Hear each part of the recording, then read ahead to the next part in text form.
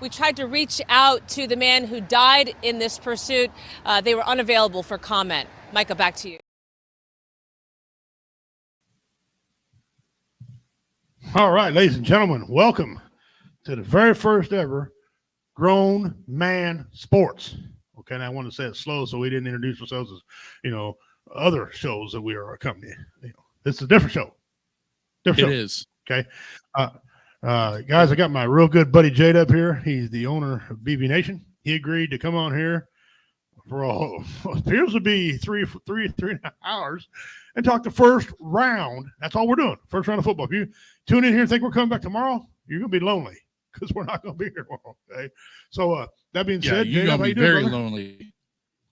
That's right. I'm good, man. I'm good. I'm excited. I really am. As you can tell by the lighting beside me, bringing 12-man full effect going on. So rooting on, hoping my Seahawks do. I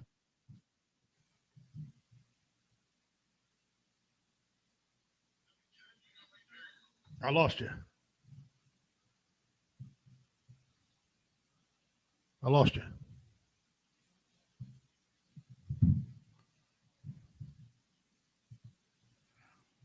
Oh, I lost him there. I don't know what happened to him, but I'm sure he'll get back on here in just a second.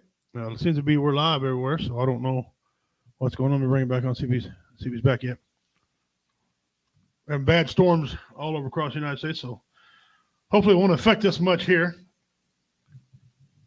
Anyway, he's hoping on the Seahawks. The Seahawks, they need a pretty good draft. He's tired of them being, where they're at. It don't start till 7 o'clock, so we're going to be here with you trying to work everything out here and get everything going. We're going to talk about a few things, a couple key topics, and we'll hit on them as soon as he gets back up here. There he is. Well, no, not yet. Hold on. Yeah, I'm here. Trick or treat. He's here. All right, yeah. I don't know what happened there for a minute, but it froze up on your end, I guess. I don't know. Who knows, man. Anyway, we'll probably deal with that most of the night. Like I said, we got super storms. Yeah. Well, first out of the gate, like I said, we're going to talk about a couple topics. One, we're going to fill some time, guys, until 7 o'clock. Jada, what about Bill Belichick not having a job of any kind?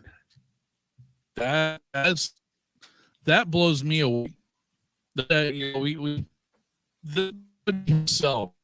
man with the legend, one of the winningest coaches in NFL history, is not employed.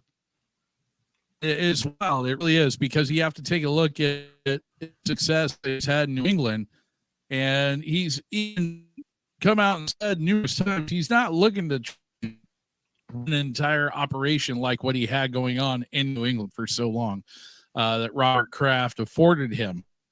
There were a couple different outfits. I think Atlanta was the one that he was looking like, where he was most likely going to land. And then they wound up hiring somebody else. So right. It's kind of like, really? You're going to take a younger, newer, a guy that's only a head coach for a couple of years in the league versus a, with what he's been able to do with other organizations. I mean, all right, man, but it'll be interesting to see how it happens. So, does he transition somewhere, or does he, what's he doing from here? So we still got the off season left, before the training camps and everything else starts. So we'll see what happens. Yeah, a couple of these teams, if they don't improve, you'll probably see him come in midway and take over for somebody. Okay, and that threat's always out there. So coaches now that are coaching today, if they don't do good, they should be looking over their shoulders. Okay, for Bill Belichick, because take the Bears, for example. Okay, the first pick in tonight's draft, and we all probably know who they're going to choose, but you never know. They had a 7-10 record. I'm looking at it right here, 7-10 record. Okay, and they've made various changes. They got rid of Matt Nagy, brought another coach in. Still didn't have a winning record. They did some other changes on defense. Got rid of some people on offense, which makes no sense to me. When you're that bad a team, you want to get rid of your talent. That makes no sense. And now they just got rid of their starting quarterback, which you and I talked about. Justin Fields is a good quarterback. I don't know. I'm tired of hearing all this narrative. He can't throw a ball down the field. Well, yes, he can. Bullshit. Yes, he can. how about maybe something else going on there? Maybe get some talent, okay, and put around him. But now he's gone, so it's going to be interesting to see what he does. Him and Russell Wilson do out there at Pittsburgh. That's a weird decision to me. That's going to be that's going to be interesting quarterback room. That's for sure. Yeah. Justin Fields, where you, if you had to make a top 15 list of quarterbacks? If I had to make a top, what? Where would you make? Where'd you put Justin Fields? As far as top quarterbacks in the league right now? Yeah, where do you think he is? Well, first off, he's got to have the, like you said, he has to have the talent around him to actually be able to put that talent to use, put it on. But as far as just him alone, I mean, a lot of people may disagree with me, but I think he is a top 10 quarterback in the league. I'm not going to put him in the top 5, but I would definitely put him in the top 10 as far as ability and the talent and the skill set that he has. I think what Justin Fields' issue is not even just so much as the talent around him, it's the coaching. It's the coaching and getting him into a system where he can into and actually work with, so actually make that progress and actually bring that talent up and on the slow to be able to see. So we'll see. I mean, we'll see, how that transitions over here come this next year when he's in, almost said Seattle, when he's in Pittsburgh. Yeah, well, I tell you, I was hoping that Seattle would make a play for him, because Seattle would have been a better place for him, I believe. Not that Mike Tomlin's a bad coach, because we all know Mike Tomlin is a fine coach. Right. He's got a Super Bowl. He's had some crappy quarterbacks and got his team, just right there. And so, but I think, but me, if I was going to put him on the top, where would I put him at? I wouldn't put him at 10. I'd probably agree with Dwayne here. Dwayne says number 12. And that's where I think I'd put him at number 12. So it'd be a top 15. He'd be in my half. He'd be because look at some of the quarterbacks play you've seen. I mean, Washington. I mean, who's quarterbacking out there? They're on the pick tonight. They'll probably pick a quarterback. I mean, Seattle. I mean, look, is Geno really getting it done? I mean, Geno has been in my opinion, Geno Smith has been a backup quarterback his whole career for a reason. Right. And the only reason why he has put up the numbers, let's be honest, the only reason he's put up the numbers he has the last 2 years is because he did really well during the first half of the season. Well, after the first half of the season, other teams have a chance to see your tapes, see how you work, see your plays. You're not the only one studying and reading books and plays and everything else. And then again, they're going to figure you out and actually come on. Yeah, he's a backup for a reason. Yeah, I'll leave it at that. That's probably where they need to keep him. I mean, if you need a guy to come in and get 2 or 3 game stretch, he's your Huckleberry. He's the guy. Okay. Yeah. But don't build a long-term team around him. He needs to be built around another team. Okay. He needs to have the great people, and then he needs to come in and pass the great great wide receivers. And so we'll see where Seattle goes here in a little bit. But first out of the chute, we have Chicago Bears. Now you're monitoring on your side. Okay, we can't do it live, guys, because copyright. All right, we have to turn the audio down, all that crap. So we will know as they come out who's doing what. Tom Brady, he bought part of the Raiders, and now this is the year he starts his commentary career. Okay, what do you think? You think he's going to be one of the best commentators in the next couple of years, or where's this going to go up for him? Because I mean, I wish he would. I wish he would replace. Yeah. I wish he would replace Joe Buck and Troy Aikman. I figured that was coming. I love Troy Aikman as a quarterback. I really do. Right. But want to spend more years listening to him on the carry. Oh, no, hell no. Maybe if you partner him up with one of those guys, bring that, maybe freaking Tom Brady will bring that freaking game up of theirs, Yeah, But you could be right. One commentator that I would love, actually, that I would honestly love to see him partnered up with. And unfortunately, this guy ain't got no rings, but as a player, but as a commentator, the dude's spot on. And it's amazing he didn't do better in his career, but that's old Tony Romo. Yeah, I figured he'd go in there. Well, that combination's pretty good. Him and Jim Nantz pretty good. The other ones I'd like to see replaced, if we could, is that Olsen, that tight used to play tight end, Kevin Olsen, whatever his name is, Greg Olsen. Yeah, and that guy he's with. Oh, you talking about some dry commentary? Oh my! I like to I just soon scrape my toenails with 36 grit sandpaper than to listen to these two jack-offs, dog. But you're not wrong. So I think he's going to do all right. Yeah, it depends on who he's with. Depending upon who he's with. Yeah. All right. I concur with that one. Okay, we got a couple big name people that are going to go in the first 10.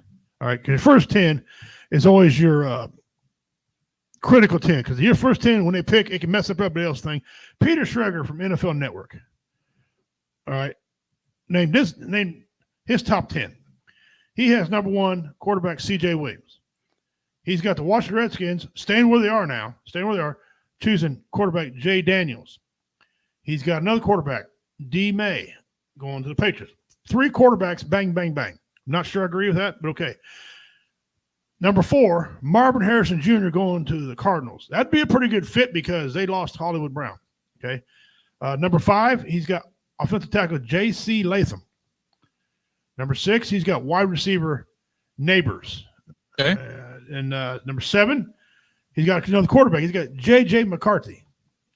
Number 8, he's got an edge, D. Turner. And then number 9, to the Bears again. Bears have 2 picks, by the way, in the first 10 picks. They went for another wide receiver, wide receiver Odunez. And then number 10, probably the polarizing tight end this year in football to the Jets, B. Bowers out of Georgia. Okay. Bowers out of Georgia. Now that's Peter Schrager's top 10. I'll get to the other top 10 in a second.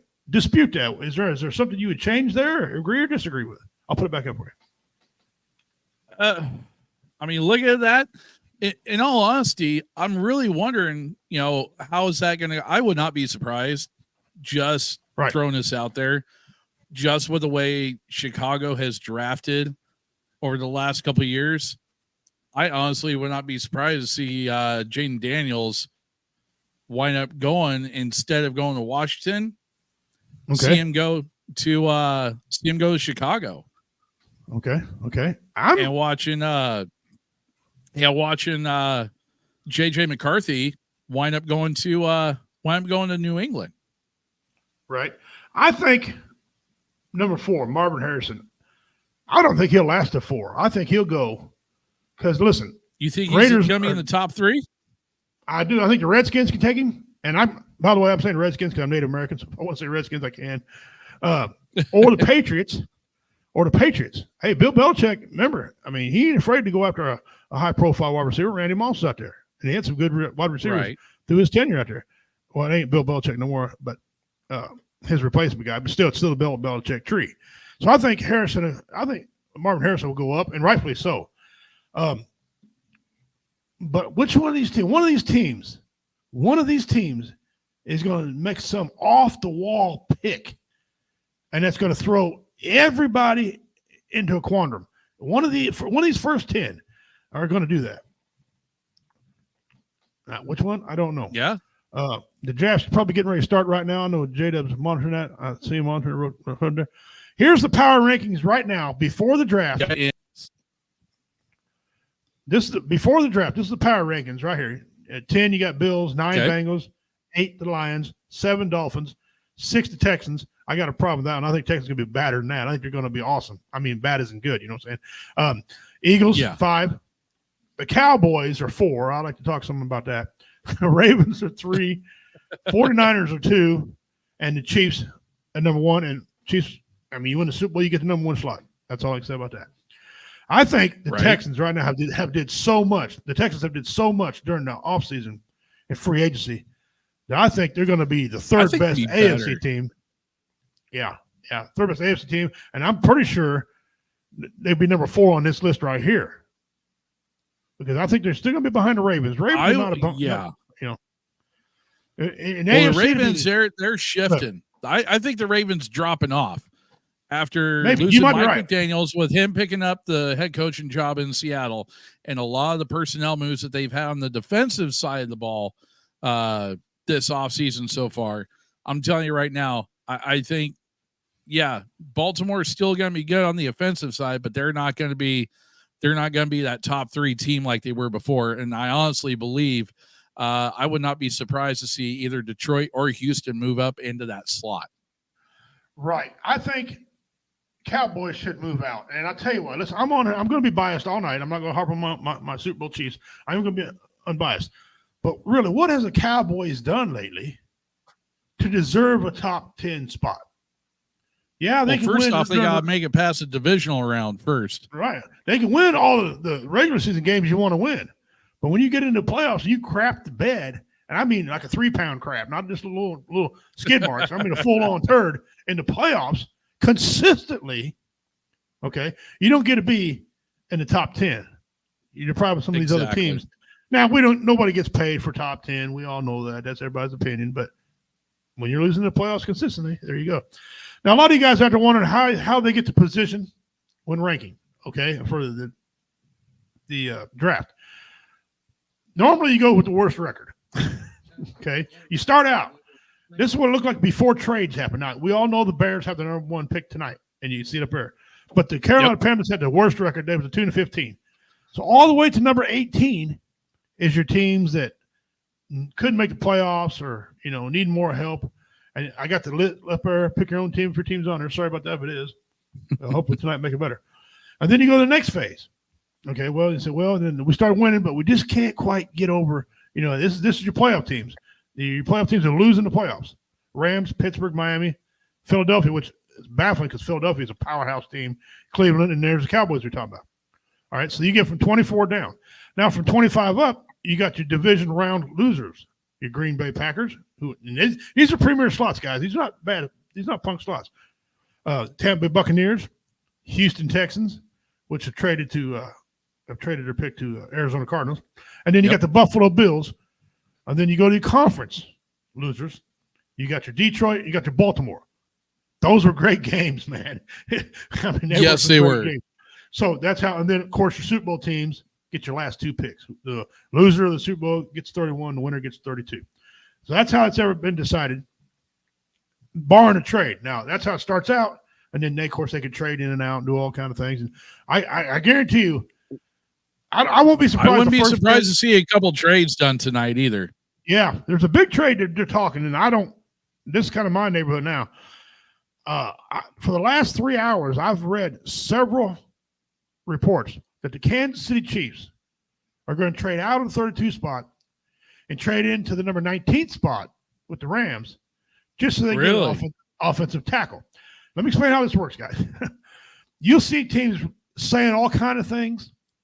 It's subterfuge so they can get the guy they want so they don't take it. The Kansas City Chiefs, I wouldn't be surprised if the world champions take a defensive lineman. Throw everybody off. There's some good defensive linemen. But there's a giant crop of wide receivers. Now, pay attention. Oh, yeah. Some of these wide receivers are so good, J-Dub, a couple of them are going to be a bust because teams ain't going to do their due diligence just because of the name. Just because the combats, your combine is great, don't mean you are when a ball is thrown at you and you got some big dude wanting to hit you. Okay.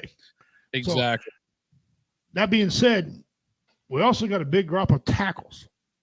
But there's a big gap. Your top 5 tackles, and then there's a big gap from 6 to the rest of them. Okay. Mm-hmm. John Alt's son, he's played with Kansas City Chiefs. John Alt's son, in my opinion, is going to be the first tackle off the board. Okay. You're not going to go Joe Alt out of Notre Dame? That's what I'm talking about. Joe Alt. Yeah, that's John Alt's son, Joe Alt, and he's going to be, Oh, he's going okay, to be gotcha. number one. He's going to be number one. I believe it. I mean, with how well he did at the combine, and with the senior year he had at Notre Dame, it wouldn't surprise me, man. Oh, wasn't he crushing really it would. there? He was crushing. Oh, things dude, there. He's an animal. Yeah. By the way, before J-Dub announces, because I see him licking his lips, getting ready to announce Caleb Williams. I'd almost bet it's Caleb Williams. There's been another request for a trade from a powerhouse team. The Cincinnati Bengals, we all know, had T. Higgins wanting a request for trade. Now, Trey Hendricks, and he's pretty good. He plays on that line, that defensive line. He's wanting out. There's something afoul. There's some shenanigans afoot in Cincinnati. Yeah, this report's per Adam Schefter, and we'll try to quote sources all night so nobody thinks we're lying to you guys. If we got the source, we'll quote it. If not, trust us, we're not lying to you. We do our research. But right here, Adam Schefter says T. Higgins and Trey Hendrickson are one out. The request trade. Now, they can request all they want to. Okay. The team just don't have to give them what they want. Okay. Right. And, if it ain't better for the team, because guys, I hate to tell you this and to break some of your hearts, but J-Dub tell you the same thing. This is a business. This is a business. Money talks, crap walks, period. And so exactly. We'll see what happens there. J-Dub, what are you looking for tonight, brother? What are you looking for to happen? What do you want to see? I'm seriously thinking there's going to be at least one big blockbuster trade that's going to happen tonight. I'm feeling it. I'm feeling it going on. And the biggest thing about it is I'm looking at that T. Higgins trade. As soon as I heard about that, I'm looking for Cincinnati. If those guys are looking for a way out, if Cincinnati's going to pull the trigger on it, tonight is the night to do it. Is the night, because that is going to give you the pool is deep enough this year to pull some good talent. And if you're looking to create cap space, this night, this class is deep enough where you can, let some of your veterans go. Some, not all, let some of your veteran receivers, players go, and bring in some good stock in regards to that. So, which brings us, I want to go back here. Big trade to happen. Yeah, absolutely. Let's go back here a minute to the power rankings one more time. They got the Bills at number 10. Let's talk about the Bills at number 10. You and I talked about this off air and on the phone call we had last night, our production meeting. Because rednecks have production meetings. I agree with you 100%. I don't think the Bills are going to be as powerful as they have been in previous years. They did a lot of throat cutting out there.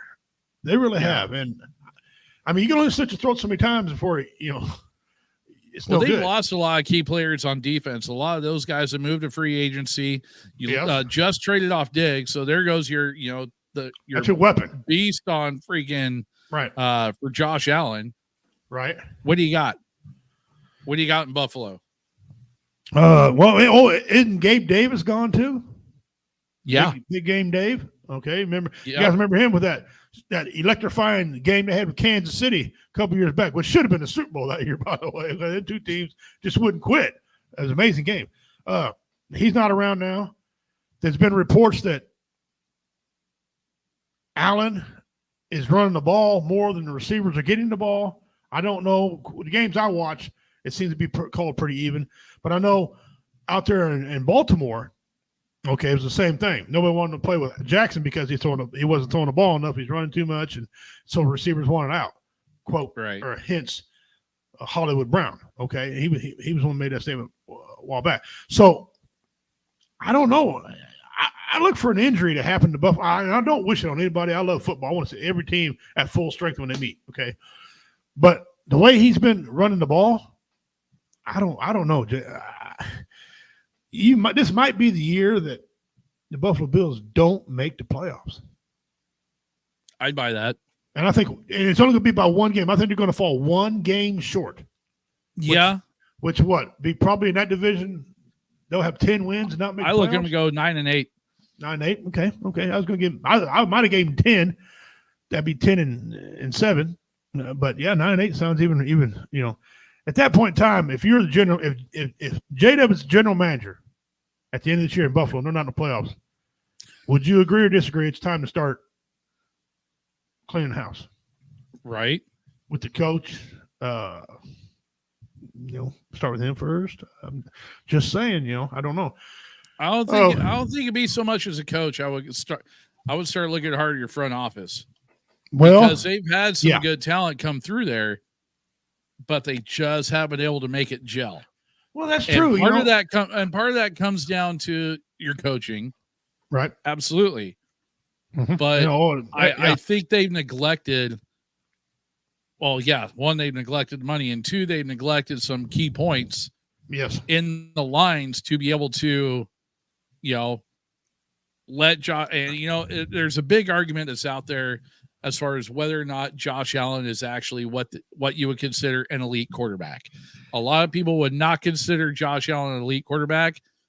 I wouldn't myself, but he's good enough to get you to that next level. The only problem is when you only give your guy, your star quarterback, when you only give him one or two weapons that he can constantly rely on to be able to make the big plays in those clutch moments when you need them most.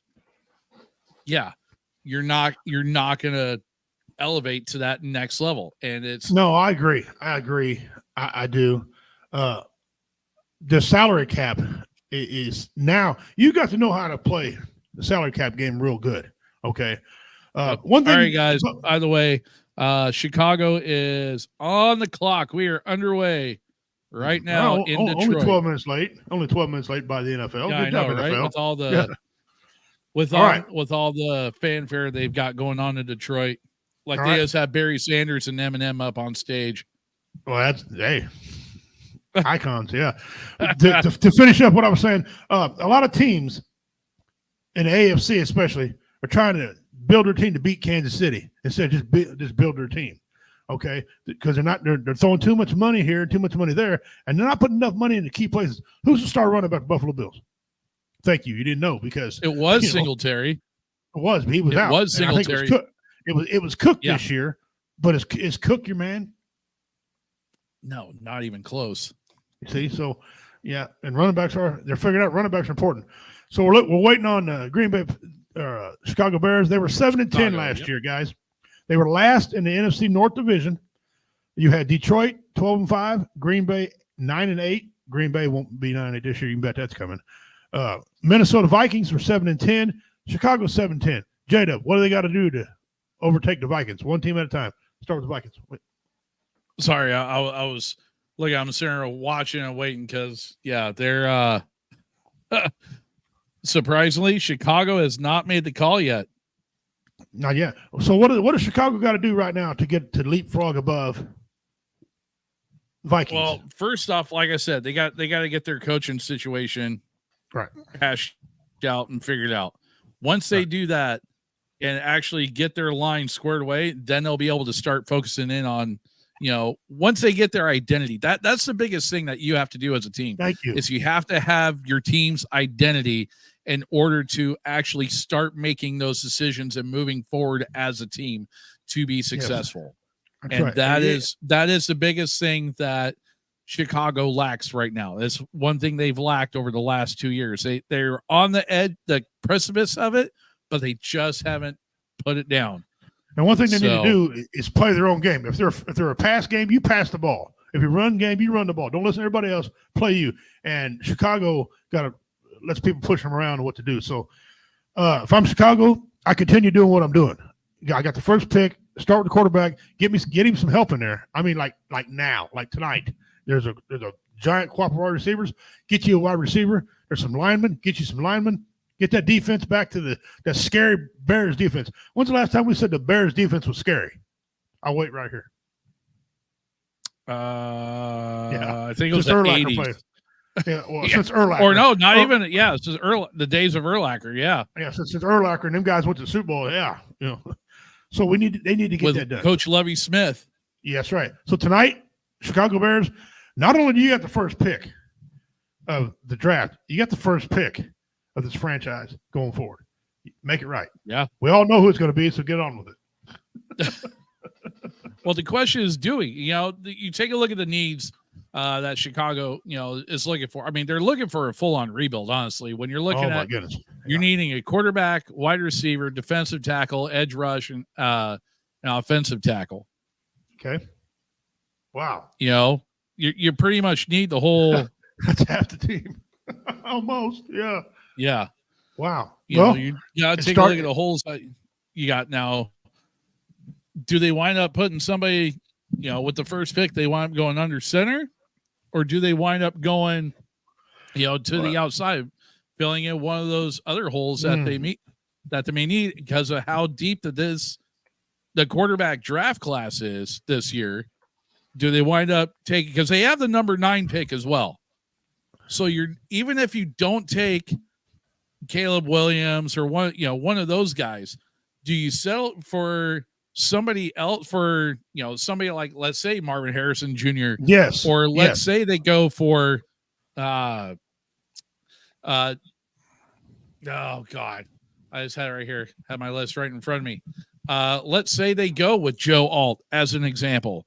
One of these other big guys that plugs that big hole that they need to help make a quarterback successful. When you build that team around the quarterback is not the whole team. And that's the one thing a lot of people seem to forget about. When you can put that supporting cast around the quarterback, then you can go out and you can get a guy. You take a look at some of the other quarterbacks, aside from Caleb Williams. You take a look at like Jaden Daniels. Take a look at Drake May out of North Carolina, Bo Nix out of Oregon. You take a look at quarterbacks like this, even Michael Penix Jr. from Washington. You take a look at these guys. Spencer Rattler out of South Carolina. These are all top-tier quarterbacks that would fit well into that system, but you got to have the guys to protect them and let them make those plays. Right. Now, understand what J-Dub's saying. Some quarterbacks are just an anomaly. Some quarterbacks don't need them. Your Patrick Mahomes of the world, he's an anomaly. Okay, his receivers were terrible. Dropped the most passes in the NFL, and he still won the Super Bowl. You ain't going to get a quarterback like that every draft. Okay, so you need to get a good starting quarterback, a franchise quarterback, and build around him. Because listen, there's teams that know how to do it and teams that don't. And the Bears have showed it. They're one of the teams that don't know how to do it. Tonight's the night they learn. All right. Well, the pick is in. Here we go. The pick is in. We're waiting for them to make the announcement. Let us down easy, J-Dub. Here we go. Yeah, I know, right? Drum roll, please. Yeah, ESPN's going to have us hanging on here. Of course they are. Yeah, I know, right? So both on the in the program and online. So I'm watching both. Yeah, I'm like you. I'm trying to gather what I can gather as well.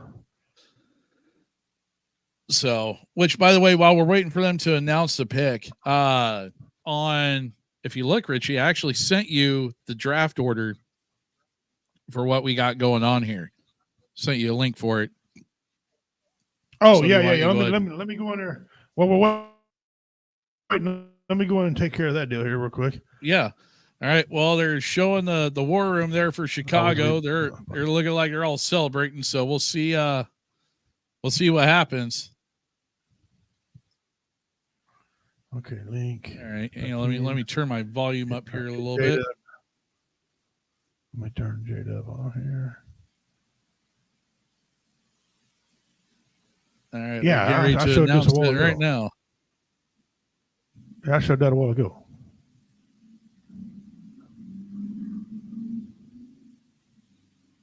All right. And the commission is coming out.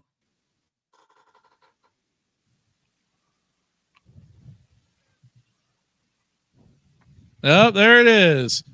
Number 1 pick, Mr. Caleb Williams, quarterback out of USC. Caleb Williams. So he did wind many up people going be number shocked 1 by him. That's amazing. I don't know if y'all knew about the little history about his dad. His dad says he wanted some ownership stake, and if his son went there, that's not how it works out. He wound up going. Yeah, there's rules against that, brother. That cannot happen. And so, right. Okay, so now we've got. It says so now on the clock. Washington's on the clock. Yes. The Redskins, aka the Commanders, are on the clock. Which, by the way, Richie, they'll always be the Redskins to me. Well, by the way, the Native American culture and the tribal council has got a petition out there wanting to change the name back to it because it was not offensive. It was about an actual guy, And Chief Red Cloud. Yeah, and then his son Stonecalf wants to put it back on because it was honoring his dad. And he said, "Listen, that tomahawk chop that the Chiefs still do is not offensive. That's what you go to war. I mean, that's supposed to be an intimidating thing for your." And so they want to get it back, turned back to the Redskins. So they actually got a petition now to change it back to Redskins. And hey, send it to me, Uncle Sammy. Yeah, war knife. I'll sign it. Not like my vote counts, but anyway. So the pick two's in. Right now, they're saying the best available is Marvin Harrison. They got him at 6'3", 209 pounds. Then it said the best fit though is Joe Alt, 6'9", 321 pounds. How does God make you 6'9", 321 pounds? I mean, holy Moses! I must have lost Jada somewhere, but he'll be back in just a second.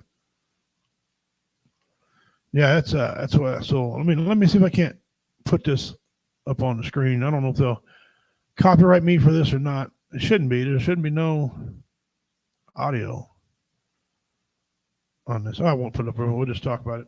We'll talk about it here. 5 minutes, still over 5.5 minutes on the clock. Washington Redskins. Their needs is quarterback, edge, offensive tackle, offensive guard, and cornerback. Okay, and here we go. So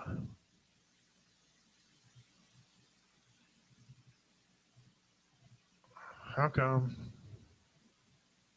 Yeah, all right. So you guys comment now. You guys comment in the comments. What do you think they need? All right, you watch this much football as J-Dub and I watch. This is intently, passionate, care about out there. What are you guys thinking? There's a lot of rumor that they need a quarterback, and they do. The quarterbacks they got are not that good, but there's a pretty good crop up. Now some of these quarterbacks are going to be a bust. We all know this. Some of these receivers are going to be a bust. We know that, but that's the chance you take. That's the same thing for everybody.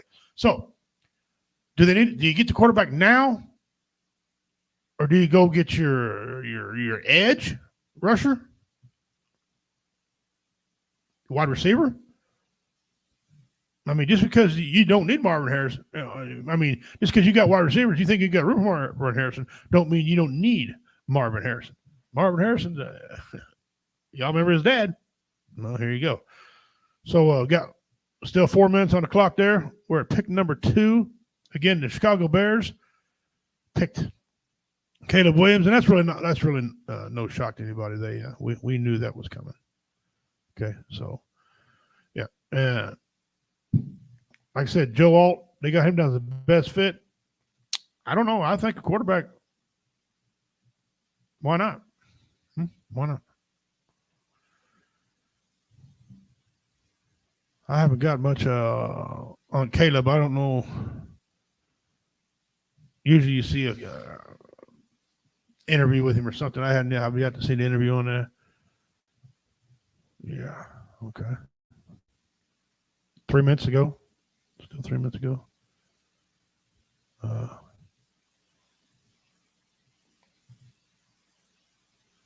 Those are. Sorry about that. I didn't even know you clicked what happened. I didn't know you clicked off.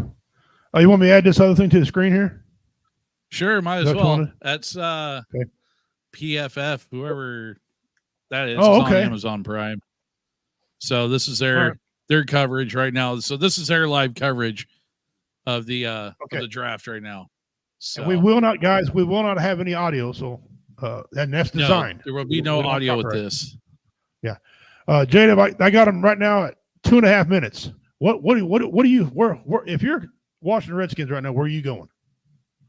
If I'm Washington, take a look at what they need. They need that edge rusher. Uh-huh. They need that edge or that. Honestly, it's either going to be Dallas Turner out of Alabama or it's going to be Joe Alt from Notre Dame. those are my top two picks. If I were Washington, that is but hang on, let me look at something here before I. The pick is in. Let's see who they say. Yep, the pick is in. All right, who we got now? So, this is the only pick they have in this round. Okay, well then, yeah. I mean, that's the only one they got in top 10. He says he traded off Sam Howell. Says he traded off Sam Howell to Seattle. Oh, you might as well go ahead. Sorry about that. Might as well go ahead and fill that void. So if I'm Washington at this point, is this the only first round pick they got? Yeah. This is it till round 2. They picked 4th in round 2. Okay. I would probably, honestly, let's go. I would see probably Drake May would be a good fit. Yeah, I'm gonna say quarterback. I'm gonna say it. Listen, whatever they do is I'm fine with, but I'm gonna say quarterback just because you and I both know the need of a good quarterback. Okay, that's make or break. A quarterback gets you fired or gets you paid. Okay, that's the truth. Yep. All right. Well, here they go. Here we go. The pick is in, and looks like they're getting ready to come out and announce it. Who is it? Is it Goodell? Is he walking out there? Yeah, Goodell's coming out to the stage. So I'm watching this on ESPN as well. So with the second pick of the NFL draft, the Washington Commanders select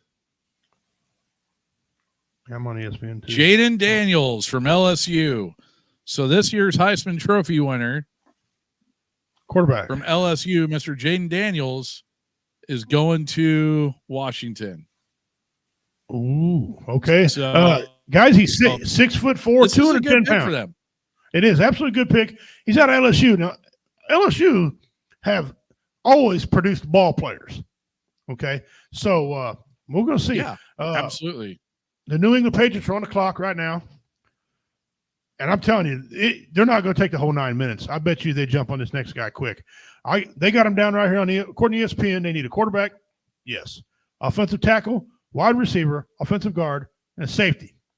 Right now, Marvin Harrison's on the board. He's the best safety and best player right now. Okay. And of course, was Joe Alt. So was Joe Alt. J-Dub, this is critical. Well, let's not get back to where they want to be. Yeah. Because here's another guy that we haven't talked about yet. Malik Neighbors out of LSU, wide receiver. It's another guy too. And don't they have they don't have another pick to round 2. 200 pounds. I mean, the guy he was LSU's all-time leader in receptions with 189 and a little over 3,000 receiving yards. And that's saying something, guys. What's up, Jeremy, brother? Hey, we're just talking a little football draft. Thanks for joining us, friend. We appreciate it. Absolutely. So they're losing their mind over on this PFF thing. I can talk about it. They're just losing their mind. I enjoy these guys that lose their mind. I go back and when I watch the football, I go back and watch them at the beginning of the year and how just extraordinary wrong they are. And you and I are poor. We should be getting paid more money than these clowns. Okay? I mean, right? If we get one right, we're going home because we're getting paid. Yeah, exactly. I'll tell you what I'll do tonight. For any of you listeners out there, and share this out, guys, get some people on there. I'll give you away a hat, a Second Amendment hat. Oh, there you go. If J-Dub predicts, 3 in a row. So the old man Pops just kind of poked his head and he's like, I tell you what, it looks like everybody wants a quarterback this year. Yeah. Yeah. That's what's up, Pop? So we'll see how it goes. Yeah, we do. And let's give a hat away.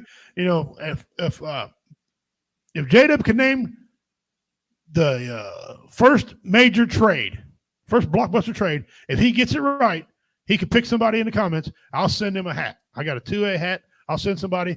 Guys, we like to help you guys out. That's what we like to do is give things away and talk football. So get on board, guys. Here we go. J-Dub, take a stab at it. What do you think you don't have to be right, but whatever. Right. You know what? Let me take a look. down the list here. I'm gonna say.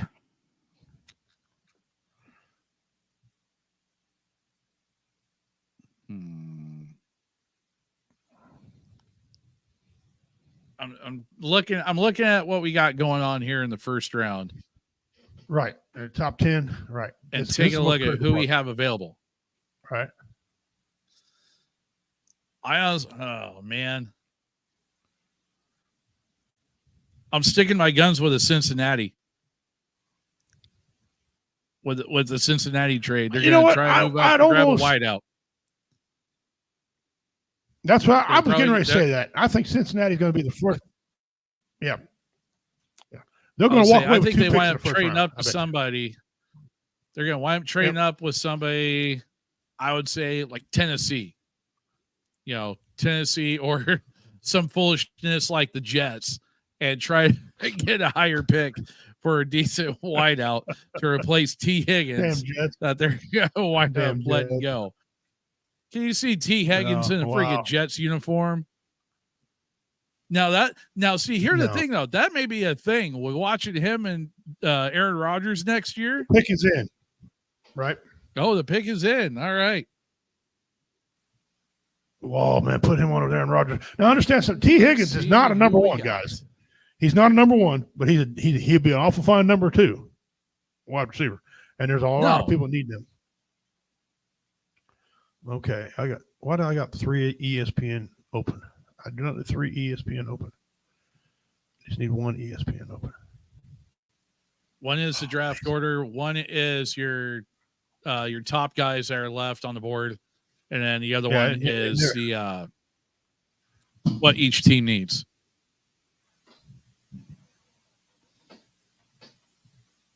Right. All right. Let's see which way New England goes. They're getting ready to make the announcement right now. So stand by, everybody. All right. It'll be hilarious. Oh, yep. Here comes Mr. Goodell.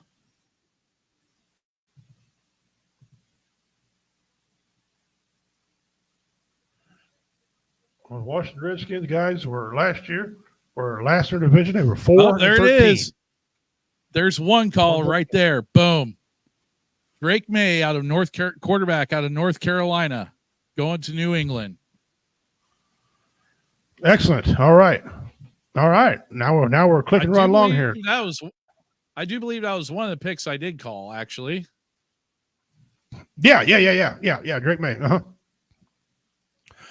All right, Drake May is 6'4", 223 pounds. Okay. So now we're on the clock right now. Is with Arizona Cardinals. Arizona Cardinals, right. They need a wide receiver bad. They're like choking. They don't have enough wide receivers. They need a cornerback. They need an edge, defensive tackle, offensive guard. They need quite a bit of defense. They need everything. So whatever they pick will be great by them. Now, they also got another pick, guys. They pick now, and they pick on round 27. Could they be trade bait for somebody? Could they be trade bait? I don't know. Cardinals don't need to trade nothing away. They don't need nothing. They don't need to trade nothing. They need every pick they can get. Yeah. The best fit for them would be edge rusher D. Turner. He's 6'3", 247 pounds, out of Alabama. Okay. So he's overall ranking is in 7. They gave him a 93 on his grade, which is pretty good for that position. And he's ranked number 1 on his position ranking. So he's the best edge rusher out there, they're saying. And so let's see what the Cardinals do. I mean, Cardinals are all the time doing something. I think they go with a receiver. I honestly believe it's probably my guess is going to be either Marvin Odunze. Yeah. I would say it's going to be Odunze out of Washington or Harrison out of Ohio State. Yeah. That's why I'm. That's kind of what I was thinking.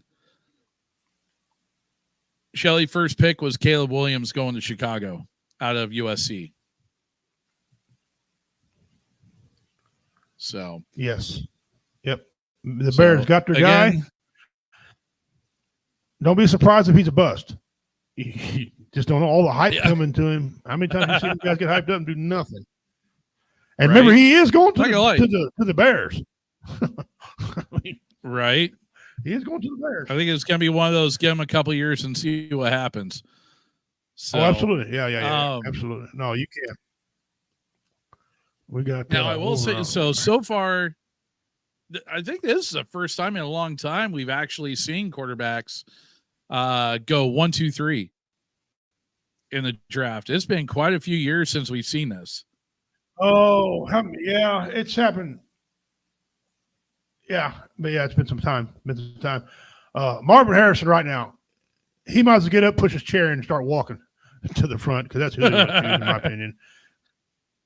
They'd be absolutely silly if they didn't. Of course, they need a quarterback. Because listen, I'm not high on a quarterback. I've never liked Murray at all, ever, and I've been proven right time and time again after him. So yeah, right. These guys, Chris Collins was on here. Chris Collins was on here losing his mind over. Hey guys, he wears me out sometimes. So, but as you can see, Cardinals, folks, we got the ticker going along the bottom there, so we can keep up with who's got what and who's going where. Again, Cardinals are 4-13. They were last in their division. Yep, they were last in the division in the NFC West. Yep, they were, and it wasn't even close. The pick is in. Here we go. Pick's in.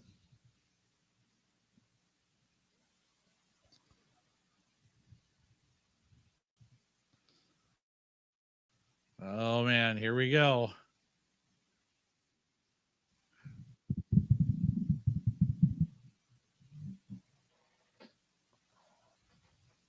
So you next up is the Chargers. Think they're going with a receiver, huh?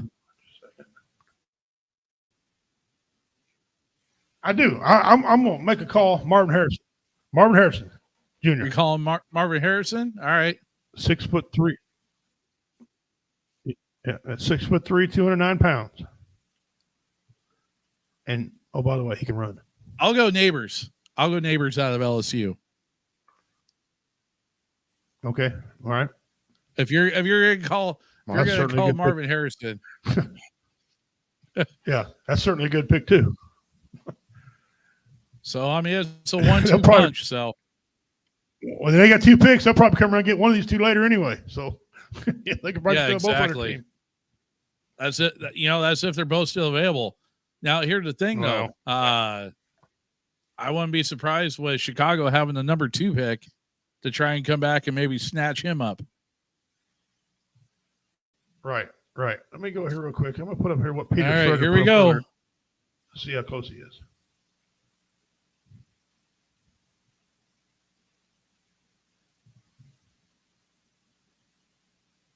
Marvin Harrison Jr. Good call, right. Richie. Well, number 4 going pick to Arizona. Okay. Well, that's an outstanding pick. I totally agree with that pick. And that's a good positive thing. They need to keep up momentum going. It's a good one. Remember, before the show, we put Peter Schrager's mock list. He had number 4. Marvin Harrison going to Cardinals. You got that right. Of course, I think everybody had the number 1 pick right. So far, it hasn't disappointed us. Now, the Chargers are on the clock. The Chargers got rid of both their top wide receivers. Yep. A lot of people don't have them getting it. A lot of people have them having taken Latham to tackle. This is interesting. Where do you think they're going to go?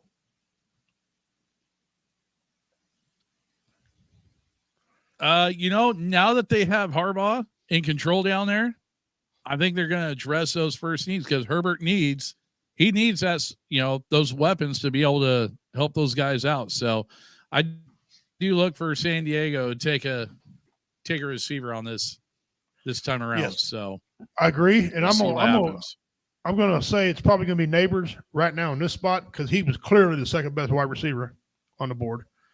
The Chargers pick the 5th pick in round 2. So this is the only pick they got in the first round. So let's see. I mean, that makes it interesting because if you have got 2 first round picks, you've got to take They've got to dress a line too. They can get receivers all day long, but they got nobody to block from to throw the ball. The receivers are, worthless. So Yeah. it's going to be real interesting. They could go alt. They could go alt. They very could go alt. They got him down going offensive tackle anyway. Most of the reporters do. I think Peter Schrags. What did Peter Schrager have him down at? Yeah. He had offensive tackle as well. Boy, I don't know. This one's going to be hard to call. Alt would be a great fit here. Okay. And so would Neighbors. And that's their top two positions of need is receiver and tackle. Then cornerback, defensive tackle, tight, and defensive end. All right, brother, go out on a limb. Who you think? You know what? Knowing Harbaugh's, train of thought in his mind, I think I will go alt. I think I'll go Joe. I'll go alt. Okay, let me give you an article to back up what you're saying. I don't know if you read this article or not. This article said that Harbaugh, the Kansas City Chiefs have been second in sacks the last 2 years, and they won a Super Bowl. Being he's in the division of Kansas City, he wants somebody to block his quarterback to give him time to throw the ball.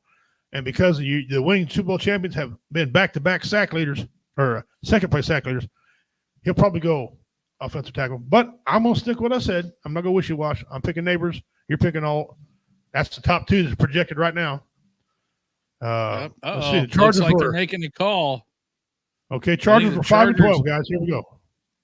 Well, they're not showing their selection yet, but they're making a phone call right now in the war room for the Chargers. So I expect that pick to come very, very shortly. All right, they were 5-12. They were the bottom of the AFC West. Kansas City had 11-6. The Raiders had it 8-9. Broncos had 8-9. Both of them were a tie, and then the Chargers were 5-12. Super Bowl champs.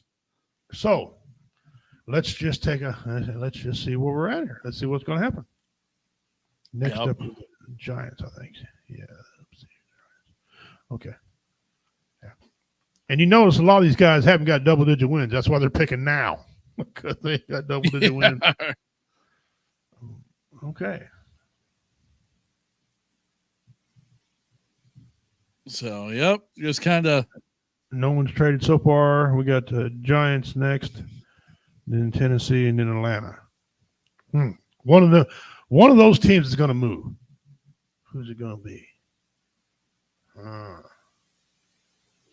6 through 10. If any of them were going to move, I would probably say Tennessee. Yeah, because 6 through 10 is where you start getting where your first trade starts to kind of happen. I'm going to call either Tennessee or the Jets. Yeah, Tennessee got a couple of nice free agents as well. Okay, so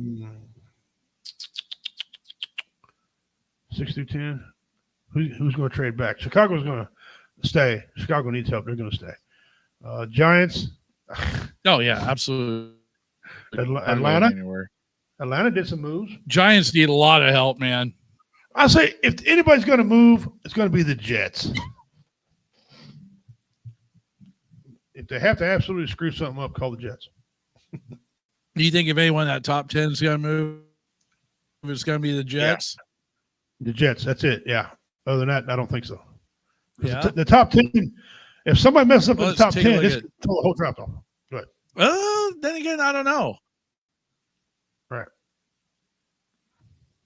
Well, I'll say then again, I don't know. They only have one pick in the first round, and they don't have another pick until the third round. Let me see. What do they need? The Jets. So they need everything. What the Jets need? The Jets, they need offensive tackle, wideout, tight end, safety, and quarterback. Yep. Because they're going to be looking for a decent backup for Aaron Rodgers. Yep. And they just made a blockbuster trade getting rid of Wilson. Right.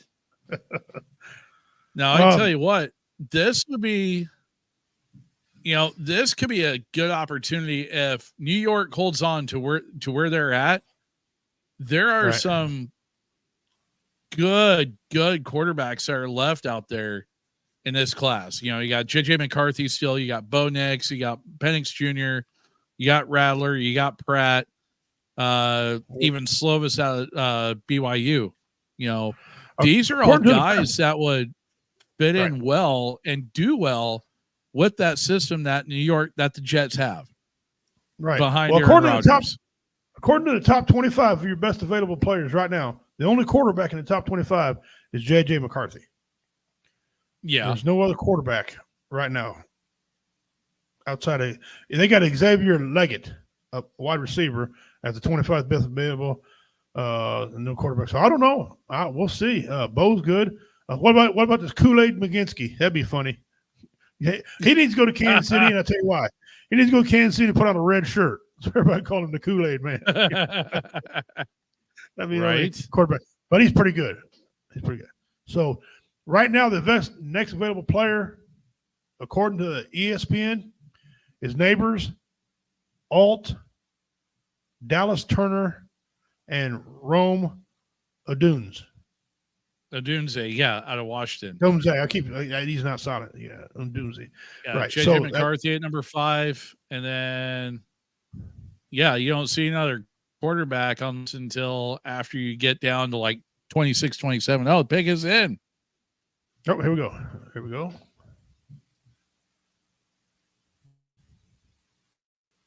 And let's see who they go with.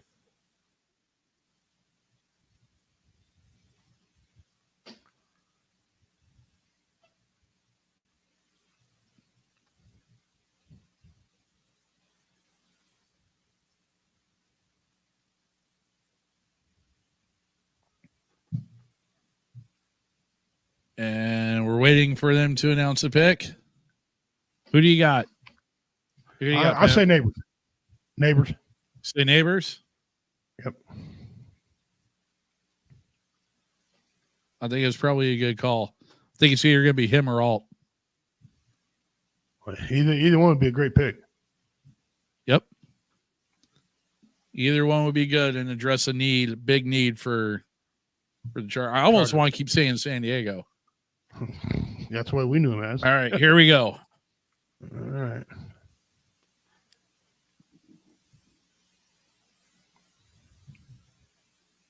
Joe Alt out of Notre Dame. Okay. They're good call on that, J-Dub. Joe Alt. Hey, 6'9", 321 pounds. He gonna move somebody. Dude is a beast.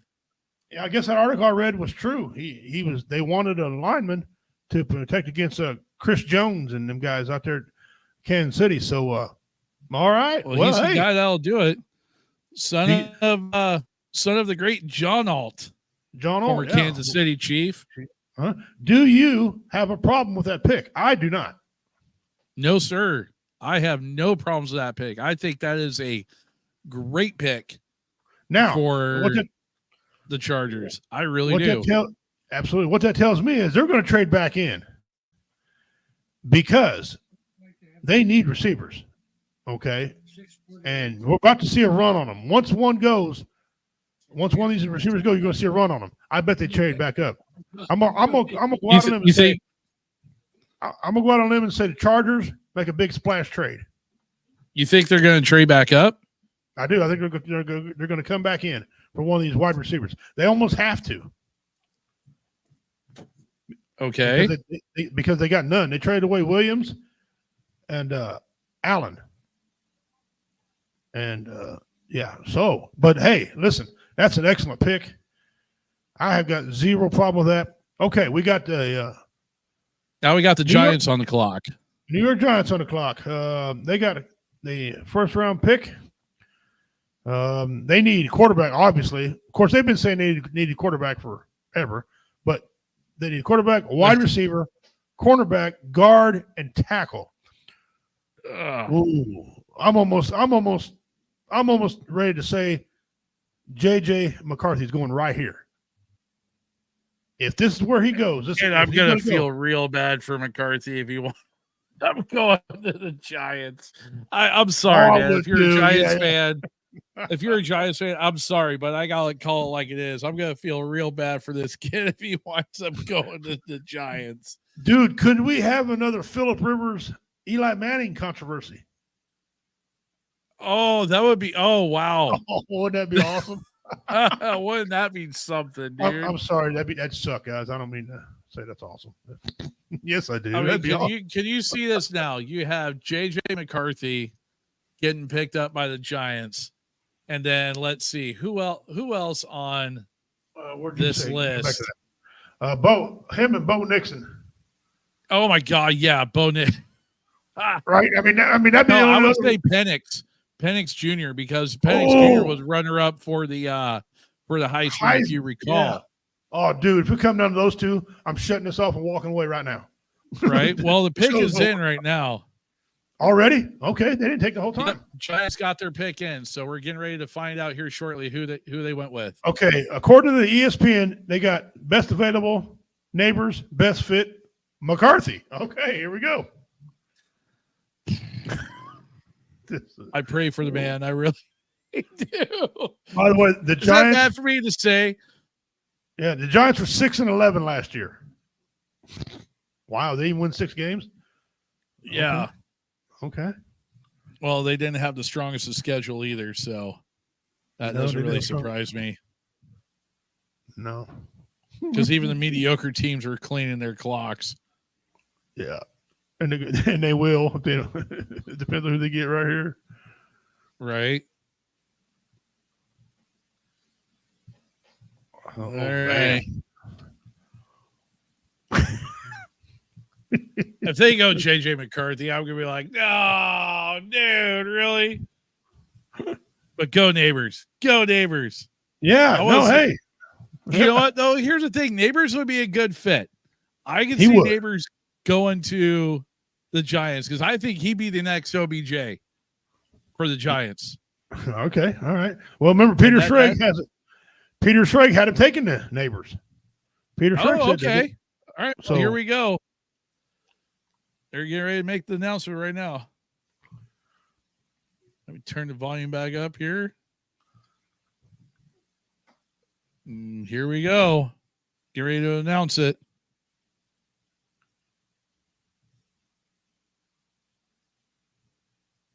Yep, there it is.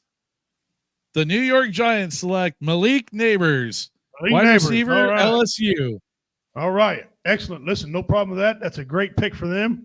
And J.J. McCarthy, you can J.J. McCarthy, you can unclench your butthole. All right. Okay. So now this comes as something interesting. So now we got the Tennessee Titans. Right. But now let's take a look. You know, we talk about J.J. McCarthy, and we take a look at the next couple teams that we have coming up. You have Tennessee, who is on the clock right now. Yep. You have Atlanta, Chicago, and then we hit the Jets. Atlanta don't need a quarterback. They just traded for one or just got one. Maybe a backup. And who do they have now? Just kidding, backing up here. Who do they have for their starting QB right now? I'm trying to remember who they brought in. Wasn't Mayfield? Baker Mayfield? No, that's Tampa Bay. He left Tampa Bay, I thought. No, he didn't. No, he stayed. They re-signed him. Right. That's right. They re-signed him. I can't remember who it was. I'm drawing a blank. I remember the trade. It was cool. And he went there. Oh, I don't remember. Take a look right quick. Yeah, I don't remember. But I do know that I don't think they might not go quarterback. They might go Kirk Cousins. Oh, yeah. So they're not looking at a quarterback. No. Thank you. It won't be the Jets. I mean, unless they're backup Aaron Rodgers, and this kid's better than a backup, McCarthy. So, but I think that would be. You know what though? Here's the thing. I think that would be the best move for the Jets, honestly, because how much longer are you seriously? I mean, let's be realistic here. How much longer are you going to be looking at hanging on to Aaron Rodgers? Right. Oh, absolutely. What, be 2, maybe 3 years tops? No, I don't think 3. I think you had it. Yeah, I think you had it at 2. Yeah. So, and with And JJ You know, McCarthy, McCarthy he's a is the only system QB. quarterback, right? And he's the only quarterback He's- right now. I'm looking all the way best available, all the way until 40 to 50, and he's the only quarterback on there. No, excuse me, I was wrong. Number No, there's 37, a couple others that are on that list. Penix. Michael Penix is the next Yeah. one. He's number 37. Okay, and then that's it. Michael Penix is the only one close to him, and he's What the about only one Bo- on here. He's not. I don't see Bo Nix. 27. Nope. I got 37, and that's it all the way to 50. Let me go a little longer here. Oh, this thing, I'll tell you what. Okay, we got So they have Will Levis right now. Tennessee does as their Will starting Levis. QB, Yeah, Levis. or Will Yeah, Levis. Levis. Yeah, That's it. There's no quarterback all the way until 75. Best available. That don't mean one won't get taken. Okay, right. but it's just there's just none on there. So we'll see. Yeah, but All right. So who's your Okay. call? well, they got best available player right now. Looks like Dallas Adunze. Turner out of Alabama. Dunzy, I mean. Tunzi is wide receiver. McCarthy.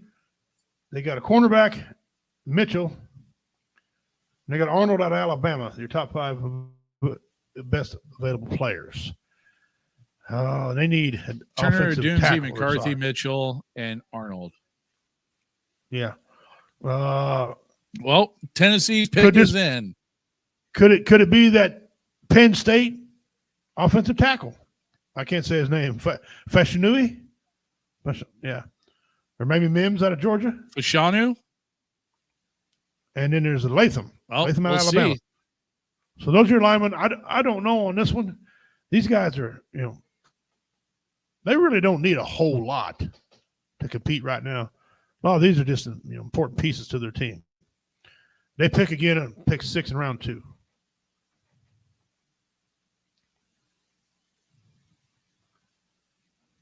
Turner's edge. And they could take defense. Maybe they might value defense more than they value tackle. And see, so that's just Let's say it's what Tennessee other with that people culture down there. They're more defensive minded yeah. organization Well, down there. And they don't play smash mouth like they did because they won't have King Henry to play smash mouth with no more. It's going to be finesse right? running. It's going to be finesse running. So maybe they need a tackle for finesse running. Open a hole. Yeah, could be too. Ooh, this is an interesting pick. I'm going to say they need some defense. I'm going to go Turner. You're going to go Turner? Yeah, but You know what? I'm going to drop down the board. I'm going to go with Murphy out of Texas. Defensive tackle. Tackle. Defensive tackle. Okay. Well, let's just see. Because that the pick is in. addresses a hole that they need too. Yeah, So yeah. We'll see how it goes. Both tackles, defensive tackle and offensive tackle, is a key need for them. Well, I don't know who said the best fit for them is a wide receiver. They're insane. They got 2 great wide receivers. Yeah, without Vrabel, they're gonna lean offense according to Koval Hudson. So chiming in there in the comments. So we'll Covell, see. what's up, brother? Hey, catch Covell. He's on Monday nights out of Kansas City. He does ESPN for Kansas City with my buddy Typhoon Panda, who you know too. Covell's on there. I watch his show. He's not as good as I am, but he'll be all right. Hey, tune in, Covell. We love you, bro. Thanks for watching. Well, if he thinks that they're going to lean offense, then yeah, I mean, then you take a look at guys like your top offensive line guy that you have on there right now is Troy Fontanu out of Washington. Mm-hmm. And So, receiver. You have Adunze. him and Fashanu. Yeah, Fontanu, and then you have Fashanu. So, first one's out of Washington, the second one's out of Penn State. And then Byron Murphy out of Texas. And Turner. Well, I don't know. Tennessee and the Texans are your two teams that wouldn't shock me who they pick because they made a hell of a splash in free agency. Yeah. Yes, they did. See. We'll see, boy. I don't know what are they doing. They still talking or what? So they're still commercial break up. Now they're coming back. So, all right, here we go. We'll see what happens. So we're standing by, waiting for the commish to announce the pick. Yeah, Tennessee, while we're waiting on the pick, they're going to be a powerhouse team. You probably ought to have them in your top 10 in the AFC. You really should. Probably, I wouldn't go as far as top 7, but I would go as far as top 7. You know what I'm saying? That'd be between 7 and 10 right there this year. It all depends on this quarterback. It all depends on if he holds up. He had some sporadic games last year, almost got himself killed in a couple of them. Okay, and then he had some brilliant games where he was a all-world quarterback. So it's his second year now. We'll see how he does in his sophomore year. Commish is coming out, making the announcement. Stand by.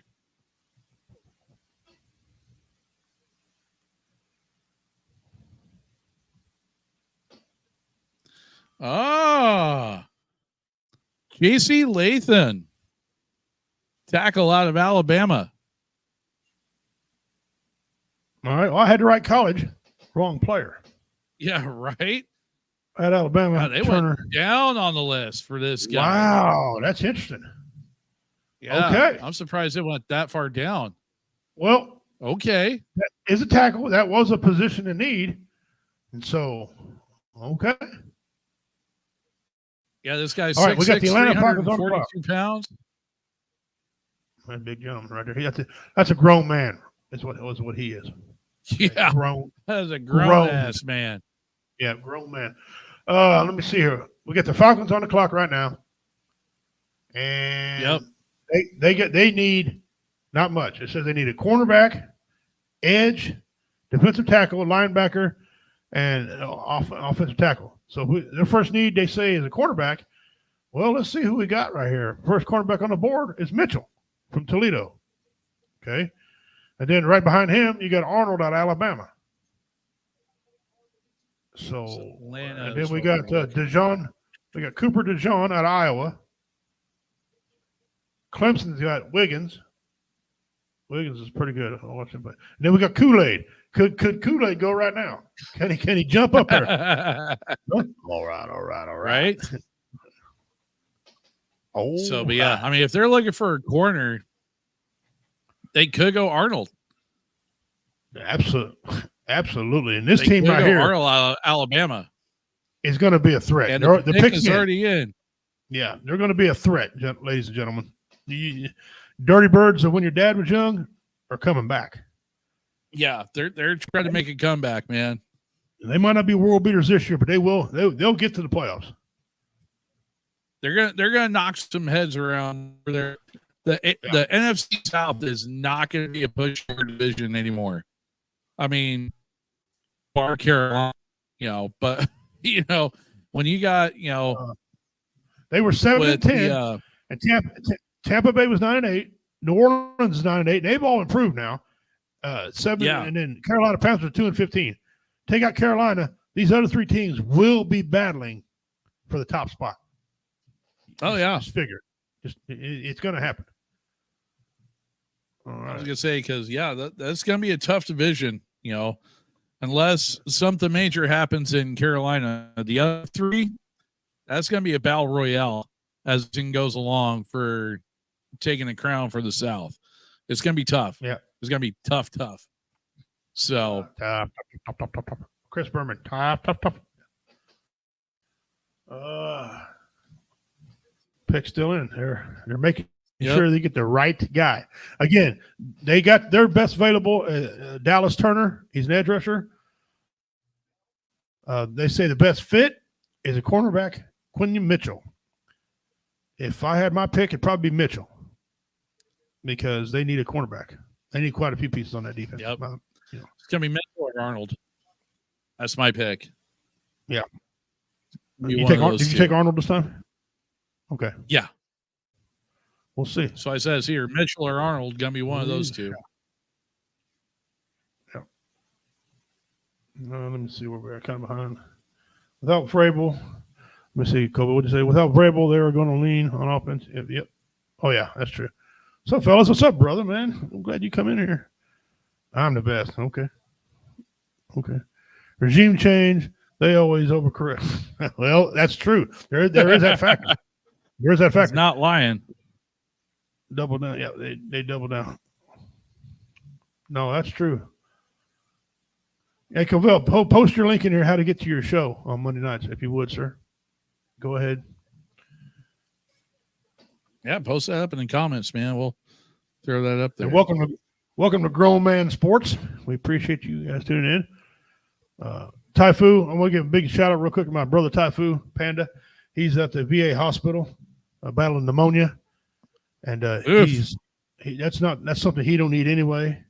I'm going to mess his name up, but it's called sarcoidosis. Y'all know what I'm talking about. Pretty close. He suffers from that. Same thing Bernie Mac had. So, brother, we're praying for you, man. You get yourself better. Let's get back I promise on the road. we ain't teasing you. No, hell no.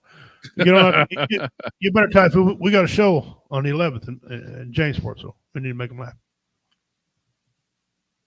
I tell you what, though, man, I'm still surprised. PFF's putting up this graphic here about what the moves that Atlanta's done this offseason.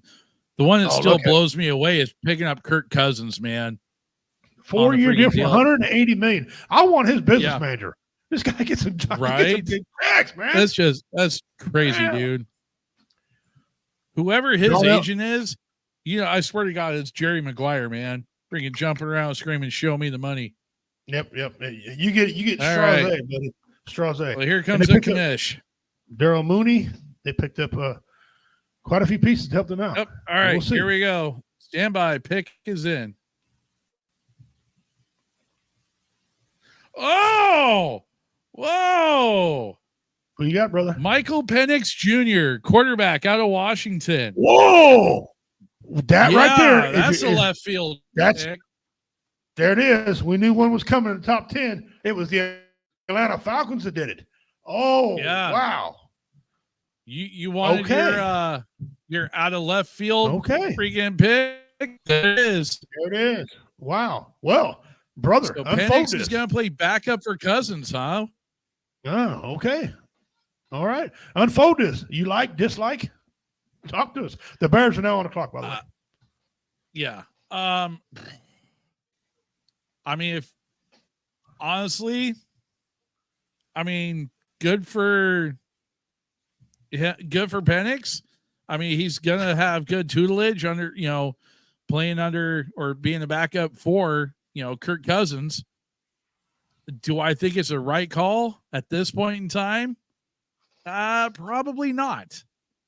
But if he's got quite a bit of turnover ability to him, his numbers he's got backup quarterback numbers. Honestly, a little early. It's going to sound bad to say. Yeah, I think it's a little early for Penix. I really do. Anyway, he's 6'2", 216, guys. So there you go. Atlanta Falcons. But you know what? Atlanta Falcons showed we're not playing. No. They're trying to build a team out there. Okay. I just okay. Well, that don't change my board much on the best available. You still got Adunzi at a wide receiver and McCarthy at quarterback. Toledo's, Mitchell, and Arnold's Alabama cornerback are your top 5 available. That didn't do anything to those, but it did. Nope. It did improve. Atlanta. Wow. I got nothing right now. So I got nothing on that one. Okay. I mean, congrats Back to the Bears real quick. Yeah. Yeah. Okay, the Bears, they already addressed the quarterback with the very first pick. The pick is in. They said the pick is in. Here we go. They got a wide receiver, defensive tackle, edge, and offensive tackle. They can go anywhere. Let's see where they go. It says Dallas Turner is their best available. And it says best fit for them is a wide receiver. Odunze, yeah. Odunze, and they need a wide receiver. Yep. Yes, they do. Bad. So we'll see. We'll see what they say. Commissioners getting ready to come out, and we'll see what happens. Okay, so I got here. Okay. But yeah, I honestly thought they would have gone, with the line. I honestly thought Atlanta would have gone with somebody on the line. Yeah.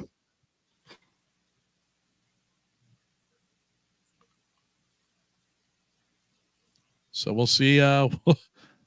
Okay. That did it right there. That gave me my shock and awe factor right there. Yeah, that's definitely a shock and awe. Well, nobody gets a hat because I didn't call that to happen. That was not what I was thinking to happen. I figured the Jets still might do something weird, but Atlanta. Hey, good job, Atlanta. I mean, if that's the guy you think you want, they went and got him. They went and got the guy they wanted. So yeah, they did. Good job to them. Holy crap. Good job to them. Now, when does Atlanta pick again? They don't pick again till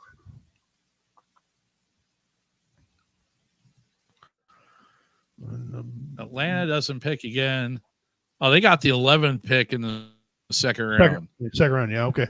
Right now, waiting on Chicago Bears for their second pick. Again, they were 7-9 behind the Vikings, who were 7-9, behind Green Bay, who's 9-8, behind Detroit, who was 12-5, who won that division, and probably are going to battle for it again. Yep, here we go. Stand by. All right.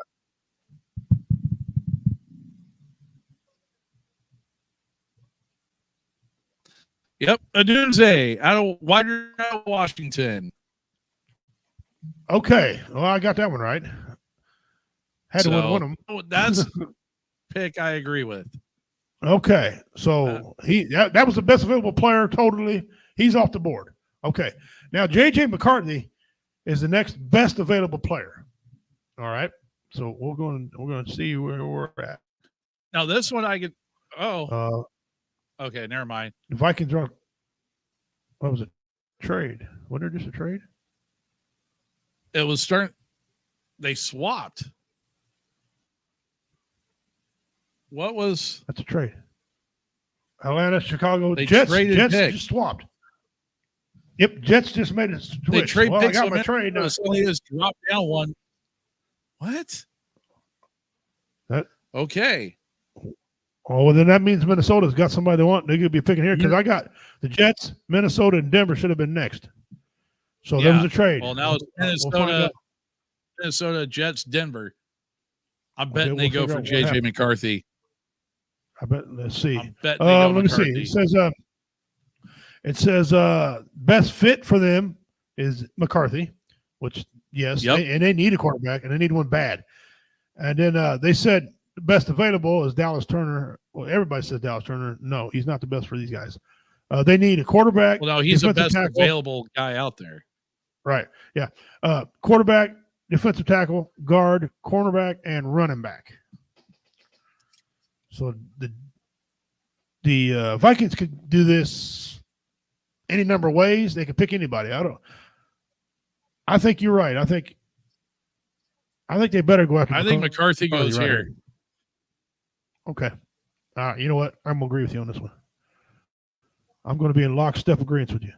Although I don't know what's taking them so long to pick. But trying to find out any information on what kind of trade it did, because swap picks, you have to trade something. You had to give something for it. Right? Unless they were just like, no, we want it. You got, unless they know exactly who they're going with. Oh, wait. Could this be the moment? Could this be the Phillip Rivers, Eli Manning moment? I'm just saying. Here we go.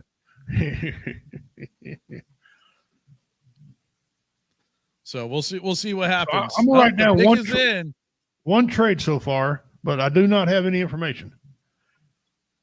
And I'm putting in the Jets trade because Jets should have. Okay. All right. Let me go back here. Tracker. No, it says they're still on the clock.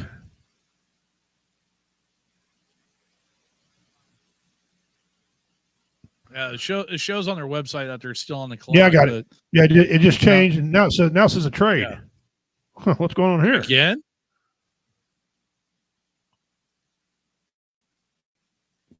It said pick is in, and then it flashed trade. Huh. Well, okay, it's going to be interesting. Let's just see what's going on here.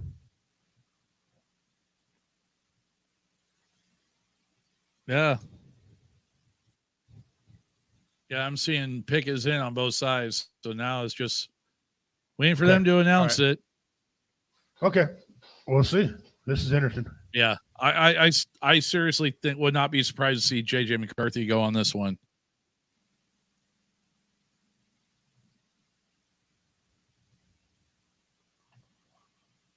Well, he's number 3.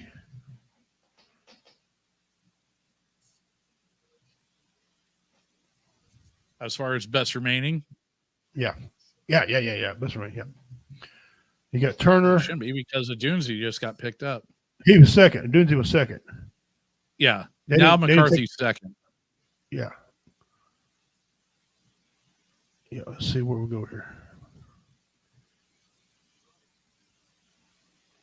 Boy, they go a number of different ways.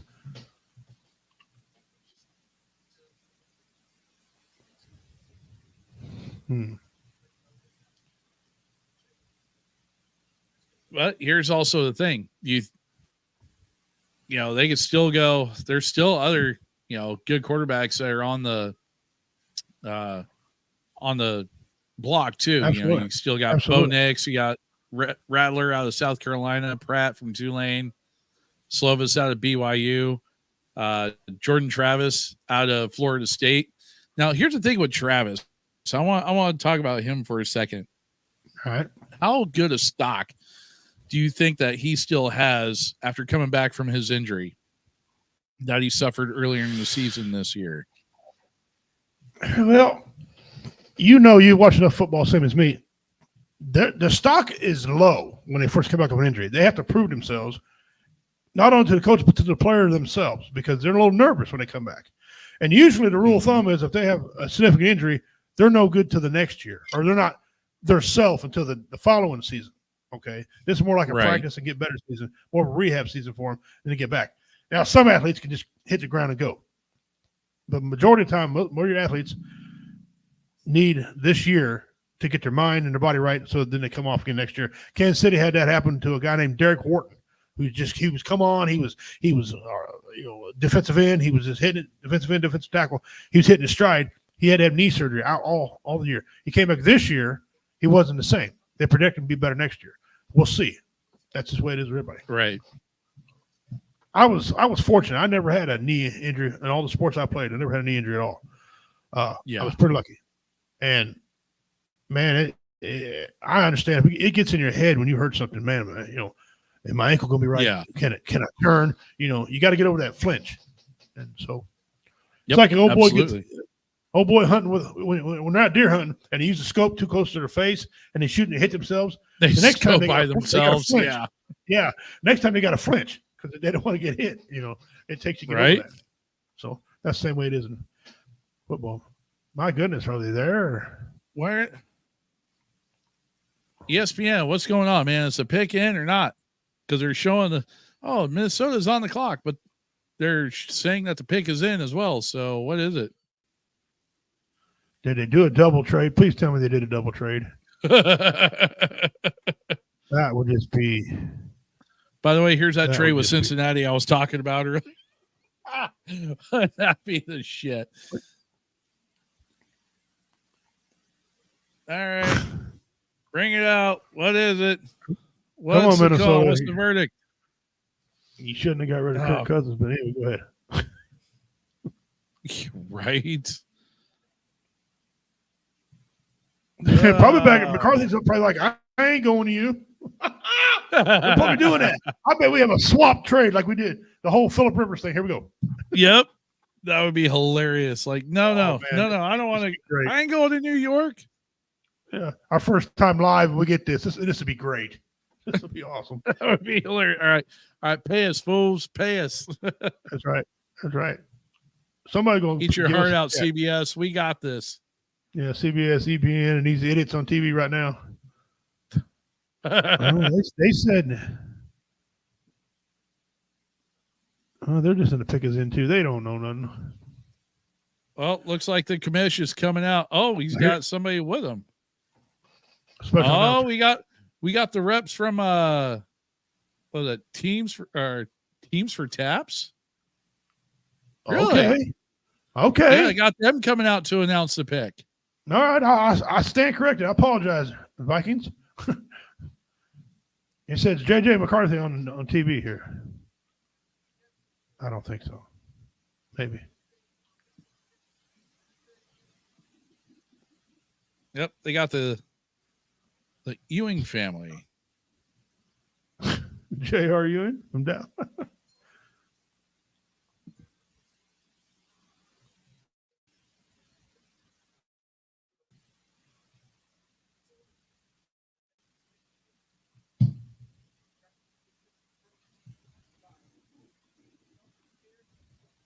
Yeah, the commissioners talk about the teams for taps program. So, and now they're getting ready to turn it over to the widow,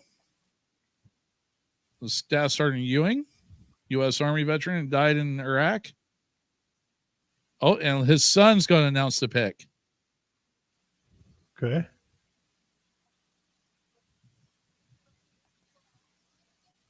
Yep, called it. JJ McCarthy. There you go. All right. There it is. McCarthy. On your shoulders now, brother. All right. Yeah. Yep. You are the face of the Minnesota Vikings now. Yes, you are. Okay. JJ McCarthy, 6'3", 219 pounds, out of Michigan. He had a grade of his overall grade was 92. He had an overall ranking of 9 and a positive ranking of 6. They got another pick coming up. I think this is a great pick for him. They got another pick in the first round. Okay. Minnesota does? Yeah. Yep. And then now we're on the clock with the Jets, and the pick is in. The pick is in. It didn't take them long. No, I still ain't figured out what that trade was. We'll have to figure that out. But okay, the pick's in there. They got them down taking Brock Bowers. Yeah, Brock Bowers. Yeah, they're saying Bowers is going to be the best fit. And I'm going with that. I'm saying they're taking him because Aaron Rodgers had him in a piece on TV on ESPN and Pro Football Focus talking about he wanted a good dominant tight end like Travis Kelce got in Kansas City. And Bowers is a dominant, and he's a dominant tackle, guys. He's 6'3", 243 pounds out of Georgia, and he can move. That's a big tight end. It is a big tight end, and he can run the route tree. His overall grade is a 92. His position rank, he's the best tight end in his position. Overall rank over the whole draft is 13. 13. So yeah, this would be a good pickup for the Jets. Yeah. And by the way, the Jets needed an offensive tackle, which he's not. They needed a wide receiver. They needed a tight end, a safety, and a quarterback. Well, he's not an offensive tackle. Okay, so let's establish that right now. And he's not. But there is Fuaga. There's Fuaga out of Oregon State. Yes. You got him. You got Mims out of Amarius Mims out of Georgia. Right. Then you have Fashanu out of Penn State. If you're looking at the offensive tackle side, which by the way, the pick is in for the Jets. So who are you going with on this pick there Richie? The tight end. Bowers. You're going with Bowers? Yeah. All right. Aaron Rodgers said he wanted him. So we're going to see if Aaron Rodgers got any stroke or not. You know what? I'll lockstep with you. Okay. We'll see what happens with this one. All right. We lockstep with McCarthy and got him in there, so we'll see. We'll see if we can't make it 2 for 2. That would be a devastating pick too for them right now. That'd be an outstanding. Oh, pick they for went with the a well, Atlanta went with a quarterback, and they're Yeah. just picking up Cousins. So Yeah. I mean, and that was nowhere on their board for a need. So Yeah, and we all know the Giants ain't who very knows, smart. man? So who knows what the Giants will do? That's it. I'm sorry, Giants. Giants fans. Well, the Jets ain't much better, so don't feel bad. Yeah. No, yeah. Jets, Giants. Yeah, they're Ooh, yeah. You're rough being a fan out there. I tell you. But hopefully this pick right they here released will help Uzoma. them. So Mhm. yeah, they released Uzoma, who was there, who Wilson kind of relied pretty heavily on in that position Mhm. at the tight end. Okay, this year. so information here. It looks like the Jets gave up their second round pick because they don't pick again to round 3, pick 8. Okay. So Well, maybe they here gave we up go. Oh, here we go. Oh. Yep, here comes the commish. Walking his happy butt down there. Yeah. Not a fan Get of out him. there to the stage. Here we go.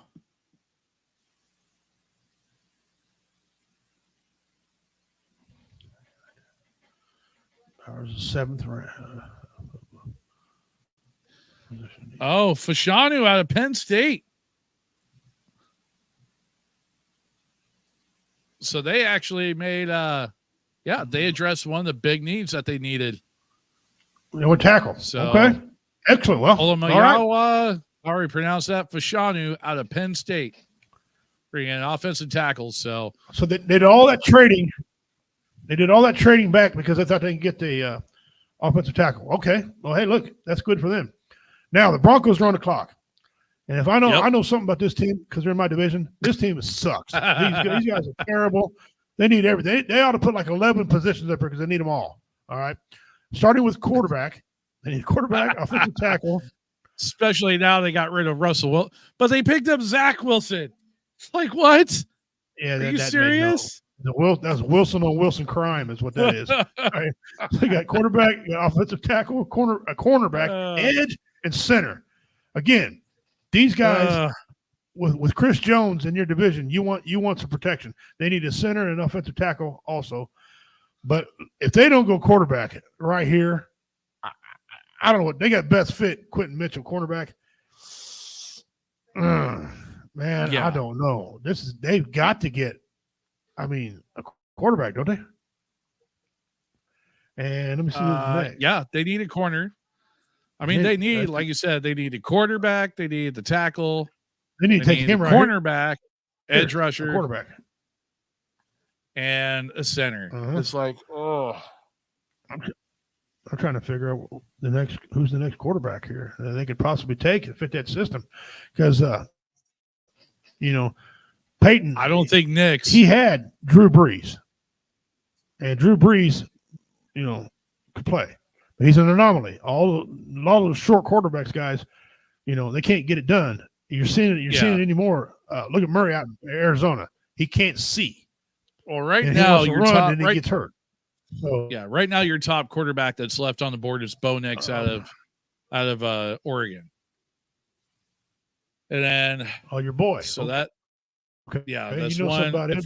Tell us about him. So I mean, he's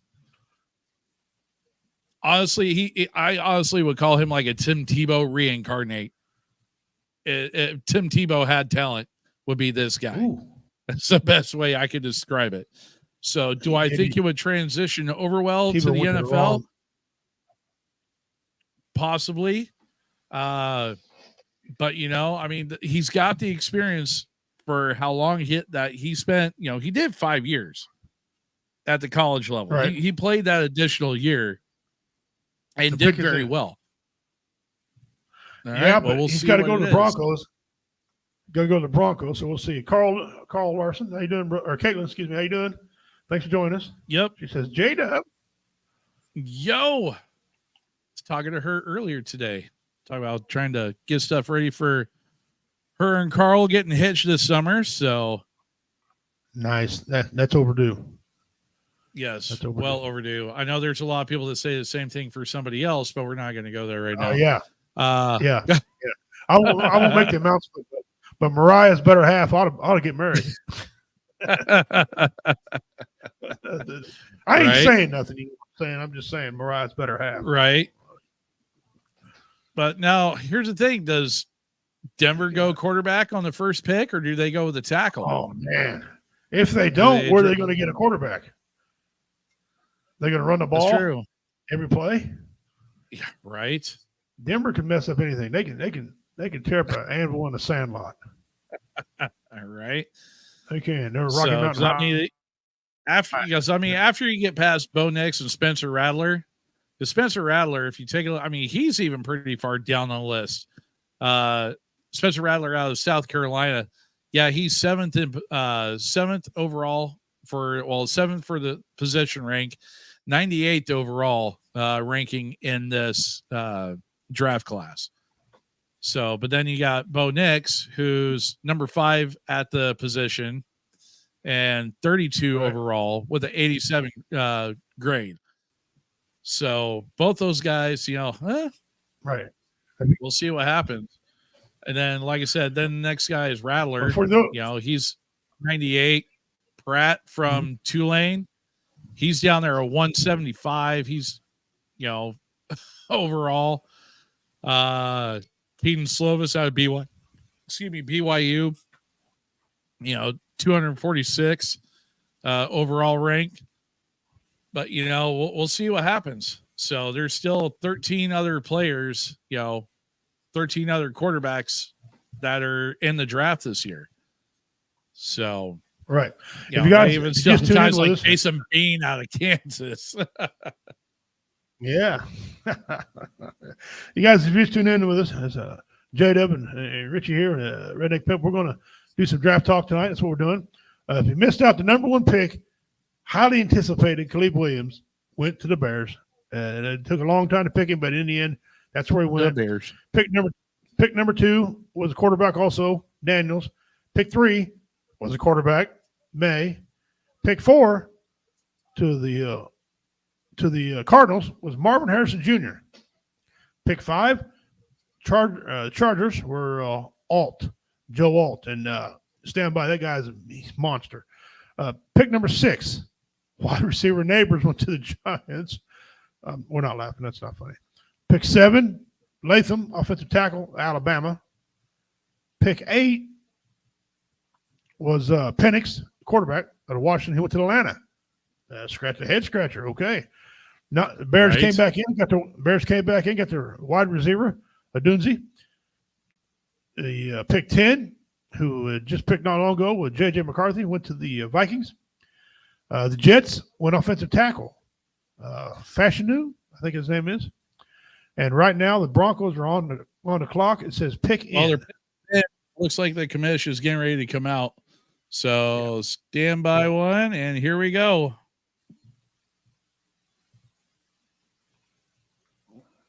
Okay.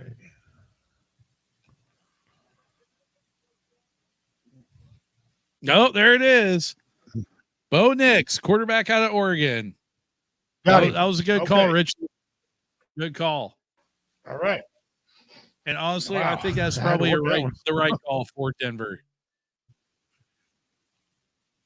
Yeah, it is. I mean, who do they got? So, Bo Nix, guys, is 6'2", 214, out of J-Dub State of Oregon. His overall rank was 32. His grade was 87. Position rank was number 5. But a lot of times these numbers, guys, are based on the college you went to. Don't be fooled by any of them. Okay, so now the Raiders are on the clock. Here we go. They need a quarterback, a cornerback, a tackle, a guard, a running back, pretty much all offense and one piece of defense. They had a turnover last year. They got rid of their coach. Wasn't even mid-season. Heck, it was like 5 games in, I think it was. They got rid of the coach. The defensive linebacker took over, and they've been playing good ball. They made some changes too. They lost the probably arguably their greatest running back ever, besides Bo Jackson, to wear a uniform. Okay, he went out to Green Bay, so Green Bay's going to benefit great from him. They're weak on defense, weak on offense. What are they going to do? I don't know. It says their best fit is Mitchell, the cornerback to them. You know what? Yeah, I think so. Their next pick is round 2, pick 12. I mean, you just ran off a list of quarterbacks, and they're getting pretty thin. Okay, and pretty thin. Pretty thin. Yeah, pretty thin on the ones that can step right in and start right away. Those quarterbacks, I think, are about gone. If they are, probably gone already. So, I don't know. Let's just see who they go. You still got Bo Nix is gone, so you do not have Bo Nix no more. If they want to go wide receiver, this would be a good time to start going wide receiver. There's a bunch of them, or they got Adams out there. They don't need a whole lot more world beaters, although it'd be nice to have them. But they got a money situation out there, guys. So they had a firestorm of people that left. So Raiders got to get some things in order, and it starts right here with this draft. Why not? Why not take a cornerback? Why not? I don't know. Yeah. Well, who do they have? They need a quarterback and a cornerback. Yeah, who do they have at quarterback right now? Well, last year they had that Aiden. What was his name? O'Donnell. What it was? He went to college. Max The same Crosby? Never mind. They got Gardner Minshew. No, he's defensive end. Yeah, he's good. Oh, Gardner Minshew? Oh, that's right. They're running Gardner Minshew. Yeah, that he did. Yeah, does Gardner Minshew scare anybody? No. Not really, no. No, he don't scare anybody. No. So basically what they got to do is compete with the other 3 teams before they get to Kansas City. We'll see. I don't. Gardner Minshew is not a threat to Kansas City at all in that division. He's not a threat to the Chargers at all because Chargers got a good quarterback. Denver, we'll see. We'll see.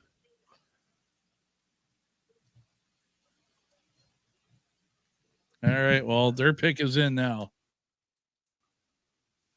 And by the way, their clock and our clock is different. They get 10 minutes, damn it. They get 10 minutes. Well, you need to have a veteran running this thing. Brock Bowers, tight end out of Georgia. Tight end. On his way to Las Vegas. Vegas. Even on their list of needs. That wasn't even on their list of needs. Okay. No. All right. No, it was not. Congratulations to you. Now, who are you going to throw to him? Right. I mean, Gardner Minshew, really? Okay. All right. Okay. Hey. Now we got the Saints on the clock. Okay. This team, I like this team. I have for a long time. I've been a fan of these guys forever. And they do not need very much offense. I mean, maybe a tackle and a wide receiver, but they should do some defense. Okay. They should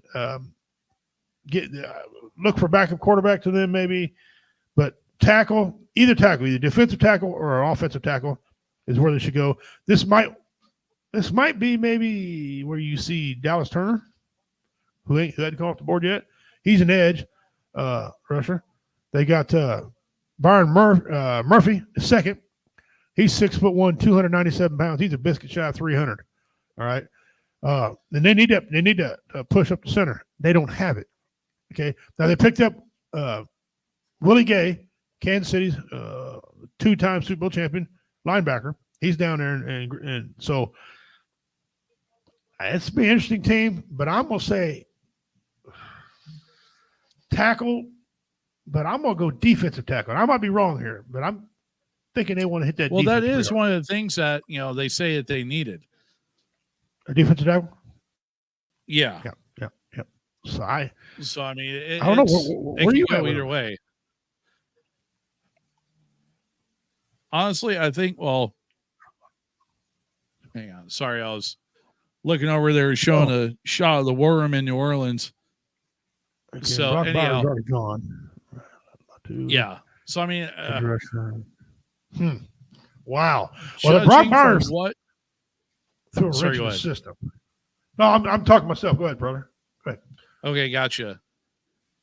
So I mean, what to address the issues that they got going on in New Orleans? I mean, the two things that they need are on the line. You have your offensive tackle, defensive tackle. You're going to need one of those two either way. And honestly, I think they're going to go for the defensive side of the ball in this one. Yeah. I think they But are. with how they go about it, I don't know if they go with Byron Murphy out of Texas, or they wind up going, or they could go freaking, And maybe they don't value defensive tackle like we do. Maybe they might go edge, and there's a bunch of great edge players. Oh yeah, because then you're looking at Turner, you're looking at Latu out of UCLA, right? You got Verse, Fatano out of Washington.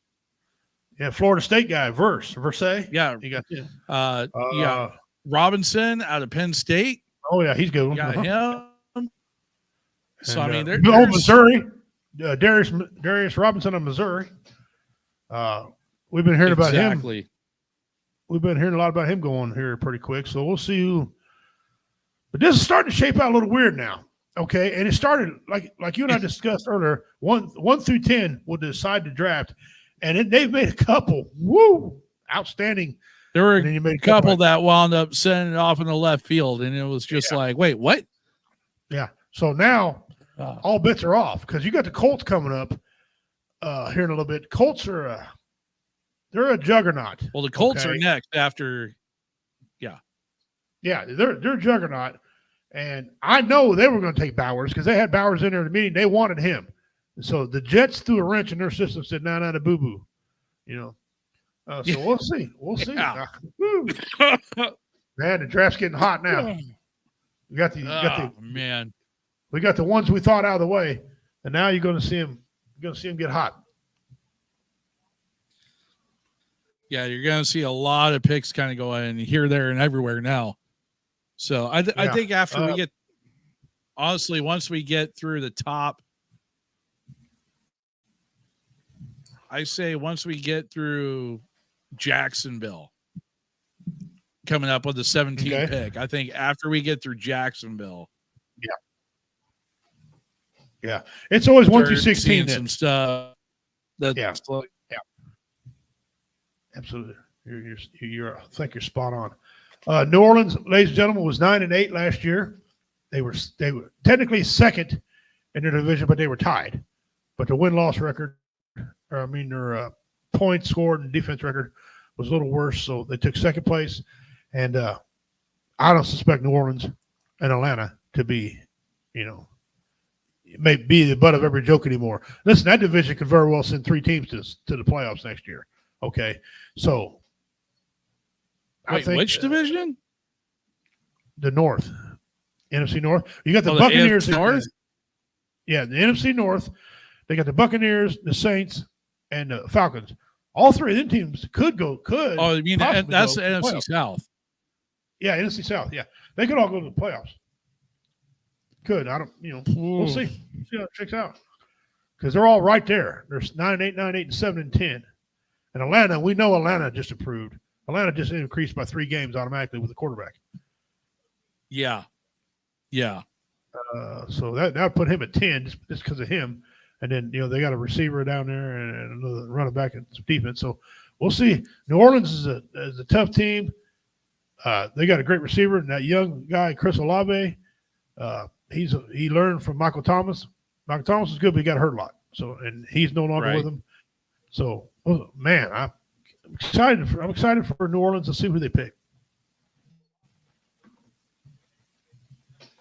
Well, pick is in finally. So now we just wait and see who they go with. So who do you thinking at this point there, Richie? Oh man, I'm gonna go defensive tackle. I'm not sure which one, but I think a defensive tackle.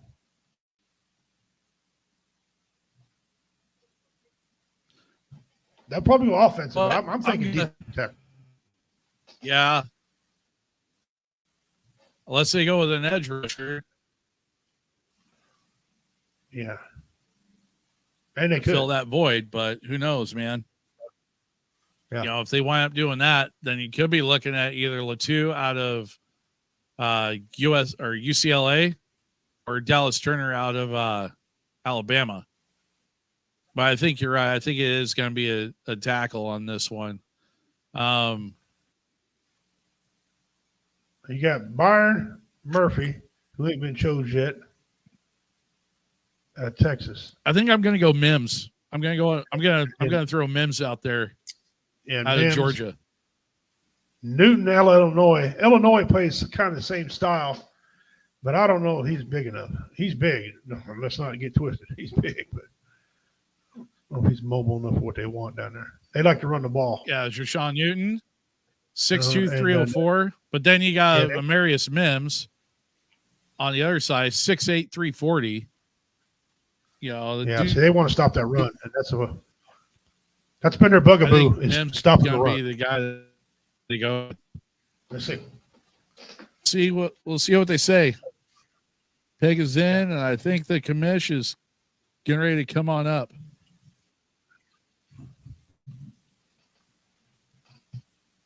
So let's see what they say. Yep, here comes the commission now. So, yeah. So I got Mims. Who are you going with again, Richie? A defensive tackle.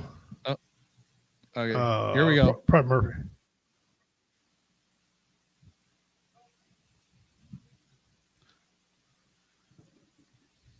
Oh, they went Talise Waga.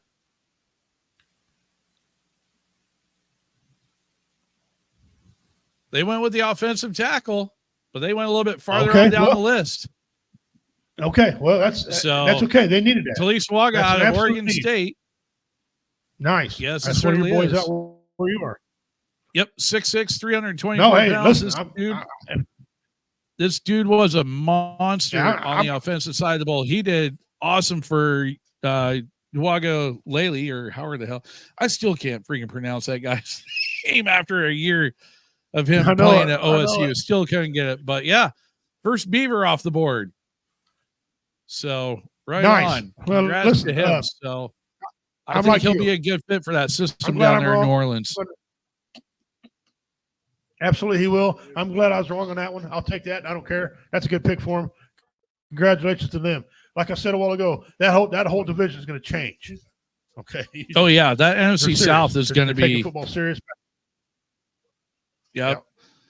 So, but this guy, he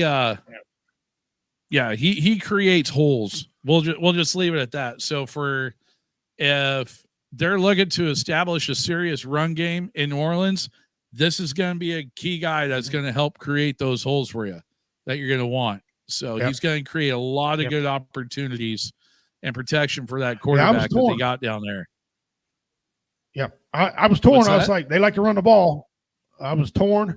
I knew they like to run the ball. I just didn't think they'd take him. And to be honest with you, I forgot all about that guy. That guy, he's a road grader. Okay, that man he'll open some holes. Congratulations. That pick caught me totally off guard. Absolutely. What a great pick. Yeah, I should have kept looking a little bit farther down on the list, man. Yeah, well, I mentioned him earlier in the show. In the show. You did. But yeah, I just God. Yeah. Wow. Okay. After we shake that off, the Colts are now on the clock. And they pick 14 in round 2. They got them down needing a tight end, a cornerback, a safety, a wide receiver, and an edge. Could this be where Mitchell goes? The cornerback, the cornerback right now. Could this be where Mitchell goes? I don't know. Poor Turner from Alabama. I got to talk about this gentleman here. He's still the best pick available, and he's still the best pick available. He's been here for a long time now. He will go. Yeah. But, he starts getting later rounds, guys, getting in these championship teams. They don't want to squander an opportunity to get a guy like this that can play. Okay. But, hey, they didn't ask us for our opinion, so whatever. Right. Or else we'd be there. But, I was an excellent pick. Man, I can't believe that pick. You know what? That's right. Go ahead. I take a look at what we got going on here. Mm-hmm. I don't think Turner's going to go number 15. I bet you he winds up in Seattle. Well, that really benefits what Seattle's needing. It'd really benefit your Seahawks tremendously. Yes, it certainly would. I actually would be all right with that pick. I got them down here needing a guard, an edge, cornerback, a safety, and a center. Yeah. Well, why not? So here's where your boy Brock should have gone right here. Yeah. That's the top need for Indianapolis is a tight end. And Well, yeah, and I think they don't wanted see- him. And I'm going to find out why they didn't make a trade for him. They probably didn't think the Raiders were going to take him. They probably thought they could sit right here and scoop him up. Hey, that's the draft, guys. That's the draft. You want your guy, you better go get him. Because he was in there. He was in Indianapolis. They wanted him. They put out. So right now, the top tight end. Yeah. Right now, your top tight end right now is Jatavion Sanders out of Texas. Texas. And after him is Cade Stover out of Ohio State. Stover ain't bad. So, and Sanders Texas isn't, Stover ain't bad at all. No, they're going to be. There are going to be a lot of teams that regret they didn't pick his end. That's it. No, excuse me, on the clock, retard. Learn how to read. I was just saying. Next, you got the Seattle Seahawks. Yeah, you got Seattle Seahawks. You got the Jacksonville Jaguars, and then you got and Cincinnati Bengals.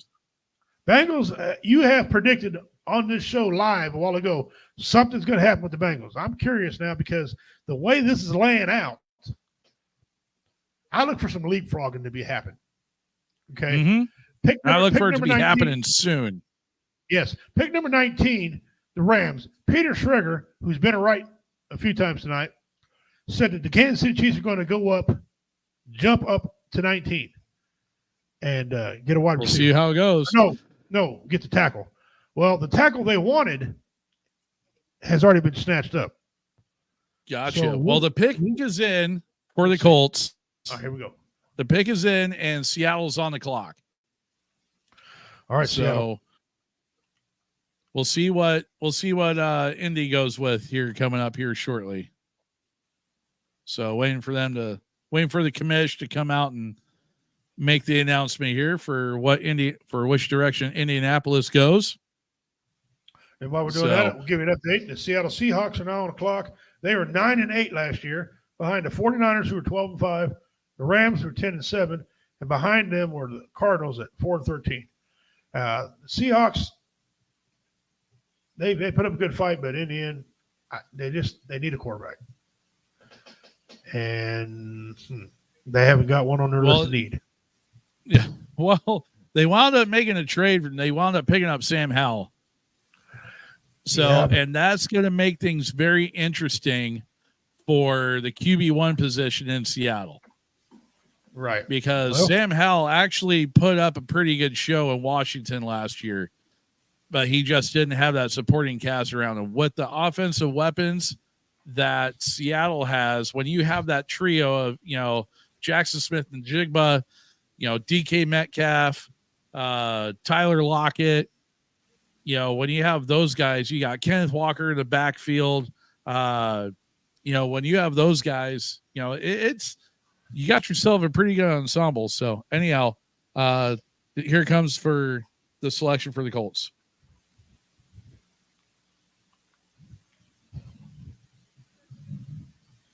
They went with Laiatu Latu out of UCLA. They went with the edge rusher. Oh, okay. I called edge. I just the wrong guy. There must be something wrong with Turner that no one's snatching him up. I need to figure out if his medicals, something wrong with his physical, maybe. Yeah, I don't know. Something. I don't know, because you've had a lot of teams that sure could have used that man, have passed him up already. I bet you he's back in the green room back there thinking, what in the hell? Right. So I don't know. But listen, hey, great pick. Great pick. Yeah, it's a good pickup. He was number 4 as far as best on the board. Right. So and they not needed bad. it.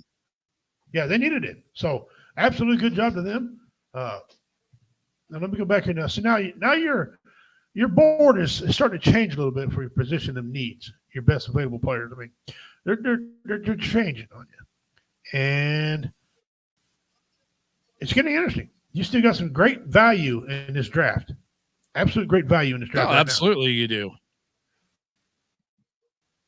And we're starting to see it now. These teams are picking now are some of your better teams. They're middle of the grade up to your playoff teams, like we showed earlier. These guys right here you start to see some good quality picks coming out of there and some shocking picks. I think I've been shocked 3 times, and I still don't know what the trade was for the Jets to switch positions. I've been trying to find out on here. I can't find anything about that pick. So as soon as I figure it out, I'll let you all know if I can figure it out. But all I know is it looks like they lost the second-round pick. They don't have one, the Jets. So anyway, I don't know about that trade, but yeah. No, hey, you guys got a good dude. You're gonna where are you thinking Seattle's going to go? Well, I mean, if the trend continues, so we're looking at a guard, edge rush, cornerback, safety, and center. So Seattle's looking at beefing up their line. With a lot of the moves that they've done, particularly with letting go of guys like Quandre Diggs and those guys, Mike McCarthy's doing he's got his guys doing a complete overhaul of the defensive line. So, I mean, I really, really, really want to know what is going on with Turner, why no one's picked him up yet. Yeah, I don't. But, but they could go cornerback. If they do, that's Terry and Arnold. You got Quinion Mitchell out of Toledo. You still have, who else they got? Fatanu, he guard out of Washington. You still have him. Jaden Verse, edge rusher out of Florida State. Right. Another guy, another thing that was needed is a center. And you have Graham Barton, who's at the top of the list. Overall, he's, and center Barton out of Duke. Graham Barton. Yeah. Yeah, he can switch. He can also play guard. So he'd be an excellent pick for somebody because he plays center and guard. That's a quality position. That wouldn't be a bad pick, honestly. No, that would be because a guy like that, those are when you got a versatile guy like that, they could shift him around from a tackle for or guard like you're talking about or a center, and he's done both. If I recall correctly, he's played both positions. Yes. Yes, that is you are most correct, sir. So we'll see how that goes. We'll see what happens. So the pick has not come in yet. Wow. Which is kind of surprising. So John Schneider's trying to work some sort of magic. I'm trying to think here. Their line, I mean, some of them sacks were Geno's fault. Some of them wasn't. Okay, that's just the way that works. Could he go guard? Could they go get that guard, that swing guard that we were just talking about? And then I think if they did that, I think on defense or offense when you're talking about with Geno, because Geno, his offensive guard. I think I think Graham Barton would be a good fit because he can, he's that versatile guy. Yeah, that can go either side. That's who I'd like to see. I'd like to see Graham Barton right now go to Seattle Seahawks because, like I said, not only can he play center, he can play guard, so he can kick out if there's an injury. He would fulfill 2 roles, I guess you could say. Yeah, you could put him on either side, and the pick is in. Oh, here we go. So they're still on commercial break right now, so it'll be a minute yet. I'd like to see Barton. I really would. So would I. No. I think that'd be the best bet. So I'm still trying to figure out what happened with the Jets here. Still trying to figure out that trade. Well, yeah, it's baffling me because I've seen it. You've seen it as well. Yeah. Why it just jumped like that? Kind of like, wait, what? Unless there, could have been, I don't know, maybe Russian interference. Maybe they want their guy. Russian collusion, I'm telling you. Yeah. We'll be all over the View tomorrow. All over the View of the draft. Right. You know what happened last night? Oh, shut up. soon as it drafts over, switches over to Russian state television, playing the freaking, showing a picture of the Kremlin and playing the Russian national anthem. And bragging, we were on, grown ass men show tonight or grown man sports tonight. We messed it up. Okay, whatever. Right, sure you did. Well done. Yeah. Thank you. Good. Now make your pick and be quiet. Let's move on. Take it easy. Take it easy, Vlad. Go take another shot of vodka. Yeah. Back off the shots. You had too many. Yeah. Whatever. Yeah, whatever. Yeah. Well, hey. Yep. So now it's just a matter of hurry up and wait at this point. Ain't like we never did that in our lives before. Yeah, I know, right? I mean, this is the right station for it. Mm-hmm. Mm-hmm. If you're used to hurry up and wait, you've come to the right place. Yes. Just we were in the military. Saying. We can educate you on hurry up to wait. I can wait with the best of them. What? Yeah. I'm really shocked that you hadn't seen a hit on these wide receivers. Okay. So many good wide receivers they got in this draft. There hadn't been a run on them at all. I'm shocked. Yeah, I'm surprised we didn't get a small run of them. I mean, because we've had what, 2 go? 3? Yeah. 1, 2. You had Marvin Harrison Jr., Neighbors, Dunze, and that was it. So yeah, only 3 of them. 3, yeah. And so that tells me there's a lot of teams that have a lot of other position of needs, like now position needs. Yep. So we'll see. That's the way it works. I remember that one year we were watching a draft and the team almost leapfrogged another one. They ran up, gave their pick in before because the other team was taking too long, so they ran up, turned their pick in. Okay. Oh yeah. I think that was what, not last year, but the year before. Yeah, it was within the last 5 drafts. I remember.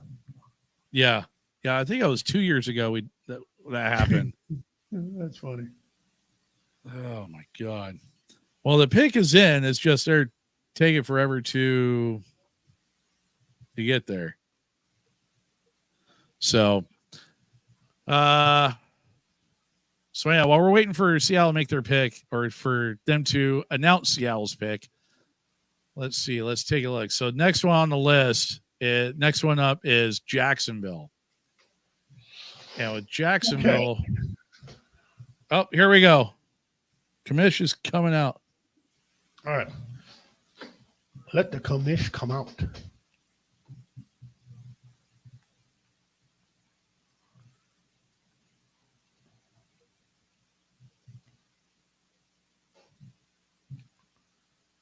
Well, never mind. They're doing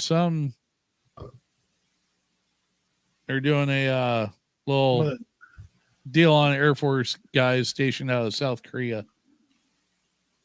Oh, well, it won't be long. Okay, so after those guys, Jacksonville Jaguars should technically be on the clock according to time restraints. And Jacksonville Jaguars fell short of the playoffs. They were a playoff team a couple years in a row, then fell short last year. Okay, they imploded, I'd say 3/4 of the way through the season. They just fell apart. Okay, lost the lead ahead. All right, here comes the commission now. Oh, go ahead.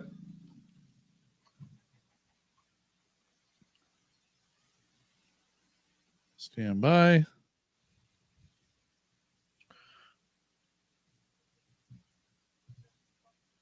Oh, take Barton. Right, that's what we're crossing fingers for.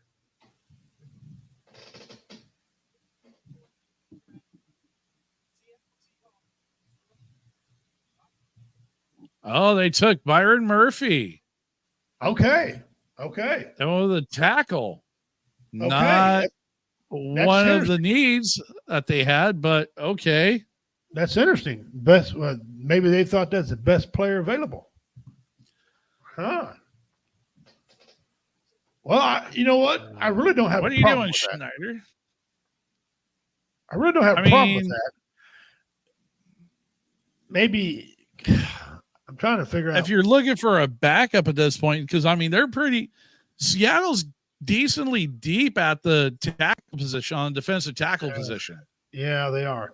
I'm wondering maybe they didn't take him and maybe they're going to turn him into a big guard. You know, that's a question. That's a questionable one. That's my first real questionable team call right there. That's my first real questionable one because I don't know. Well, right now you have. Where'd it go? To me, Barton should have been hands down right there. But that's good for Barton. I mean, at least he's on there, and somebody's going to try to get him. Right. I don't know about that one. Yeah, I'm. So I'm trying to look. I'm looking up their depth chart right now. Okay, well, I was trying to get to defensive tackle position,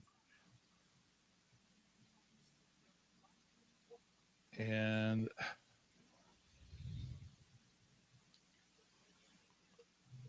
not really showing. I can't. It just won't give me. Well, anyway, guys, that's one of the picks where, you know, in every draft we were talking about before the draft, every year they got a pick where you're like, you don't understand why? Well, there you go. Yeah. This is just a pick right here. Why? Not saying that the guy ain't good and won't work out. Don't get us wrong. That's not what we're saying. It's just every team has position. Yeah, needs. And you know what? Maybe by the end of the year, the Vikings are on a. Maybe by the end of the year they'll say, "Hey, looky here, this is a good pick by us." Okay, how'd the Vikings get back in? What happened? Their next pick They is traded. Round 4 pick. Yes, they did. Here's another trade. They traded up. Vikings. And Jacksonville traded down to the 23rd pick. Okay, they went down. So, all right, hang on. They traded the Jets a while ago. Minnesota's.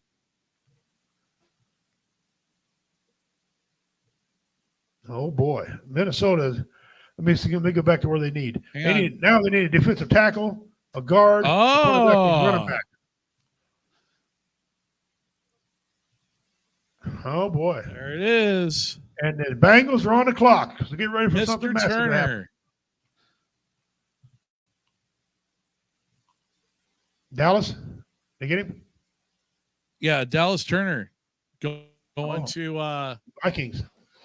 Is now going from Alabama is going to Minnesota. So okay, that's there a you good go. pickup for Minnesota. That absolutely was. He should have went earlier. And now I knew somebody, if he hung around, they were going to jump up to get him. That's an outstanding pick by Minnesota.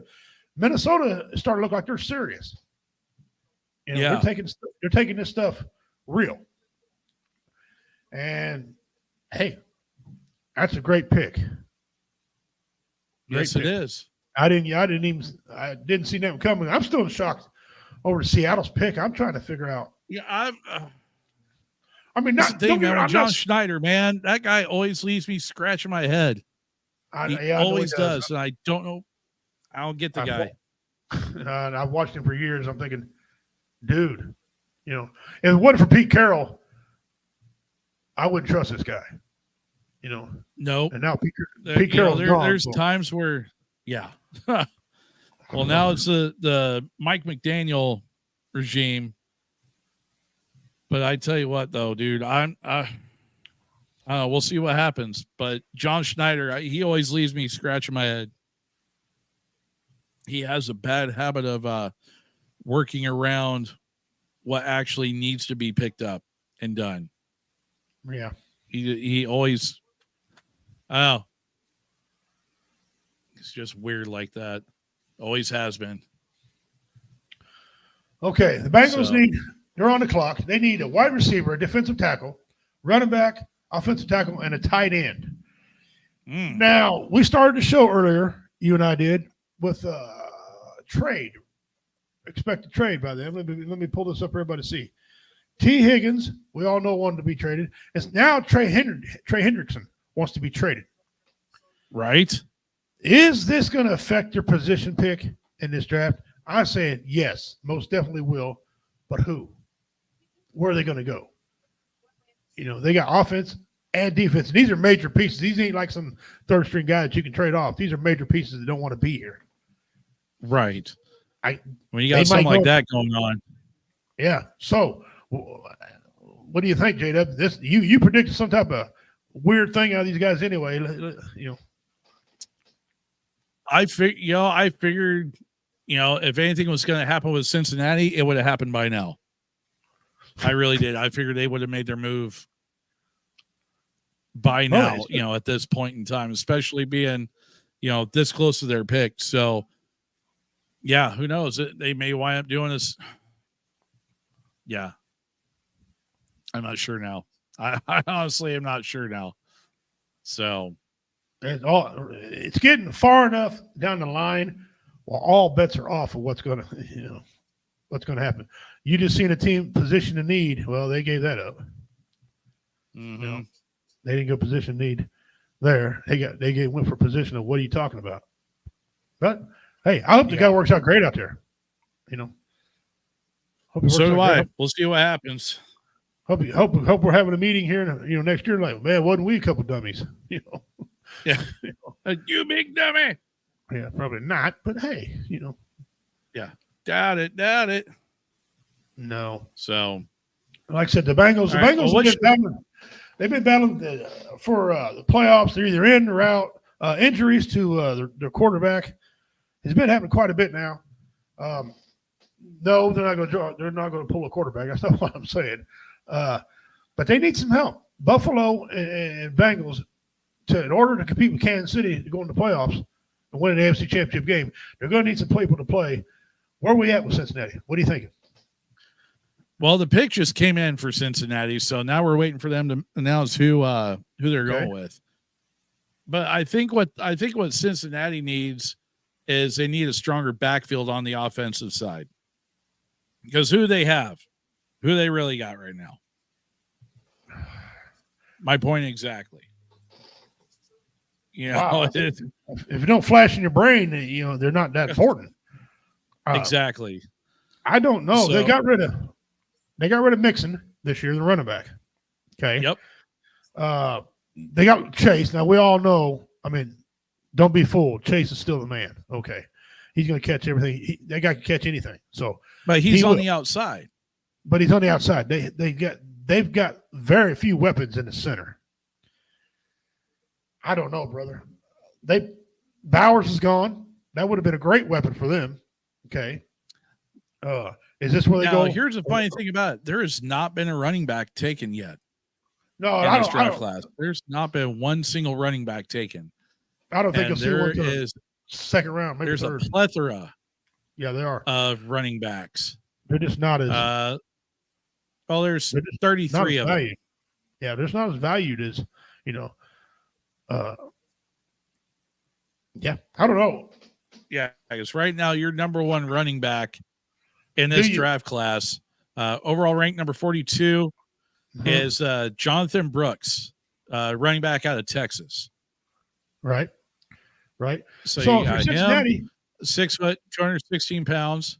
You got Trey Benson out of Florida State.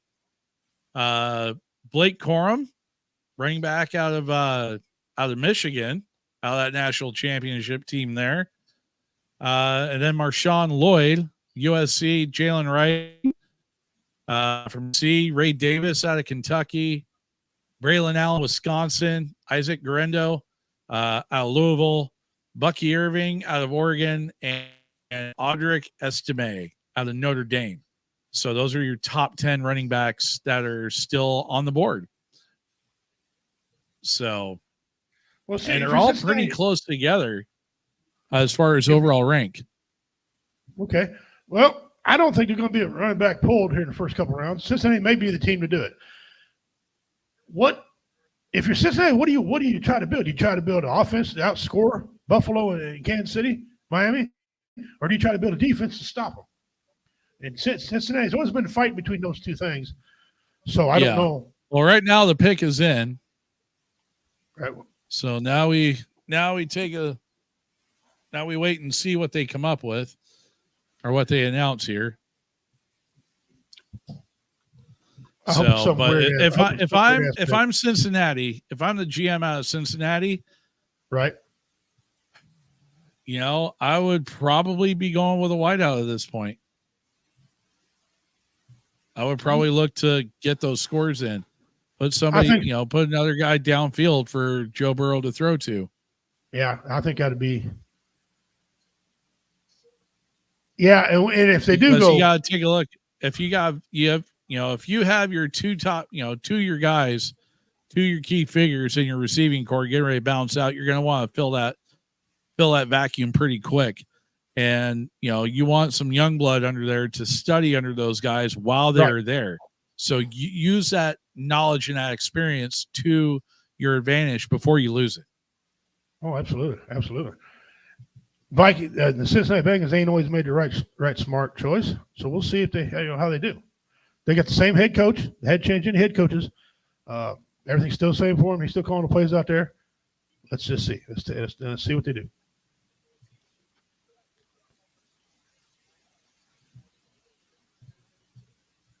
And after that, is coming out.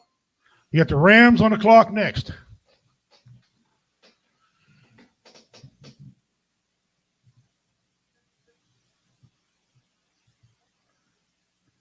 Marius Mims out of Alabama. Okay. Yeah, looks like PFF's getting it before we are. They're getting ahead of the game on us now. Okay. Well, Mr. Mims, they need a tackle. Now, are they gonna put him on the left because they got Brown, or are they gonna put him on the right?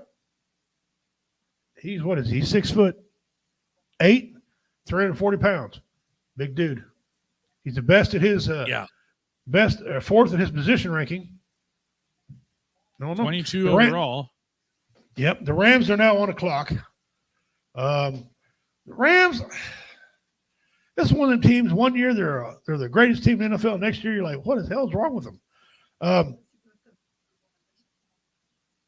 They can use a cornerback, edge, tackle, offensive tackle, defensive tackle, and a quarterback. Okay, that means Matthew Stafford is getting long in the tooth. Okay, but let's take a look at it. They say best fit for him would be edge rusher, Versay. They got down Versay. Okay. Or could they trade? Now, remember, Peter Schrager was talking about trading with the Chiefs. We'll see if that happens. Right. Well, here's another thing, too. You also got a big hole left behind by Aaron Donald, who just retired, too. Monster hole. Yes. Yeah. And, they got that as their fourth position of need. I got news for you. That's probably my second, or maybe even first. Replacing for the quarterback, or for replacing Aaron Donald. Yeah, replacing Aaron Donald. Yeah, that would. I'd put that up there pretty high if you want my opinion. Yeah, there's only one player who I wish I had, on my team besides Chris Jones, and that's Aaron Donald. All right, so let's just Well, they still got Jershawn Newton over there out of Illinois. Yeah. Oh, so he's up there on the board. He's number 2 at the defensive tackle position. Right. So you got him. You got Braden Fisk out of Florida State. You got him. If you're looking at your edge rushers, you got Jared Verse coming out of Florida State. I think anybody who goes in there on the defensive tackle spot or defensive end are going to have to, hold up or they're going to always be compared to Aaron Donald. It's not fair to him. At least for quite some time. Yeah. And it's not fair to him, but that's just the way it works. Yep, exactly. So we shall see what happens here. Well, we're still waiting. Yep, we're waiting for the pick to come in on this one. But if they go with a corner, I don't foresee that as being a super high need right now at this point. I mean, it is something they're going to need to address, but it's not as up there as what was, what they're making it out to be. You got Quinion Mitchell out of Toledo. Right. He's still on the board. He's a top cornerback still out there, which is kind of surprising, really. You got only knock on him. He's a tall cornerback. That's the only knock on him. A lot of teams like him shorter. He's only 6 foot. 6 foot. But a lot of yours are 5'10", 5'11", cornerbacks. He's 6 foot. And that means to me, I ain't got no problem with that. I mean, he's got a 92 grade. He's the best at his position. Yeah. And if you got a guy that's that tall, he's got the wingspan and keep those, keep those hands out in front of the receiver. Like he's got wingspan of a pterodactyl. Yeah. That's what I'm saying, man. So, yeah. And he had the second fastest 40 yarder at the combine of 4:33. Dude, that's wheels for a kid, man. Yeah. I take back what I said. That's right. He did have the second. He's a very fast cornerback. If they don't get him, one of them other Super Bowl contenders will. And you don't want to make the rich get richer. Per se. Exactly. Well, the pick is in. The Rams have made their pick. Now we're just waiting for commission to come out and announce who it is. All right. The Rams are on the clock. The Pittsburgh Steelers. Words are difficult. It's on the clock. Right. And you got, I'm telling you something. These computers are ruination of all man. The Steelers were 10-7 in an AFC North division that was competitive. That was very competitive. Okay. So they're going to be 10-7. According to stats, you don't see much, but if you start looking at their defensive ranking, the points allowed, they allowed 324 points. Okay. They only scored 304. So they need to tweak the defense, and they need to raise that offense. The Pittsburgh Steelers. Oh, yeah. So we'll see. They got team right now. They got wide receiver, cornerback, defensive tackle, and offensive line.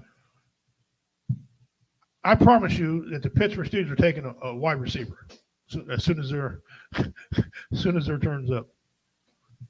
Right. We're still waiting, guys. Or they try to address that hole that's in the middle. That center. Yeah. That probably work. Seems how they now have that that new duo out there in Pittsburgh. So Kamish is walking out onto the stage, getting ready to announce the Rams pick. So stand by. Yeah, stand by. We'll get with the Pittsburgh Steelers in a second. Switch over here. We got Jared Verse from Florida, edge rusher from Florida State. Okay. All right. Rams. I don't have a problem with that at all. To me, that's a very value pick for them and a very good pick. It fills a position of need and it's value. Good job. I got no problem with that. Yep. I think that's a good pick for those guys. I really do. Do I believe that he's next Aaron Donald? Slow down. Yeah, no. Probably not. No. However, I do believe it's going to fill a pretty big void. Absolutely. That gets left behind by him. So Absolutely. We'll see how it goes. Okay.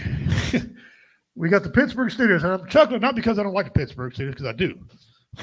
But they traded for a couple quarterbacks. And my uncle always said, if you got two, you ain't got one. All right. If you try to get 3 or 4 to make one, you just got none. Okay. And I think that's what's going on here. My ex-father-in-law had a saying, one dog, you got a dog. 2 dogs, you got half a dog. 3 dogs, you got shit. All over. Everywhere. Yeah. Yes. And I'm pretty sure the same applies to quarterbacks. I'm just saying. So ones they got. So let's just take a look here a second. They need a wide receiver, cornerback, defensive tackle. They're going wide receiver, even though they say the best available player is Mitchell, and they say they're going to take Graham Barton. Graham Barton. Okay, all right. I wouldn't be upset if he went there. I think that would work out pretty well. I do. I wouldn't be pissed. I wouldn't be mad about that either, because he's a good center, and like I said, he can also kick out the guard, so that's very valuable. He got a 91 grade. Says he was best at his position. So that'll tell you something about him. And also he's going against whoever the next receiver wise. So let's just. Well, your next best wideout right now, that's still on the board, is Brian Thomas Jr. out of LSU. So position rank number 4 in the draft. He is overall 24th. Led FBS in receiving touchdowns to 17 this last year. Former high school basketball star with wide catching radius, excellent body control. Expect him to come down with 50-50 balls and win one-on-one matchups in the red zone. He ran the second fastest combine. Yeah, we were just talking about his speed out there. Well, Right. he tied with that corner that we were talking about earlier. Mitchell. Yes. Yep. Tied with Mitchell at 4:33. So that's scooting. And for a wideout, yeah, that's moving. Well, the pick is in for Pittsburgh. And of course, they go to commercial break before making the announcement. So we will see what happens there. That kills me, that they do that. Go to a commercial break. Thank you, whoever did that on ESPN. We sure do appreciate it very much. Yeah, right. Freaking killing me, Smalls. Which is okay. Guys, we're having a good time here. Me and J-Dub and I, we're doing the first round of draft. We will not be doing any more this first round. So if you show up tomorrow looking for us, you're going to be lonely because we're not going to be here. Yeah. Okay. We got things to do, but it's been pretty fun. We've had some scratch our head moments. We predicted that beforehand. Wasn't quite the teams we thought, but we still got a couple. The Jets, Minnesota, them guys are all not letting us down. Doing the good picks. We knew that Williams was going to go to Chicago. He did. Of course, if you picked anything other than that, you're a little bit crazy. But he did. Washington, they got him a quarterback. 3 quarterbacks went in a row again. That had happened for a couple of years. I know. So Yeah, it's been a while. yeah. So we'll see what goes on here. I'm excited to see when you get the last 3 picks of tonight. The last 3 teams, them guys are all deep playoff Super Bowl running teams. Curious to see, if they trade in, they trade out, or what happens. And that's going to be interesting to do right now. Seattle, I'm kind of shocked. If you want to know the truth, I'm not sure. All right. So last time, this is actually the 4th time in the draft common era that this has happened. Okay. Here's a good mystery box question for you. All right. When, or how many times, or did I already say how many times? No. Go ahead. How many times? Yeah. How many times have you had quarterbacks go 1, 2, 3 in the first round of the NFL draft?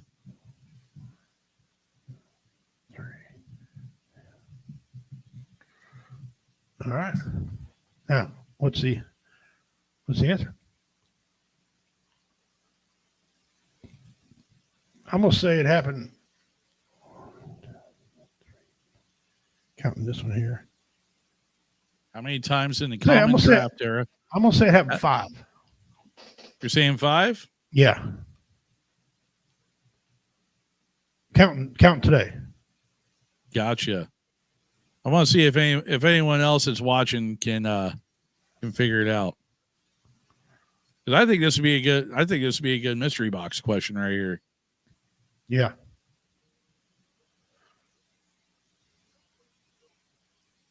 So, and again, Steelers pick is in, and they're coming back from commercial. All right, here we go. So here in a little bit, I'll drop the answer here. All right. I will write it down and utilize it.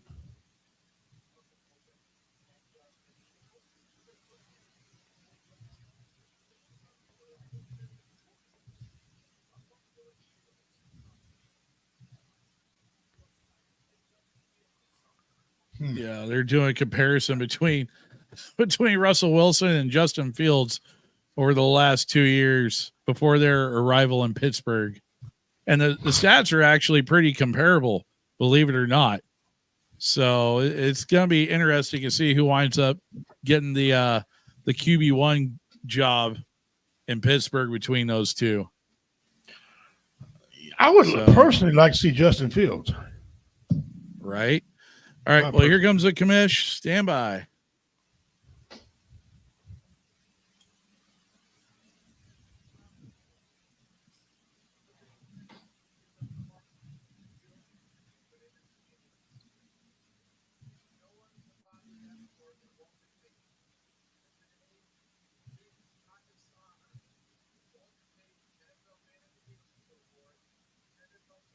Huh.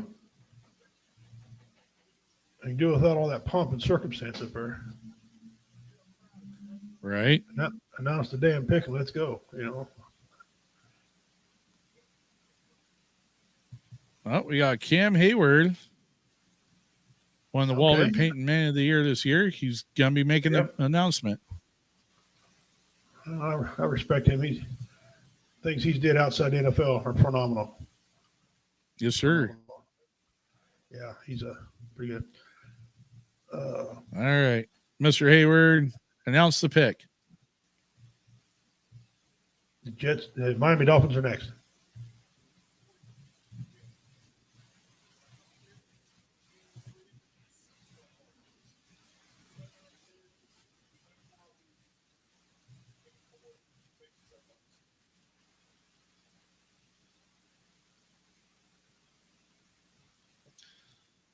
And now,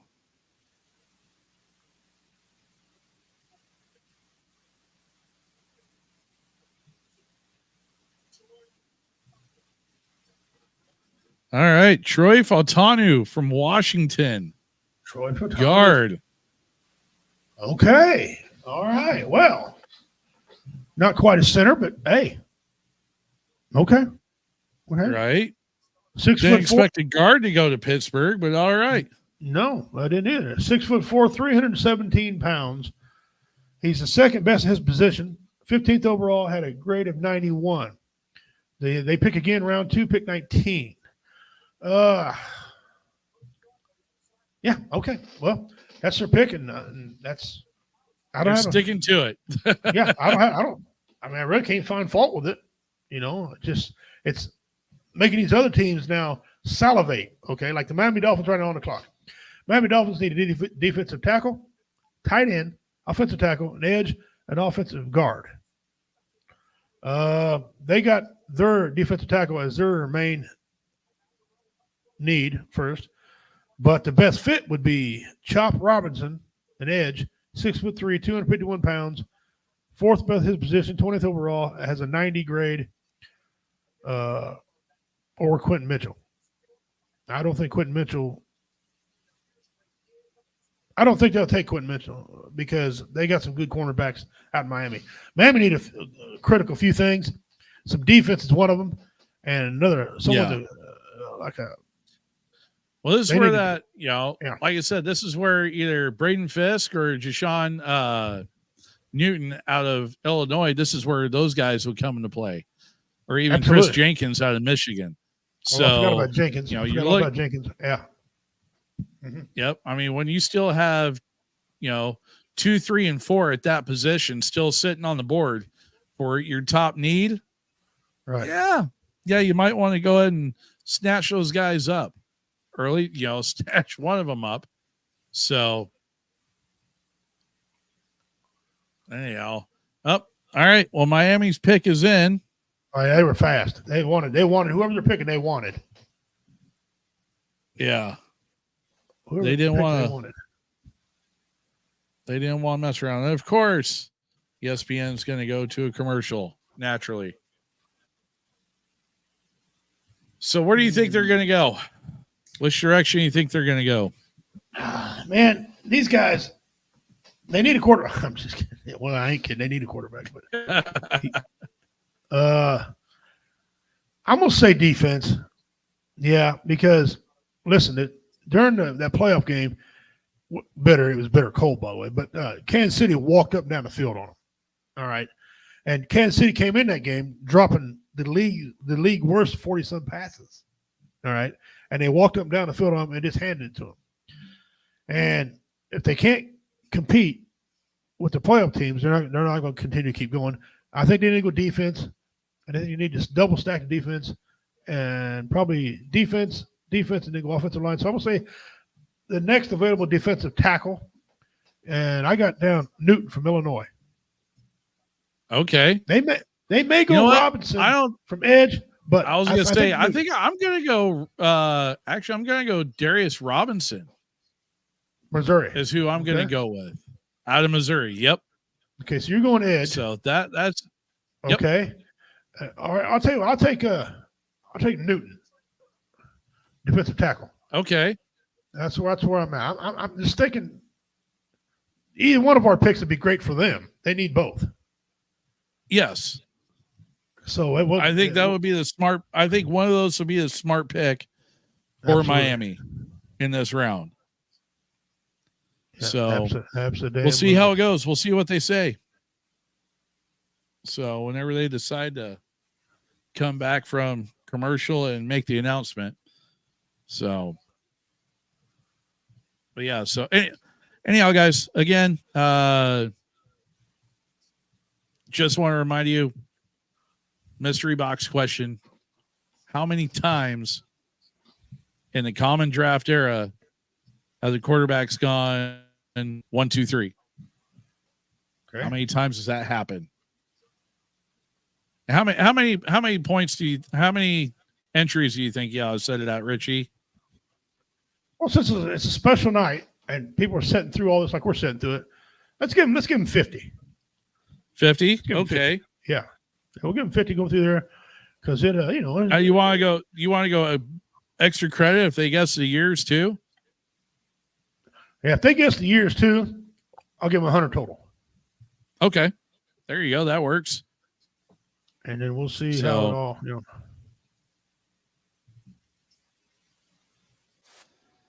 Yep. So, like I said, just waiting to see what Miami comes up with. So, looks like they're coming back. Who we got next break? On the? Yeah, they're coming out of commercial finally. The Eagles. The Eagles are next. Oh boy. Yeah. That's gonna be that's an interesting mess they got going on.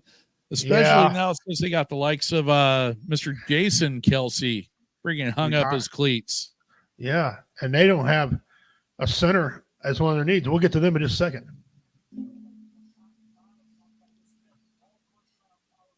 Waiting on them guys to come out, ladies and gentlemen. I think, you know what? Now I think about it, I think that would be an excellent spot for Barton. I was just thinking the same thing. Yeah. Barton would be an excellent spot. And he got a lot of great. Really will be an excellent spot for Barton. He would fit right into that line. Yeah, and that's a great place for him to learn. They got a great, that's a great team out there, great place for him to learn. I think that would definitely be a good one right there. And that addresses a huge need that they got too. So, all right. Okay, come on. Let's feel like I'm on bringing Monty Python Holy Grail. Get on with it. Get on with it. Bring got the crowd in the background. Get on with it. All right, the pick is in.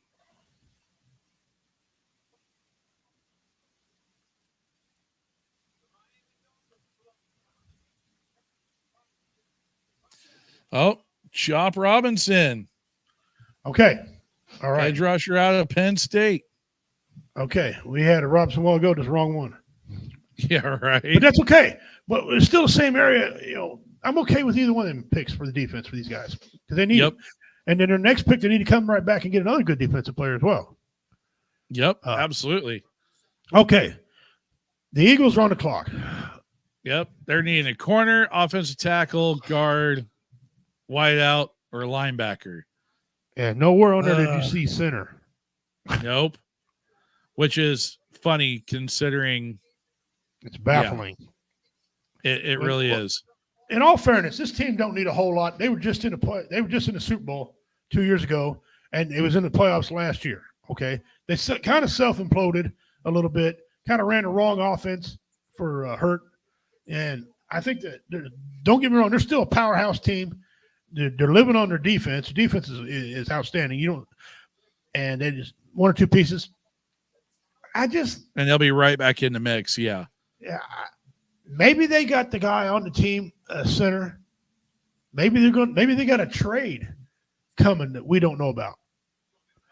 But I don't think they're one of them teams where you don't have to worry about them. They're going to be fine, whatever they do. But they have got to figure out they need to move that ball, they need to defend it a little better. Okay. And they fell apart. Now they got two great, what are they? AJ Brown and who's that other guy? Forget his name. I apologize. He's a good wide receiver. He's young. They don't need much on offense. No, they don't. I think Quentin Mitchell falls right here. Yeah, this is kind of what I'm thinking too. I think this is where Quentin Mitchell freaking comes into play. This is where he finally gets picked up. If he does, that's rich getting richer type thing. Yeah, exactly. But it addresses an area what they're looking at, what they're needing. So, yeah, we'll see what happens. I still think, God, what's his name? Sorry. Graham Barton. I still think this would be a great place for Barton to land. Grant, yeah, he's tagged as a center, but like we said earlier, he's a swing center. He could go, switch over to the guard position quite easily. So, because he's played both. So I really think this would be an excellent opportunity for him. And I think it would be an excellent opportunity for Philadelphia to fill that, or to at least work on filling that void left behind by the leaving of Jason Kelce. Right. So, right. And it looks like they're on the phone right now, the war room there at Philly. So I'm guessing the pick is going to be coming anytime here. So we shall see what happens. Yeah. So standing by to stand by. A lot of these teams, there's such thing as called the Super Bowl curse. Okay. It is a real thing. Not to Kansas City so much, but because they're an anomaly. You got a 15-year anomaly. But go back and look. Every time a team has lost the Super Bowl, with the exception of Kansas City, they didn't get back to next year. And I think that's what happened to the Eagles. I think they got to the Super Bowl, they lost. The loser doesn't get back to the Super Bowl. That trend is rare for them to do that. And it's happened a lot. That happens. It's called a Super Bowl curse. Okay. Yep. Well, the pick is in. I think they're going to. So now we're waiting. I think they're going to be world beaters. Good. I think they're going to be good again.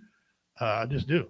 The Eagles are always going to be up there when they got Jalen Hurts and they got that coaching staff. And so, I mean, they did lose an offensive coordinator, defensive coordinator too. And it takes time to recover from those things. Yeah.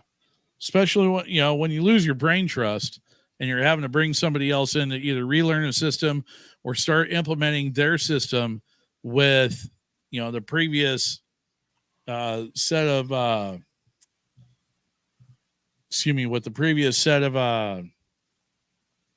players, right? It makes it difficult. It's difficult to do because you're trying to break those guys of the habits that was instilled from the last regime into the new one. And they're having to relearn a whole new system and everyone's feeling each other out. I mean, it's a process. It really is. So, like you said, with the exception of anomalies, like Kansas City and even New England in the previous decade, you're looking at it. It takes time.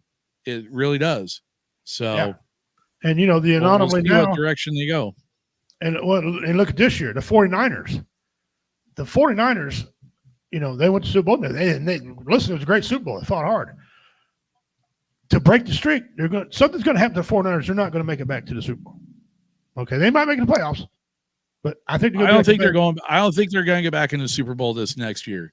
No, I honestly don't, because they've been making too many changes down there at Levi Stadium to be able to keep that train rolling. Now they've improved in some spots, but they've also lost quite a bit in some others. So it's going to be interesting to see what happens, see what they wind up doing. But I don't think I look for them to stay in the playoffs, make a good run, but I don't see them making it to the big one for another year or so. Right. I haven't made my total picks yet. I'll do it in July. I usually always pick them in July. And I've been right last bunch of times. Right. But I'm not sure I'm going to pick the 49ers. I don't know yet. Don't hold me to this, but it's either going to be, my pick's going to be Lions, Green Bay, or the Eagles. Because I think they're the only ones that come out of that, unless some other team gets lucky. And all right, here we go. Philly's making their pick.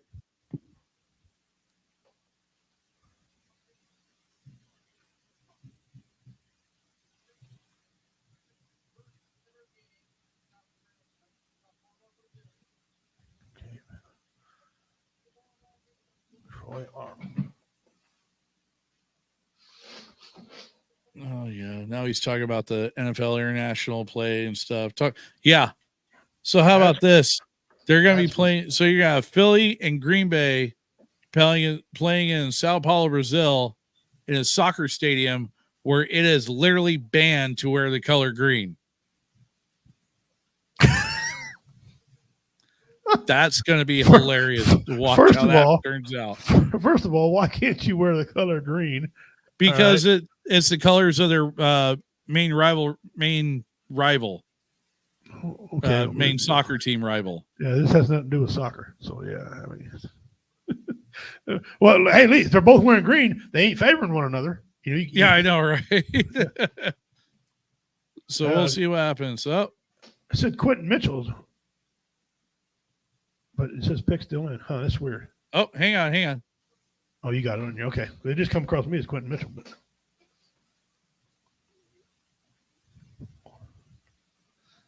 There he goes. Quentin Mitchell. Yep. There he went. Cornerback out of Toledo. Okay. That's all right. I don't have a problem with that. That was their main position of need. They got it. Sorry about everybody else. This kid's going to run down everybody. So, Yeah. You got some wheels on that guy.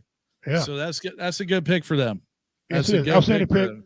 On the clock now is the Jacksonville Jaguars. If you think you heard their name a while ago, you did. They made a trade with the Vikings and they traded back. They moved down twice. Yeah, moved down twice. So now they need cornerback, wide receiver, defensive tackle, offensive tackle, and an edge. And they pick again in round 2, 16.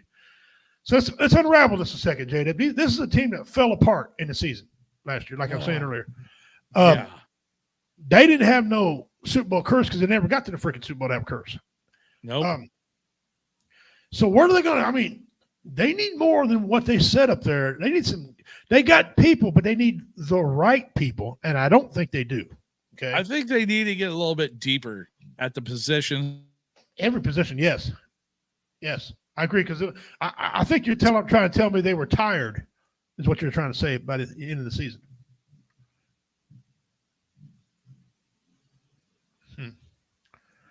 Cornerback, wide receiver, defensive tackle, and edge. All right, well, Mitchell's gone now, so get him out of the way because if they go cornerback, what do you think about Alabama? Whoop. I lost J-Dub. All right, well, let me go back over the right screen here.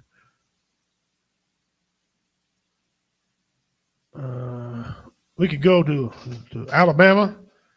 We could go maybe Iowa and to pick up Cooper DeJean.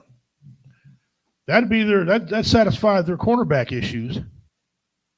But maybe they don't want to go there. Maybe they want to go wide receiver also. Oh, the pick is in. The pick is in. The pick is in, so we'll see that. But I'm thinking cornerback. Maybe the one from Alabama. What are you thinking? Okay. All right. Hang on. Let me bring this back up here. Yeah. Since sorry about that. I accidentally bumped a cord and it wound up killing my feed. Oh, that's okay. Hang on. I was trying to read ESPN. I didn't hear you. I went and said, "Oh, he's gone. He'll be back." Right. I just said, "Screw this. I'm out. I'm done." This night is taking way too long. Yeah. It is taking long, but I figured it would. God, this is definitely taking a while tonight. You know, so they took Quinion. Quinion's out. I think Arnold goes here. Terrion Arnold out of Alabama. I think he goes next. I do too. He's got to be. Well, he don't got to do anything, but I think he's up next. Or let me go over to the mother screen. I think the other one is either him or Thomas Jr. out of LSU, wide receiver. I think they're going to go one of two ways on us. You think they're pressing outside? Yeah, they do need. They absolutely do need receivers. Kirk is what they got. They got Kirk, and they had that one fast kid, but he's gone. Yep. You know what? You're probably right. LSU. What's it? Brian Thomas Jr. out of LSU. Yep. He's or they could go Xavier Leggett because remember, Doug Peterson's from the Andy Reid tree, and Andy Reid believes in fast receivers, and Xavier Leggett is fast, and so is Mitchell for that matter. So, yeah, I didn't think about it that way. That's a good point. Let's see if you're right. Wow, I was pinning them solely on the cornerback, but yeah, Yep, because they wound up signing Gabe Davis. Yeah, that's where he went. $39 million. Yes. So they picked him up on a 3-year gig, but they're going to want somebody opposite of him. So that's why I'm thinking, friggin' Thomas Jr. winds up, has a potentially could be going down to Jacksonville. So we'll see how it goes. We'll see what they say. So the pick is in.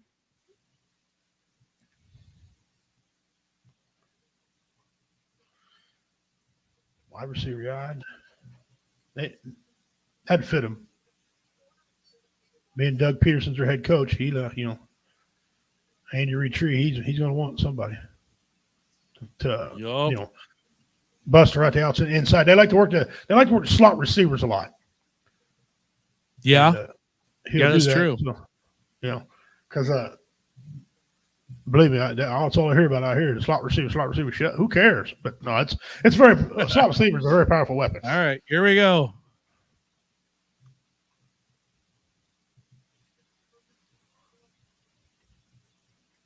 Oh, called that one. Brian Thomas Jr. There you go. Receiver from LSU. Nice. Going to Jacksonville. Nice. Yep. Called that one. You did. And I think that's correct. 6'3", 209 LSU, gentlemen. They have got themselves a weapon out there. If they can utilize him right, and I think they will. So, okay. Well, somebody get a hold of High Tech Redneck. Tell me. Yep, I was just thinking that too. I was like, quick, somebody call High Tech. The Cowboys are on the clock. This team, I've been trying to figure this team out for years. Okay, and as long as Jerry Jones been trying to figure out Dallas. That's right. And ever since Jerry Jones has taken this team over, whoa. Now let me see. They got down wide outs. They need tackles on both sides of the ball, running back in the center. Could we see our first running back took here? Don't think so. Don't think in the first round you'll see one. They got other needs. They need an offensive tackle bad, if I remember correctly. And yeah, anybody can use a wide receiver. But right. Offensive tackle. Who we got? We got Oklahoma. Guyton at Oklahoma. We got Arizona. We're looking at wideouts, right? Are you looking at wide receivers right now? Oh, I'm sorry. I meant to say Florida State. I was down on Florida State for. We got South Carolina. Ooh, Donnie Mitchell out of Texas. Yeah, he's a that's a quality pick right there. I wouldn't be surprised if somebody snatch him up real quick. Ladd McConkey out of Georgia. He's pretty good. 34 on the 40. This dude, this Donnie Mitchell ran 434. Yeah. That's hauling. 6'2", 205. Mm-hmm. That Xavier dude's- Worthy is fast. Yeah. He's Mitchell's. They need to go with Mitchell right there. I don't think Worthy. I don't want to see Worthy go in the first round. Worthy's a more of an early second round pick. Okay. Yeah, well, Worthy. I mean, I like to see him bulk up a little. Jesus. Oh, he can run. He's a fat. That dude. He has. Well, he ain't got no weight to him, man.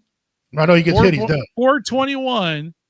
Yep. Bringing the fastest 40-yard dash in the combine since 2003. Mm-hmm. Dude. And that, yeah.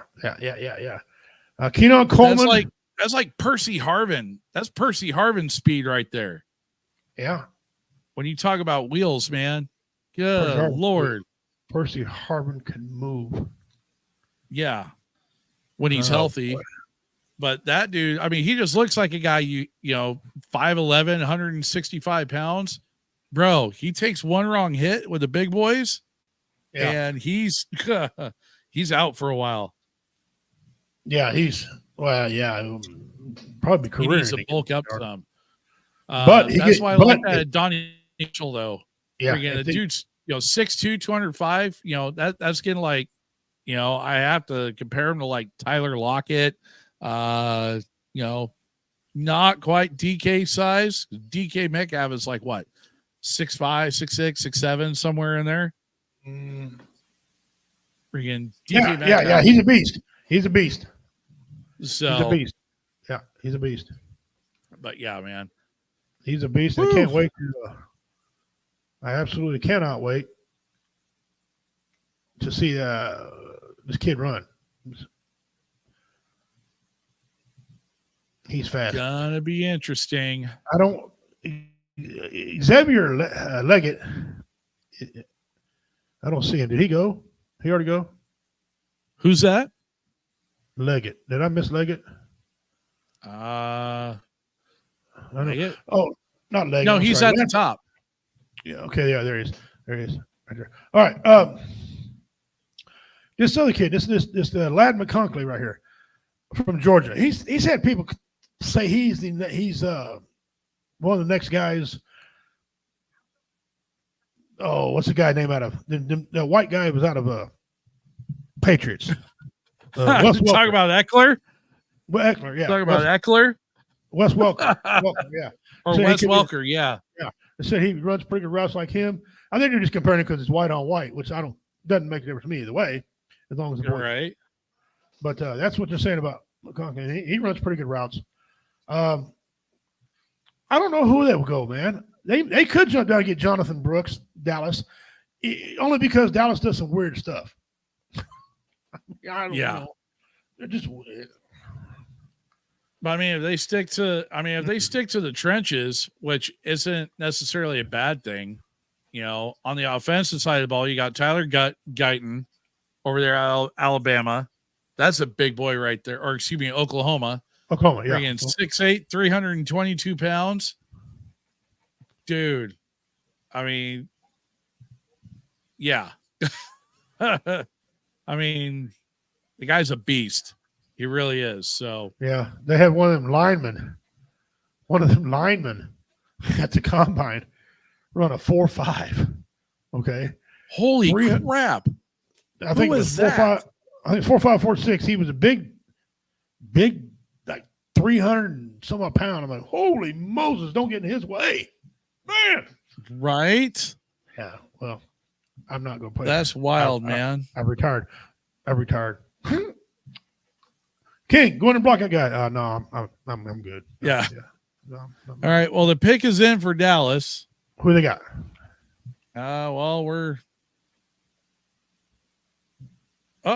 We got a trade pick. Oh boy. Dallas trades pick to Detroit. So now the Lions are on the clock. Whoa. They traded with the Lions. Okay. All right. So now Detroit, so here's the thing. Now that takes Dallas completely out of the first round. They're So done. this Yeah. now gives Detroit 2 picks in the first round. So they have this pick here at 24 and the 29th pick here in a little bit. Right. So, and it looks like Detroit's pick is in, and they're looking at an edge rusher, defensive tackle, safety, cornerback, a wideout. So let's see who they go with. So this is going to be interesting to see what happens here. Oh boy. Wasn't expecting. I don't know. They jumped up pretty fast, so let's see. I mean, they sent their pick in pretty quick. I wonder what Dallas. I want to go and see what Dallas got in their trade. Yeah, I was saying, take a look at that while we're waiting for this. They got a haul. That's what they got. So right now, best edge rusher on the docket right now is Mr. Darius Robinson out of Mizzou. Mm-hmm. So that's one of the needs that they're looking at. And he can play. Yep. You still have Jershawn Newton out of Illinois. He's still your number 2 in the draft, defensive tackle. Safety. I don't think there's been any safeties taken yet. Javon Bullard out of Georgia. So he's still on the board. And then you still have Terrion Arnold out of Alabama. And then for your wide receivers, you still have Legette, however you pronounce it. Legette. So we'll see what happens. Leggett. Leggett. Yeah, he's I've been studying him. The reason I've been studying him because that's who everybody picked Kansas City to pick. Okay. And then last 2 days they've been picking Kansas City to go offensive tackle. And I told them they ain't going offensive tackle. You can cancel all that because they're going to be a big run on them. And there was a big run on them. So anyway, that's why I know about Leggett. But I agree. I think man, what do they need? They fell a little bit short in the playoffs. Well, the pick is in. Why?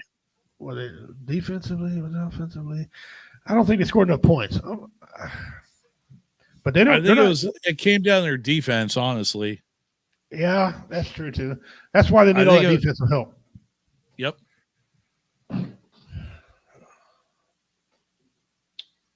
Corner. I think they need I need a corner.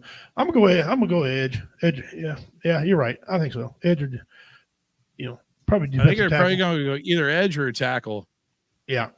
On defense. I think you're correct. I think you're going to stay on the defensive side of the ball on this one. Yeah, at least and that's smart. And that's smart. They do. They need to. This is your top guy, the guy you're going to pay the most. You want it right, okay? Xavier Leggett. They don't need him. That's not what they need. They need defensive help. So all right. Well, here we go. All right.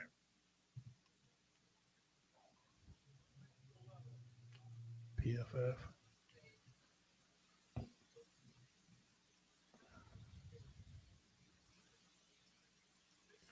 Oh, we're ahead of PFF this time. They just now said they're trading the pick. We're already past that. Now they're talking about. Now he's talking the flag football championship stuff for the high schoolers. Yeah, no, we don't. Yeah, it's not a thing. We don't care. I mean, it is a thing. It's a good thing. But yeah. Well, winding down, guys. We're getting ready to get to the end here. We're on pick number 24. And so we're going to be. All right, here we go. Counting down.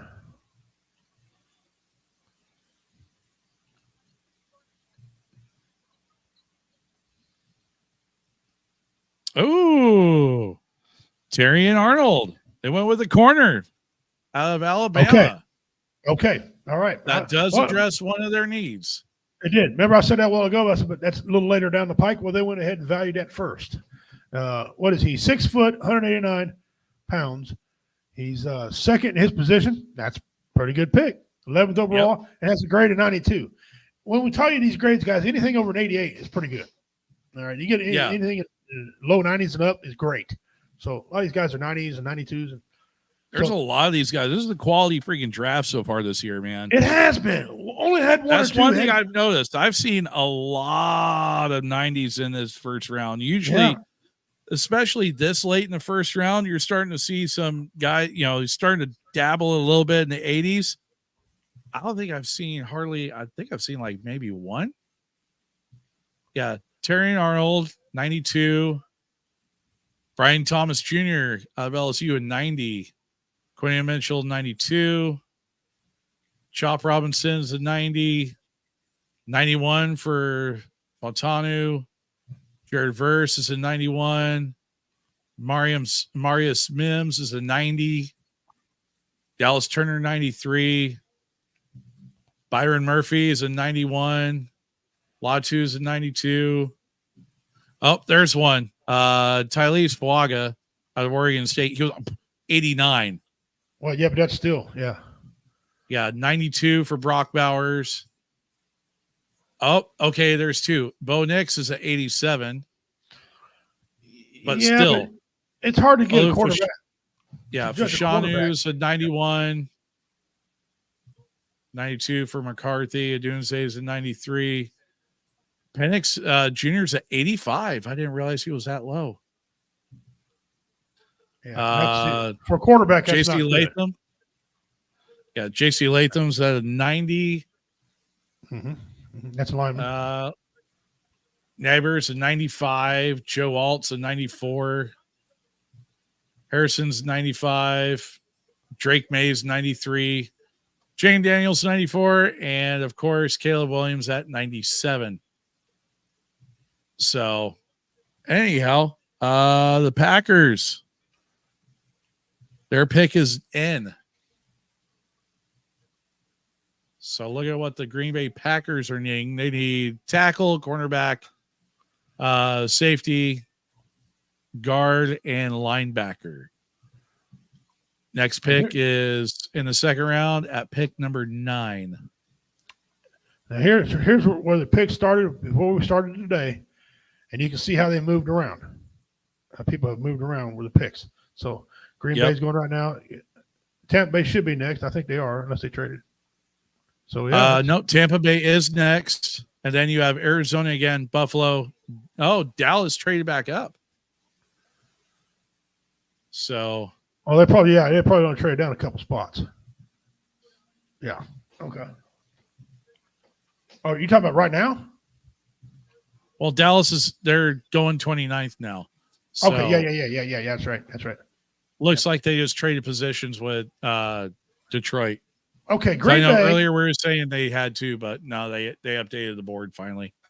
Okay, cool. Now, Green Bay Packers, I got a stake in this game. This is my second team besides Kansas City. And my wife loves this team. It's her team.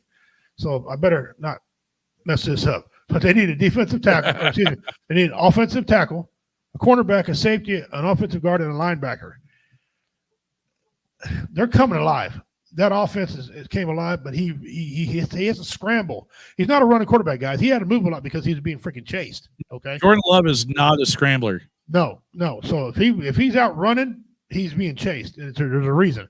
So they need to go all in on an offensive tackle, or they could go cornerback because there's a couple good ones left. But if I'm running them right tackle or a guard right now would be the way to go. They need some line help. And so we'll see. I'm calling them to go for the offensive line.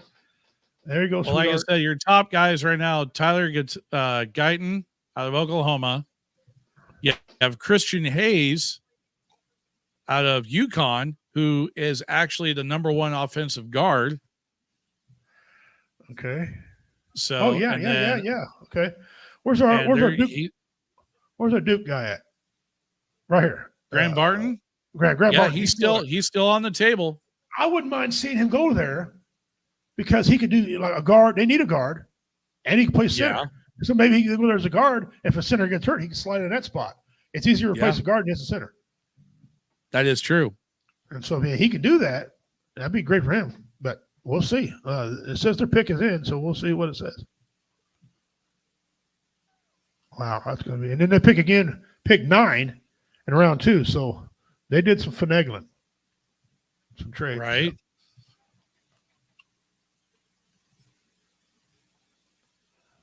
We will see what happens.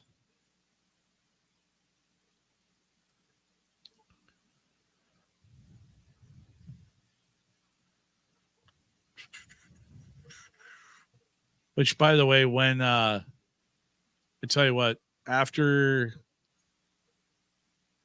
Tampa Bay makes their pick, I will drop the answer Okay. to our mystery box question. So they building around love. Yeah. Hey, there's Typhoon right there checking in. What's up, Mr. Typhoon Panda? Good seeing you, brother. Hope you're getting better, brother. How you feeling? You getting better? Put him up there. Yeah, they are building. Yeah, they are building around love. They got some great receivers out there. They got Josh Jacobs as a running back, so I think they got pretty well. They're scoring a threat established, but we'll see where they're at. And then he says, "Better." Well, good. Well, that's a plus. Let hear it, brother. It's better than worse. So So they got Jordan Morgan, offensive tackle, Arizona, ranked 37. Oh, I don't know if that's I don't know if that's a pick or PFF not. get ahead of us again. Well, I think so, or they're just talking about the guy they think ought to go there. But I don't have this guy. Jordan Morgan. Okay, so they beat us this time. Good. He's 6'5", 311 pounds, and he dominated the Senior Bowl. Yeah, I watched part of the Senior Bowl. He did dominate, but he's got a few footwork issues. Okay, that they're going to have to address with him. They're going to have to address with him. But listen, he's eighth. He's 40 overall ranking. He's eighth in his position. He had 86th grade. All right, so he's going to work on some footwork with him. But as an offensive tackle, I think he's more right offensive tackle. Sorry, go ahead. I think he's more of a right offensive tackle.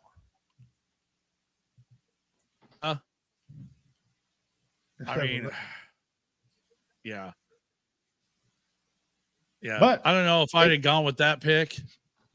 Well, maybe not him, but I appreciate him working on the line. The position, yes. The position, I agree with. As far as, because I mean, dude, that's diving pretty far down there. Because I mean, he was what, 8th overall? Yeah, and he had an 86 score. Okay, so he's let's see, 1, 2, 3, 4, 5, 6. So he's a 6th overall offensive tackle I was taken in this draft. Yeah. So with that being said, yeah, I don't know. I mean, but maybe they've seen Tyler Guyton's the only guy that got passed up. Yeah, that was so. But we'll see what happens. This may be a decent pick. Wind up being a decent pick for him. We'll see. Yeah, that could be one of them deals too. We come back later on. Yeah, hey, turned out great.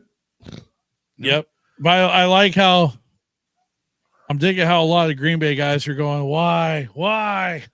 Yeah, they're exploding. Yeah. So anyhow, so now the pick is in for Tampa Bay. They got their pick in. So, but they're needing a wide receiver, center, offensive tackle, edge rusher, and cornerback. Again, that's in that division with where they them bringing Baker Mayfield back, with him re-signing with Tampa Bay. So they released Shaquille Barrett. And, you know, I got to bring this back. I'm bringing this graphic back and pausing it right quick so that we can actually look up on there and see what we got. So of the off-season breakdown, they released Shaquille Barrett, re-signed Mike Evans to a 2-year, $41 million deal as far as in the spots that they need to address. No, Typhoon, I don't think he's ready right now. And if you're going to spend the first round pick on somebody, you're ready. He should be ready. So don't you guys think further round? Yes, we do. We absolutely. Score. Yeah, if they got below an 88 score, they're not first round material. Nope. At least not in my opinion. Oh, Me look, too. Yeah, there's Carl. So, okay, right quick, one more time. When was the last time, or how many times in the common NFL draft era have quarterbacks gone 1, 2, 3 in the draft? 50 entries into the mystery box, and bonus credit if you can tell us not just how many times, but the years that it happened. So, anyhow, and we'll drop the answer here after the pick is announced for Tampa Bay. So anyhow, so this is what they got going on right now. This is their offseason breakdown so far. So what do you think, Richie?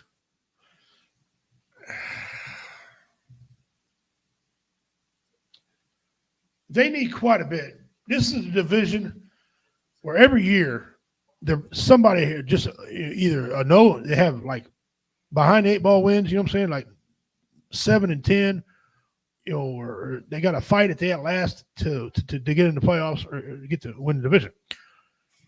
I think in order for them to be competitive, because hey, Atlanta's a competitive team. We had done already seen that. They seen what they did a while ago. Okay. Yep. Saints, they're trying. I would say, and you got New Orleans too. Yeah. So Carolina's just Carolina. They'll get there eventually, but not yet. I think they need to go center, wide receiver, pretty much like they got it. Offensive tackle, edge, in the corner. But yeah, this would be a good time right now for Graham Barton to slide right in there right now. Listen, he'd be warm. He's used to playing in a warmer climate. Anyway. This can be a nice warm climate for him. Yeah.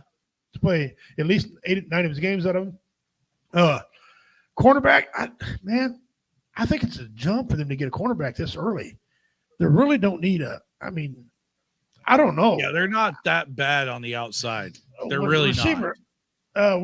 Receiver, let me go over and see what they got left on the receiver. I don't want to see on the receiver side Worthy. I don't want to see Worthy go right now. That'd be way too early for Worthy. Well, he need to bulk up. Yeah, on the receiver side, you got Leggett, you got Mitchell, McConkey, Worthy, Pearsall out of Florida. Right there, back up. Pearsall. He's a good route runner, and he believes if he's open by foot, he's open. And that's what Baker Mayfield likes. He wants to here's the thing about with Pearsall too, is that he's got legs. The dude can jump. He's got a motor. He's got wheels, and a guy can get airtime. And if he can has a way to elevate above defenders like no other. And if he can get his hands up there, if Baker Mayfield can put it in a spot where he can reach it, I'm telling you, the man will come down with it every time. Right. So it'll be interesting to see if they go that route with the receiver, or if they wind up, sticking to the inside to help give Baker Mayfield, a little bit extra time. Yeah, I'm not sure. They're a tricky team, but they've won and lost, and they have won a Super Bowl last 4 years? 4 years ago, I think it was the last Super Bowl. So it's not like they ain't been there. There. All right, hang on, stand by. The commission is making the pick.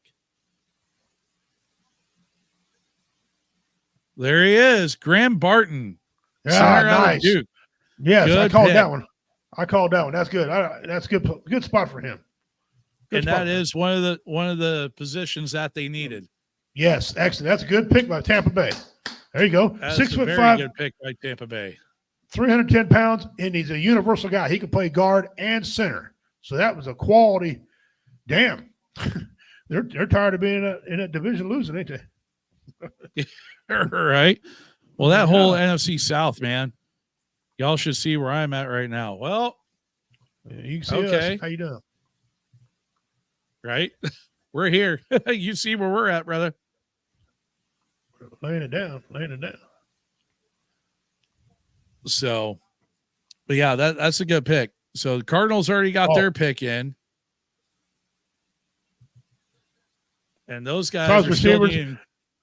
They need everything. I'd go receiver edge. Again. You think so?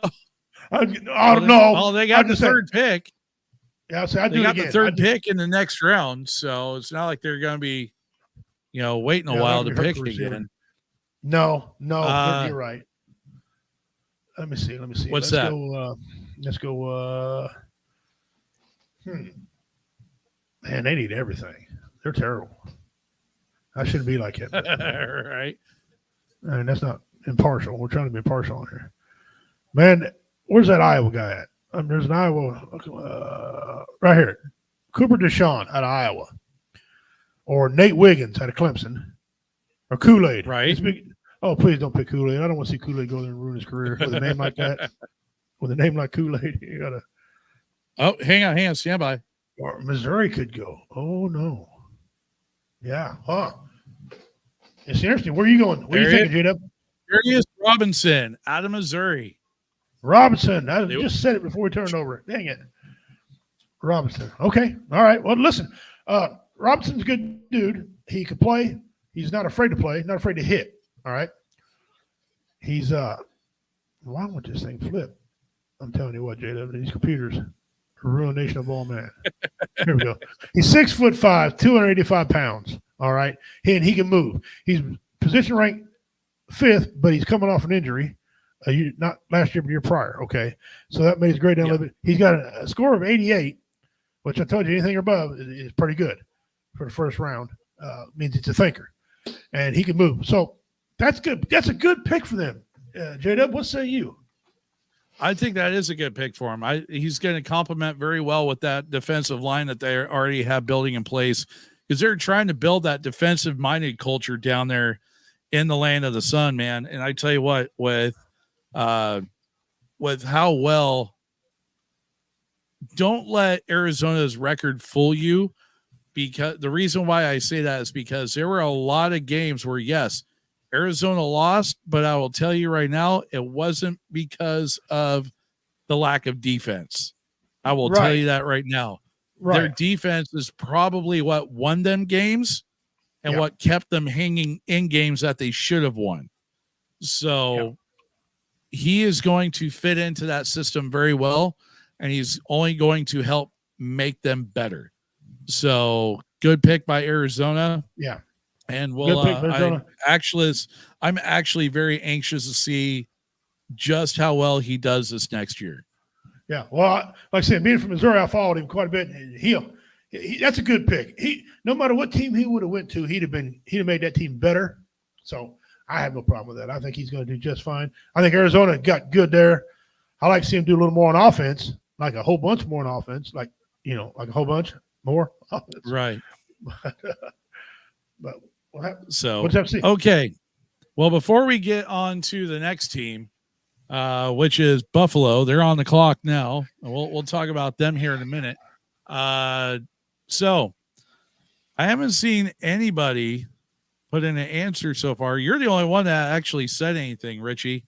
As far as how many times we've actually seen quarterbacks go 1, 2, 3 in the common draft era. I tell you what, do you at least want to take a stab at when the last time it happened was? Today. Okay. Outside of today. Let me see. Well, when's the last time I had a big ration of wide receivers? No, I'm sorry, you said quarterback. Last time I had a big run of quarterbacks. Last year they had some, but they were too far spread apart last year. 4 years ago? You're close. 4 years close. ago. Oh, so the last time, counting this year now, we have had quarterbacks in the common draft era go 1, 2, 3, a grand total of 4 times. I said 5. It's 4. Oh, it's close. 4 times. So you have tonight, but the other 3 times was 1971, 1999. Take a look at some of the quarterbacks that were in that class in 99. And the other time that it happened, 2021. Dang, I missed it. Who was 2021? Who was the big batch of quarterbacks in that one? Oh, the Chiefs just made a trade. The Kansas City Chiefs just made a trade. They're on the clock. Oh, and their pick is in. The pick is in. Who are they coming after? All right, let me down easy, J-Dub. Well, I think they need it. They're going wide receiver. They're picking a wide receiver. They're not messing around. You think It's they're gonna going be wide out? I think so. It's going to be Xavier Leggett or Mitchell or Aiden Mitchell. It's wide receiver, though, I bet you.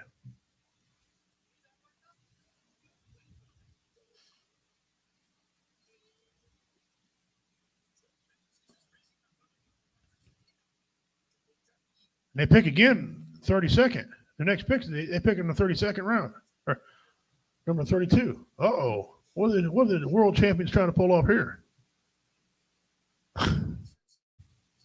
Right. What are they trying to pull off here? So, by the way, just out of the 2021 class, quarterbacks that came out of that one, you got Trevor Lawrence, Zach Williams, Trey Lance, Jalen Hurts, Justin Fields came out of that one, Mac Jones. Yep. Right. Hang on. Still Damn going. it. Missed that one. Crap. I knew it had to be a big crop of them. You know what I'm saying? Yeah. It had to be a big crop of them. And then you had who else? Yeah. 2020. Yeah. Your top three was Trevor Lawrence, Zach Williams, or Zach Wilson, and Trey Lance. Yeah. Trey Lance. And we said 99 was the other one, since ESPN's missing those. Well, they're on a damn vacation over there or something. They announcing the pick. Yeah, I know, right? So they're on commercial break right now. All right.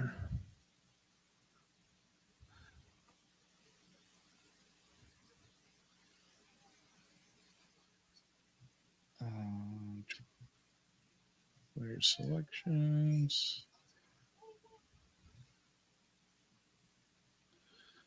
Yeah, your three, or your two big, or your for the 1999 one, the 1, 2, 3 with Tim Couch went number 1. Donovan McNabb went number 2. Dude, McNabb. To Philly. I'm trying to think him. And then you had Ackley Smith, quarterback out of Oregon, went to Cincinnati. Other notables in that class, you have Dante Culpepper, Cade McNown, also came out of that class. Rolling down the list here. Still going.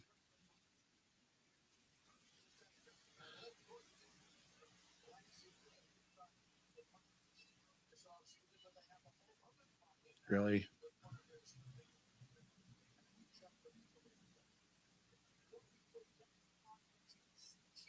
Yeah, but yeah, they had like 13 different quarterbacks go in that class. And then the last one was 1971. Mm-hmm.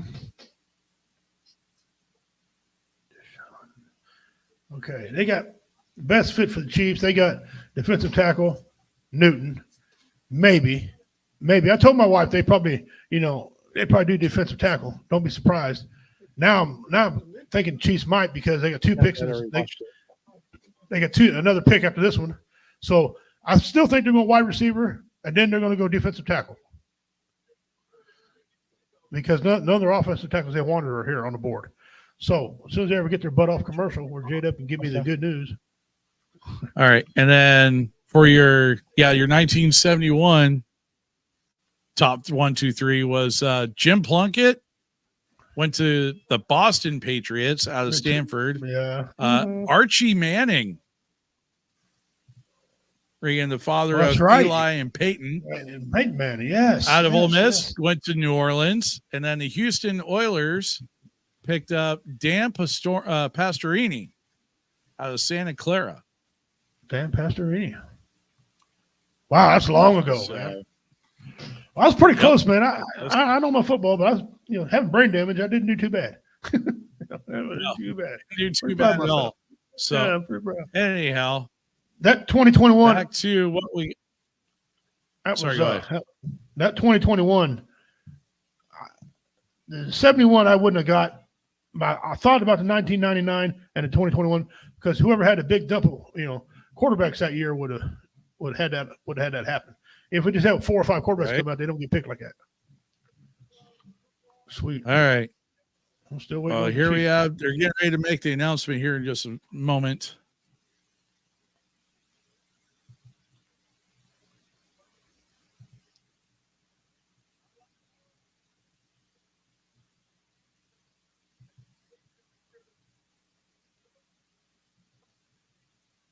Oh, we got a Make-A-Wish kid.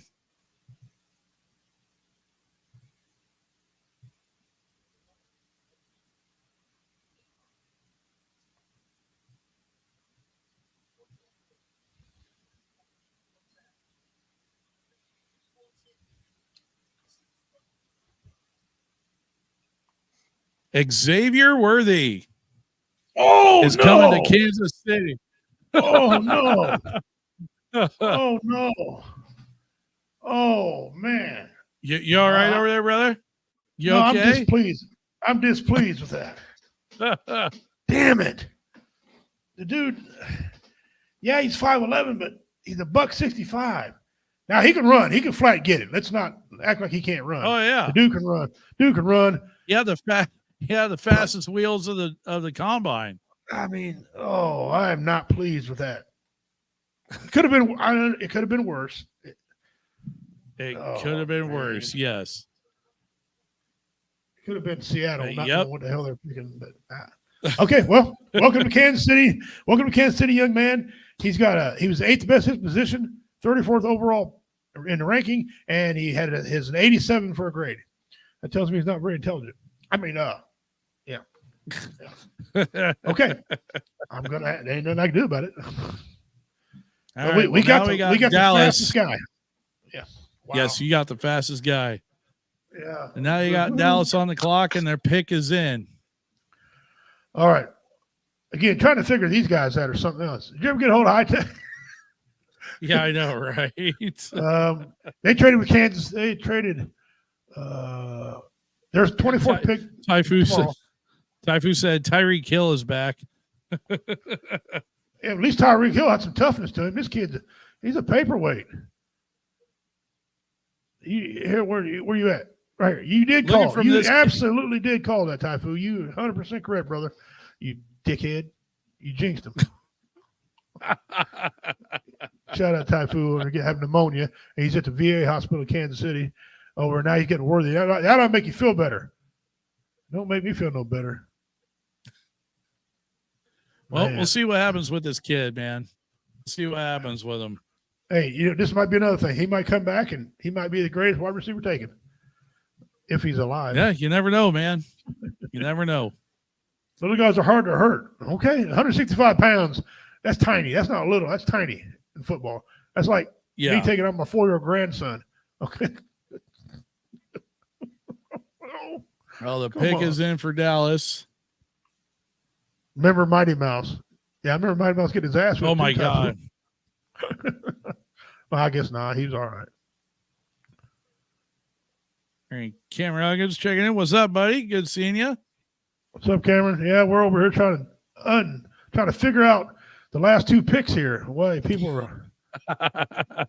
We're trying to figure out a few of these picks. I know we got Pat Mahomes, but so what? Can we make a reasonable pick without, Oh man, I swore I thought she was gonna be Xavier Leggett. I was happier than a fat man in the buffet line. Anyway, here we go. So Dallas still got the same things they had earlier, same concerns. Yep. Okay, they need wide receivers, they need offensive tackles, defensive tackles, running backs, and quarterbacks. They traded their pick. All right, here we go. They traded back to get this spot. Let's see where they go. Oh, there we go. Tyler Guyton, tackle out of Oklahoma. All right. Now I got. So that's a good pick. They needed that. Okay. Yes, they did. That's one that they needed. Okay. Yep. Now I have zero problem with that. Good job, Dallas. What am I saying? No, good job. That was good, Cowboys. That was a good pick. It really was. I knew it. Typhoon was right. And now, I suspected. Now you got the Ravens on the clock, I understand. Yep, Ravens are on the clock. Okay, this team here, ladies and gentlemen, has the ability to be great during the regular season, get to the playoffs, and then take a massive crap on the field. Okay, they're terrible in the playoffs. This is a team that will either you'll be in awe in one of two ways.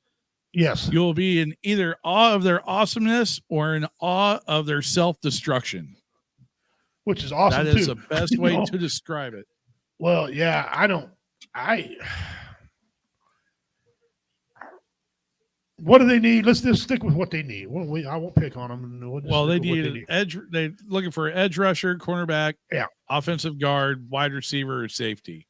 Okay, wide receiver. They got that rookie they had last year, Flower, whatever it was. He's a speedster. He was real good. I'm not sure who else they had besides him. He didn't really show up in the playoffs if they had anybody else besides him. So, yeah, they'll probably try to get Xavier Leggett there to hurt Kansas City because Kansas City's picking again in the first round. I'd like to know what they gave up, but I don't. But they need an edge. Picking again in the first round? Yep. No. Kansas City is not picking again in the first round. They traded with Buffalo.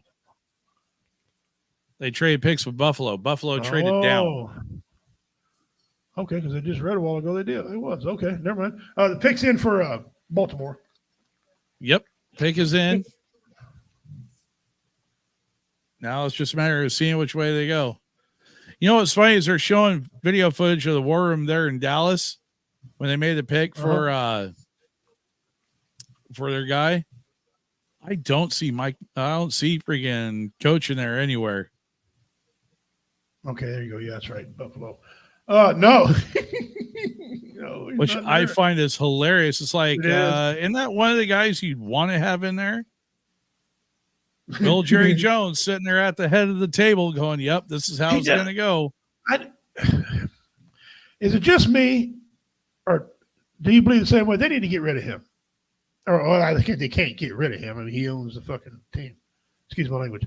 But his son, when he does a good job running the team. Let his son run it. Yeah. That's where I'm at. Yeah. Hello, Miss Kaylin. Welcome back. So, all right. Well, the pick is in. Yes. Come on, Baltimore. Let's get this going. So anyhow. All right. Well, which way do you think they're going to go, sir?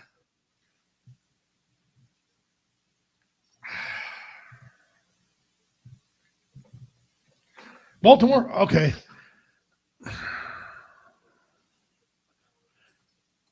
It says they need an edge. They'll probably go wide receiver. I mean, you're not wrong. But they're a running team. I mean, their defense it is one of the things that they need. They led the league. They led the league in sacks. So it's not like it's not like they're hurting. What they didn't lead the league is wide receiver play. Okay. Mm-hmm. So we'll see. I don't know. It's going to be. But I do respect Baltimore. I think they're a damn good team, and I like them. Okay. I just they'll never win. They'll never win a Super Bowl with this quarterback. I've said it many times. I'll say it again. I'll say, yeah, you said it quite a few times so far. There's going to be no running quarterback win the Super Bowl. Here we go. Here comes the commish with the pick. With the 30th pick.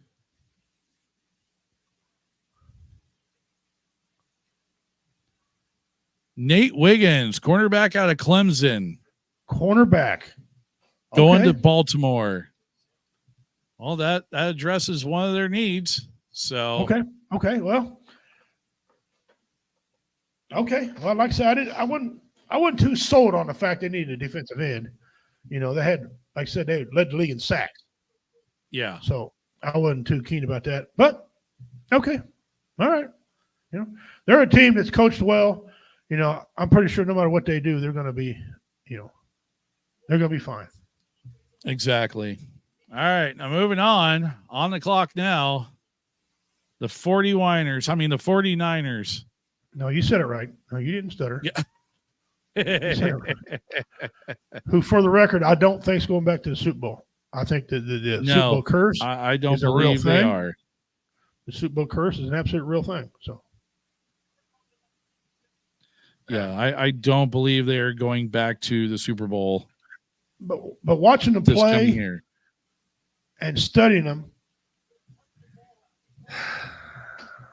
they're really a kind of a complete team. They got two awesome wide receivers, although one of them's wanting to be traded. Okay, he wants $30 million, so they're going to have an issue there. Ayuk, tight end, they got tight end covered. I guess maybe if you're going to talk about anything, your secondary, is weak. So I don't know. I'm not sure. I'm not sure. What are you thinking about them? I mean, with all the moves that San Francisco has done this offseason so far, I really believe that if they want to get over that hump, they need to have that consistency in the middle, because that was the one thing that I saw a whole lot of, particularly when it came to being able to give Brock Purdy time to be able to go through his steps, to go through his motions, to be successful against, in those big moments. And I think the biggest address, I'm looking up here at what ESPN has for San Francisco's needs. They talk about a tackle, the biggest one they talk about is the offensive tackle and then offensive guard. I think both of those are a key thing in order for San Fran's offense to be successful, is those guys in the trenches. And I'm a firm believer in that. Right. Is that the magic, there. in my honest opinion, the magic happens on the line. That's where the main part of it happens, because that allows your quarterback, your backfield, and your receivers to do what they got to do, to be able to get those routes and be able to, to actually let the plays unfold. And if the quarterback doesn't have time to allow that to happen, your offense is going to fail every time. So I think that is going to be their biggest, that's going to be their biggest thing. So I look for San Fran to stay on the offensive side of the ball, but in those trenches, in order to be able to make some happen, make a difference. You're absolutely correct. When you build a house, you build from the foundation up. And that, when you're building an offense, that line is the foundation. I mean, how many times we've seen great, teams give up a lot of sacks and lose in critical moments because they can't stop nobody. Okay. Yep. That's why the Kansas City Chiefs, when they went and played against the Patriots, or not Patriots, Buccaneers, they got stomped in the ground because their line was decimated. What they do next year, they went out and bought an all new line. They spent a lot of money, a lot of capital on line. Good teams are going to do that. San Francisco wants to continue to be a good team. They got to build a line, or they're going to get Purdy hurt. And behind, there's nobody behind Purdy. Nobody. Okay. No. He's an anomaly. There's nobody behind him. So, yeah, you're exactly correct, J-Dub. Matter of fact, I'm going to piggyback off what you said too. They need to go to the middle of that line. They really do. There's just no other choice. So, and the pick is in. So now we're just waiting for him to come back from the break and tell us who it is. So, and then after this, we have only one other pick left, and that is Buffalo with the last pick of the night. So we're almost there. Get ready to wrap this thing up here before too much longer. Yeah. So it has been a long night, man. It has. I'm not gonna lie. Absolutely long night. It's been fun. It has been a lot of fun. It shows but it shows people that they can trust us to get their football knowledge, and kind of I don't want nobody reading into this, but this kind of what I might come back and do a football segment on the dual network again. It's either comedy, show a bunch of comedy stuff, talk about it, or do some football stuff. Either way. And I'm thinking about the title. What do you think about the title? Grown Man Sports. What do you think about that? Grown ass sports. Grown Man Sports. I don't want to offend nobody. What? You don't want to share the picture I sent you? Let me see if I got Matter it. of fact, hey, I'll bring it up. I think I got it. No, I don't got it. I didn't put it up. My goodness. I put it on when I made the show. I put it on there. Big old donkey. Right. Grown Man Sports. So yeah, that might be happening. I'm not going to give away anything, but yeah. So kind of a fan check. Who's still out there? Write your name in the comments if you're still out there watching the draft. Draft's a pretty critical time for me. A lot of people are nerd out on certain things. I nerd out on football. I plumb go banana crap crazy. Love it. All right, here we go. The commission is coming out to the podium with Nate the Wiggins. 31st pick. The San Francisco 49ers select Ricky Pearsall, wide receiver out of Florida.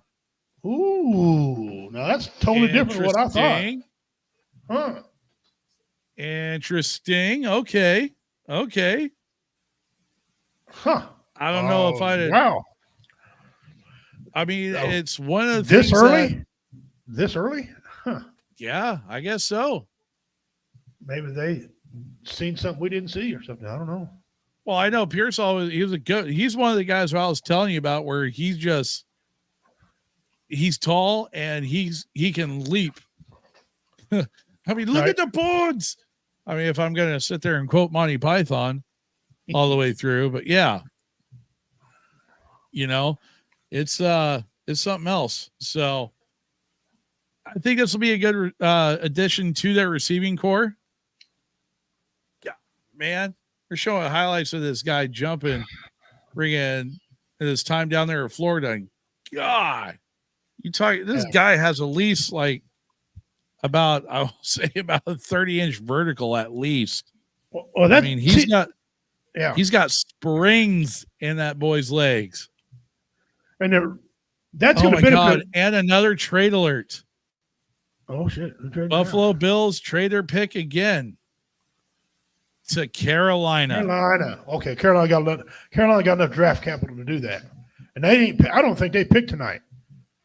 I don't think they picked it all. No, they haven't. They would have had the first pick had they not traded it to Chicago. Well, you know what? I agree with this trade. Buffalo didn't find anything they wanted, for value. Hey, which I'm like, okay. I'm shocked. You mean you and me had an extensive conversation? That team needs a pick. They need some pieces. Now, is there still some great value? Yeah. Second round's still pretty good.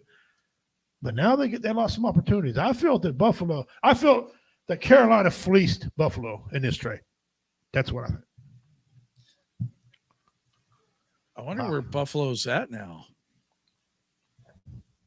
Where they wind up going to? Oh, so Buffalo's taking the first overall pick in the second round. So they're going 33. Yeah, 33. Yeah, okay. They're taking the 33rd pick. Okay.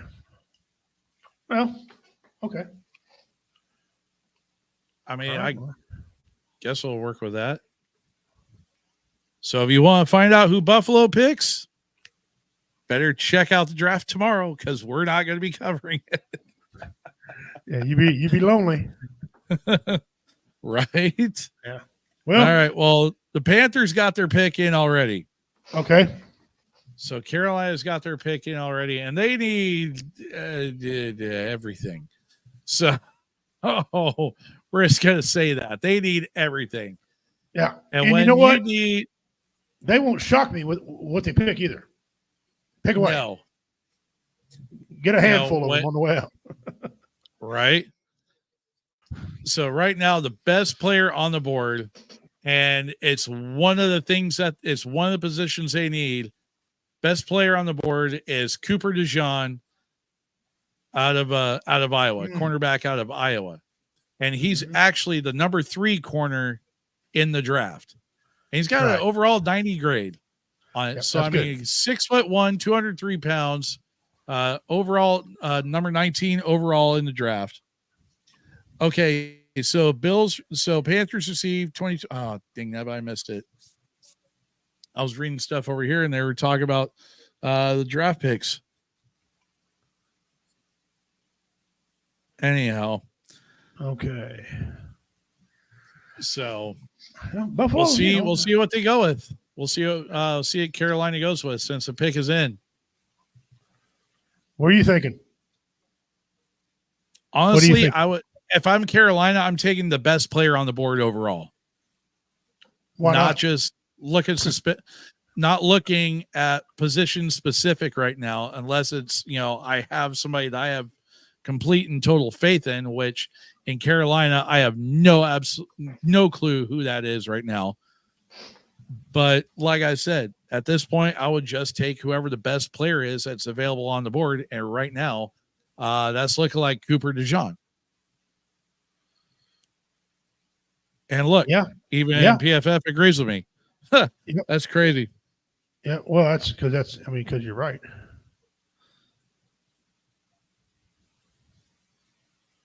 Yeah, even freaking right. ESPN's making that, making the same thing too. We're saying the same thing too. So we shall see what they say.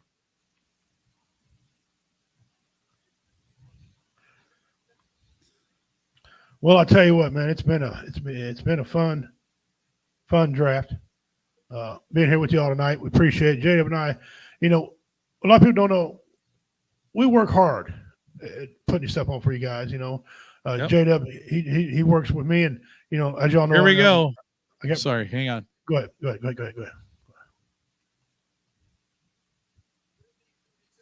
With the 32nd pick in the 2024 NFL Draft, the Carolina Panthers select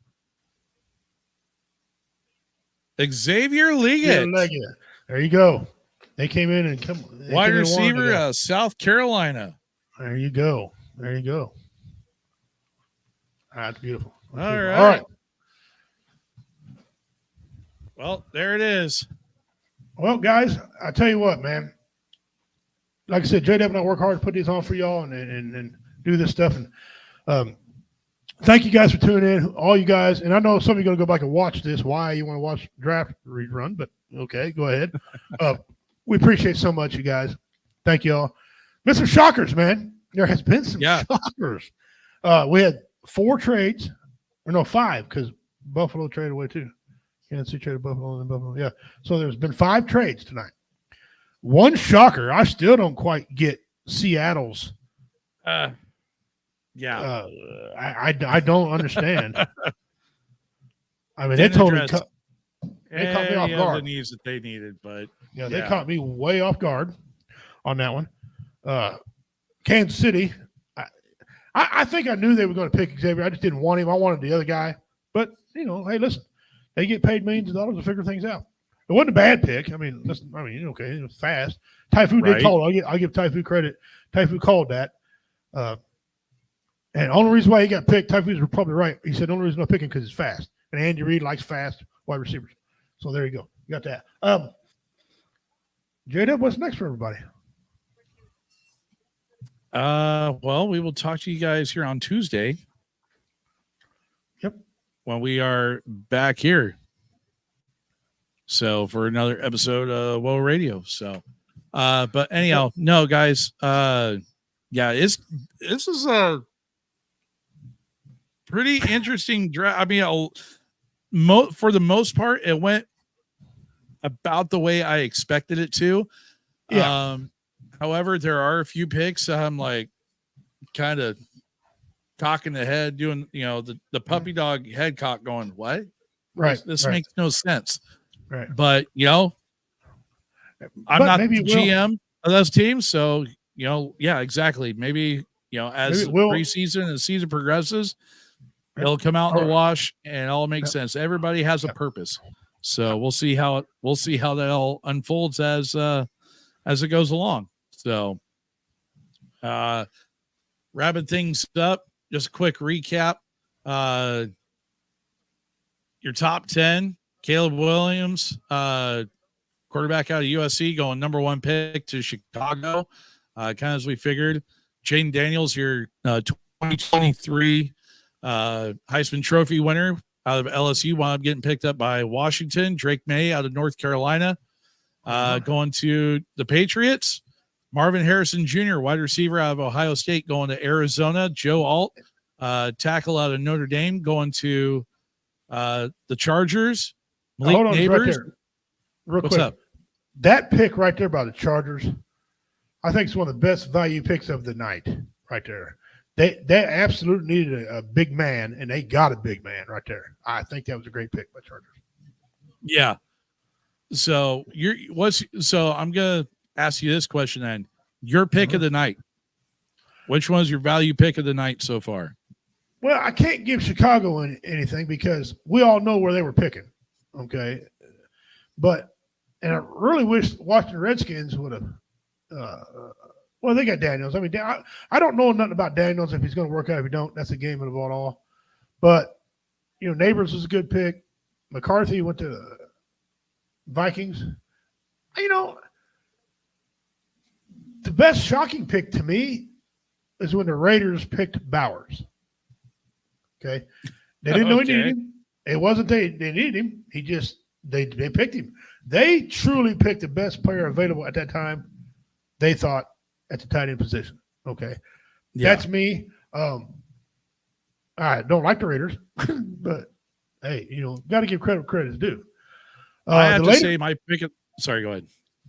I was going to say the later round teams, they kind of fell in. The first 10 dictated what the rest of the rounds were going to do, and I think everything fell about where it should have been. I think Barton from Duke probably should have went a lot higher, in my opinion. Yes, but absolutely, I think he was stolen for as far down as he wound up going in the draft. Right. I think there's a lot of other teams where he probably would have done better at. Where you take a look at places like Seattle. Hello, ring. Take a look at the back here. But between that, Philadelphia, there were a couple other teams where I think he'd have done very well on. Pittsburgh would have been another good fit for him. So, but do I think where he wound up is going to be a bad place for him? No, absolutely not. I think he's going to do well down there in Tampa Bay. Right. But I truly believe that he probably would have been better off somewhere else. But we'll see. We'll see what happens during his tenure. I think that's probably the value pick that I would make as far as with where he went and for how good he is at his position. So I think Tampa Bay got the steal of the night there. As far as the fit of the night, I would probably have to say J.J. McCarthy going to Minnesota. With him going up there, I think Minnesota made the right move going for him. I think that's going to be the face of their franchise for quite a few years. I mean, if anybody is going to, with what Minnesota has in place already, I think they can rebuild their identity away from Kirk Cousins with J.J. McCarthy. He's going to be that guy. I truly believe he's going to be that guy. So I think that's probably my best fit pick of the night right there. So, right. Oh, there you go, guys. JW and I we're going to get ready to go home. We share everything down here. So, guys, we thank you for tuning in there to Grown Man Sports. We appreciate it. Until next time, we say we'll see you guys Tuesday. Take care of yourselves. Enjoy the rest of the draft. Now, again, we are not here tomorrow. You're going to be lonely. You tune in here. We're not here. All right. So, that being said, I'm Redneck Pimp, JW. Take care, guys.